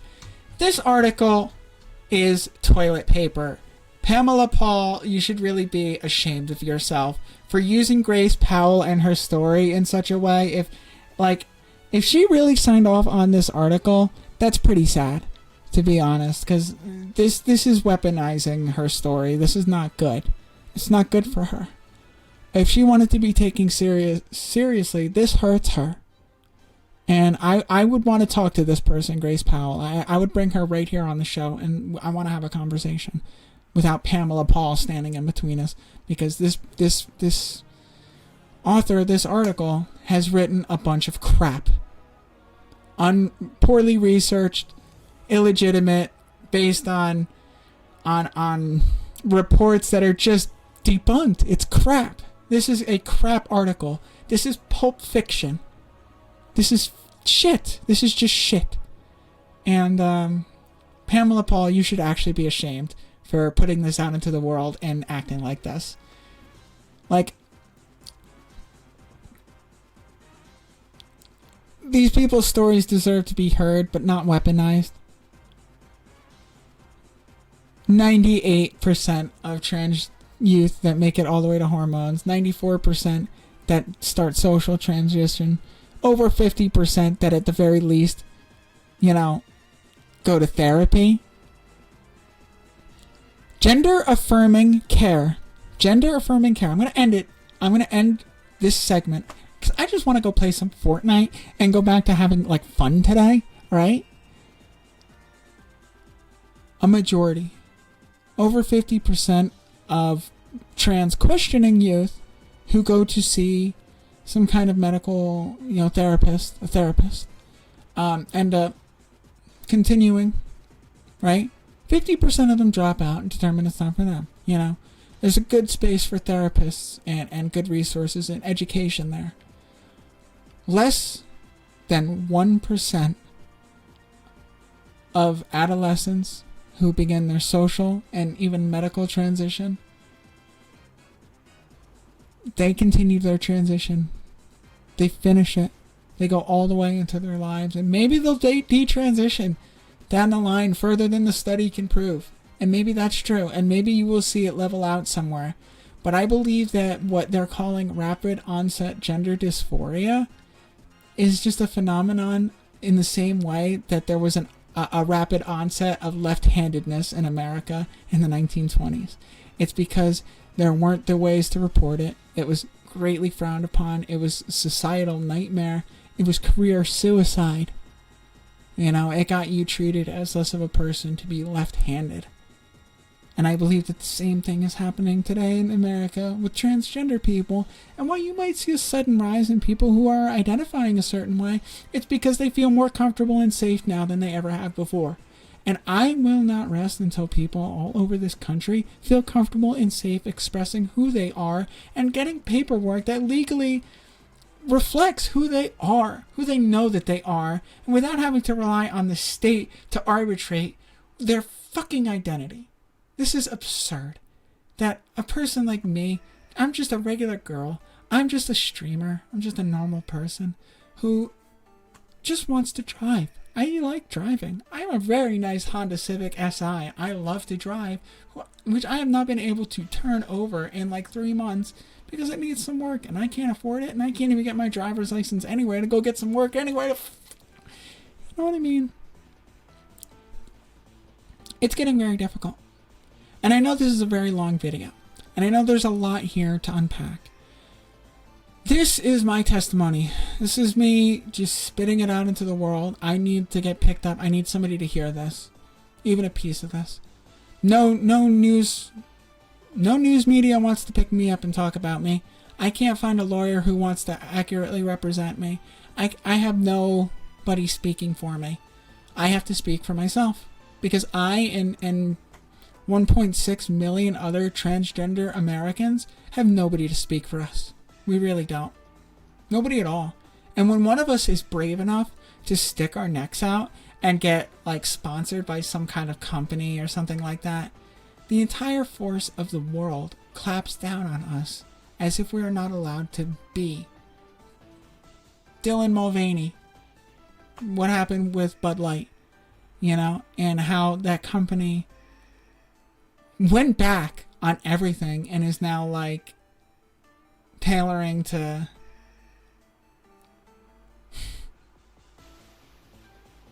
somebody who was fired from the Mets and SNL and all that stuff.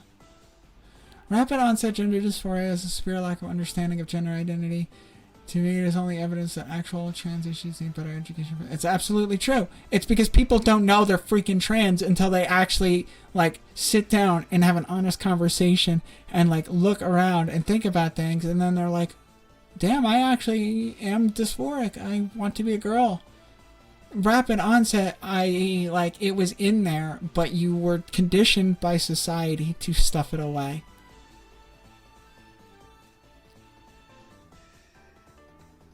The only rapid bit about it is the presentation to the outside world. It's not rapid in here. It's not. It's slow and excruciating. It's not rapid in here. No way.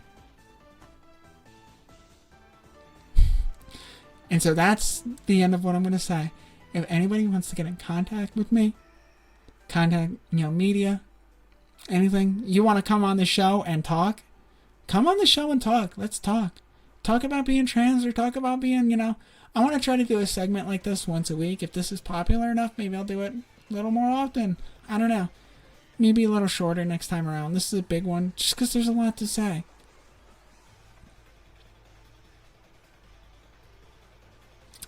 I really can talk for 4 hours about the law, and I can go for longer, but my throat really, really hurts, and I just want to play Fortnite. All I ever wanted to do was be a girl and play Fortnite. And my entire day has been taken up by this. Because nobody will speak on my behalf, I have to do it. If anybody wants to help me, spread my message, or speak on my behalf, by all means, let's do this. Because I think things really need to change in this country about how we have this conversation. I really do. I'm going to take a BRB. We're going to switch everything over. We're going to play some Fortnite. I want to do some rocket racing. Oh, actually, I have something very fun. I have something very fun. I know I haven't streamed any game or anything in a week. It's because I've been dealing with life. And it comes at you fast. And sometimes you just have to ban people from your Twitch chat. Just like this.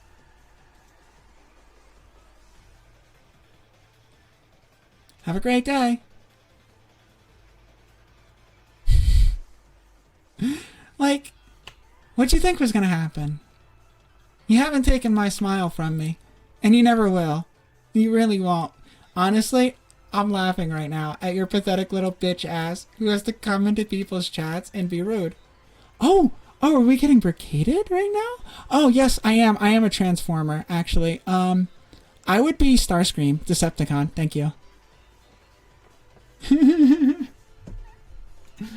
Continue. Let's take some more questions. This is now the Q&A segment. Fire away. This is the Q&A segment where all of you can ask me questions about being me. Go ahead. I'm a woman. Next.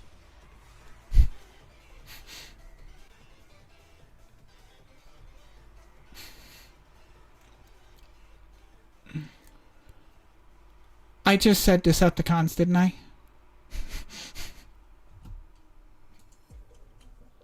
God, then you don't even know what you're talking about. You're gonna call me a Transformer and you don't even know what they're called. This is the level of intelligence I expect from your average, you know? You're gonna call me a Transformer, but you don't even know what they're called. They're not even Earth robots. Dude, come on. But since we brought up the topic, did you guys know, canonically, that every female Transformer in the entire canon is transgender? By design. When they are made, you know? When Transformers are made, they are all made male. They are. And it is through, like, technical differences and glitches and bugs in their programming or other effects, they change their identity. There have been transgender Transformers for all of time, since the show was started.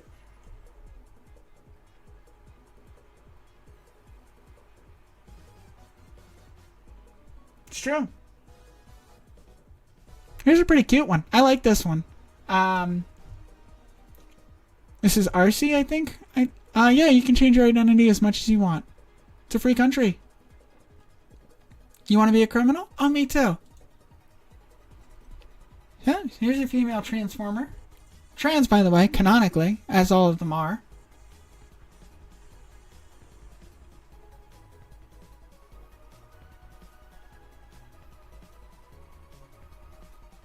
You're 78? Well, never too late to start being a criminal.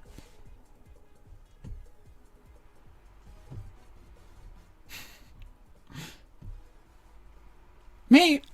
Hey, I was forcibly removed from a DMV this week. I have a criminal record. And if, yeah.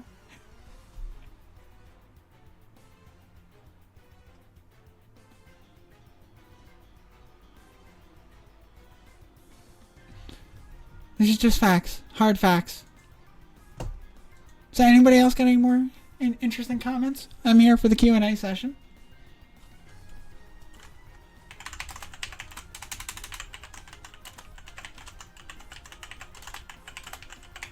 No? Is that a peanut gallery? Is that all you really got? Anybody?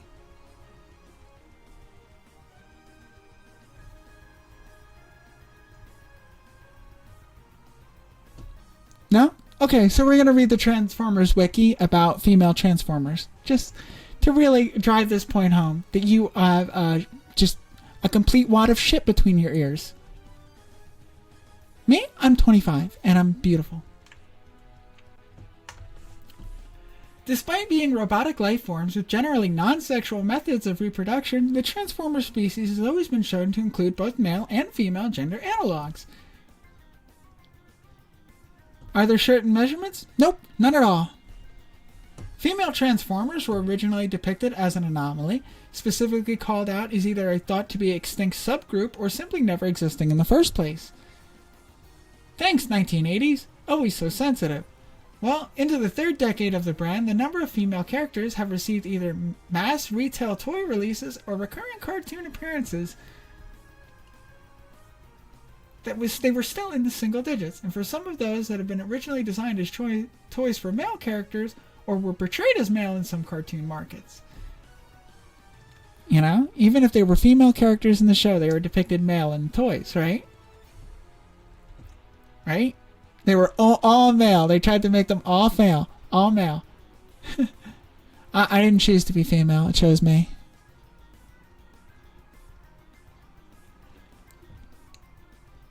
It chose me. It's just the brain I rolled with. That's my hormone balance.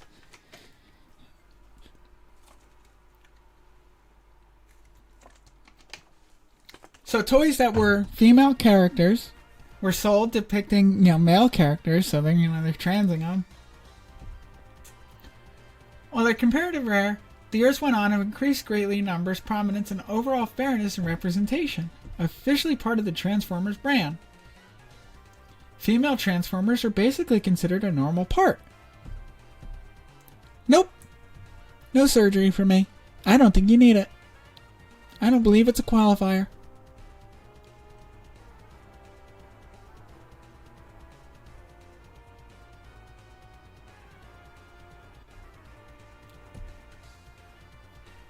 I remember bringing up that question early with Hasbro. Are any of these female? And when I think Hasbro's attitude was, this is a boy toy. We don't want to have girl robots. Well, oopsie poopsie. We started transing the robots. Beast. We started transing the robots. Yeah, baby. And then we started transing the robots. Right? Who are you? Me? I think I'm this one back here. Or I would probably be this one. I don't know their names for shit. I'm not actually a Transformers fan. I'm showing my hand. I watched Transformers when I was little, but I was way more into Pokemon on set. I'm sorry. This one is cute as hell, though. If somebody could tell me her name, I want to be her.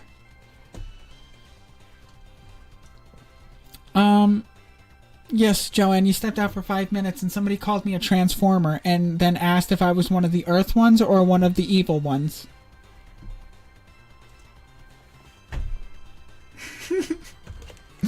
Huh, right?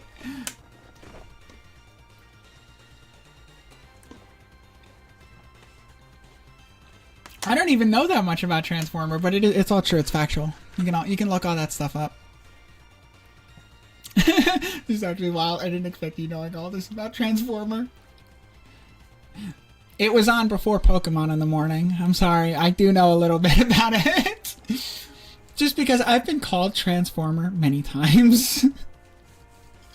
To the point where I was like, no, there actually are ones that are specifically trans, too. Like,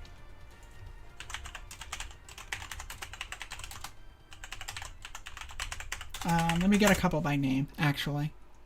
Howlback, with deliberate intent, the first transgender transformer by choice.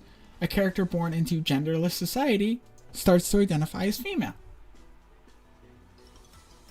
Howlback, a Blu-ray deco of the original Generation 1 Ravage toy released.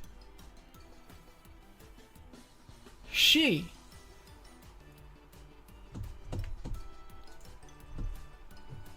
Howlback did not appear in any Transformers media until much later, but was trans in her toy.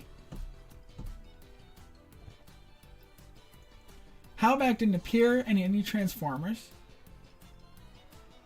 Transformers had no genders, even though they refer to he, him by pronouns and by their programming.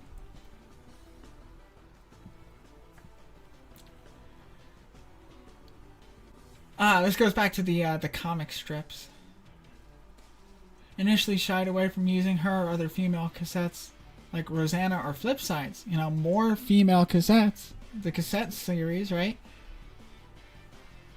Howlback became the very first transgender transformer by choice.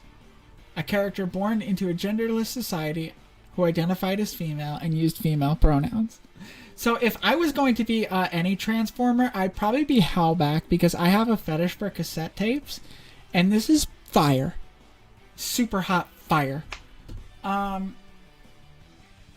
that is going to wrap up what I'm talking about here. We'll end that on a funny with our Q&A. I'm going to take a little BRB. I'm going to get a drink of water, a little snacky snack. And then we're going to transition into playing a video game and maybe having some fun and not talking about this weird and depressing shit anymore. Because it's depressing. Because there are many millions of Americans who are just trying to live a life. That's all we as trans people want. Alright? We just want to live a life and have the same basic level of respect that everybody comes to expect in America. The same opportunities and the same resources that everybody has. That's all. And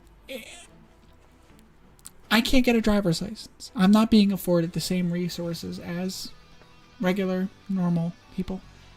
I'm treated as different. And that's wrong for America. I was raised with a different ideal of what America was like.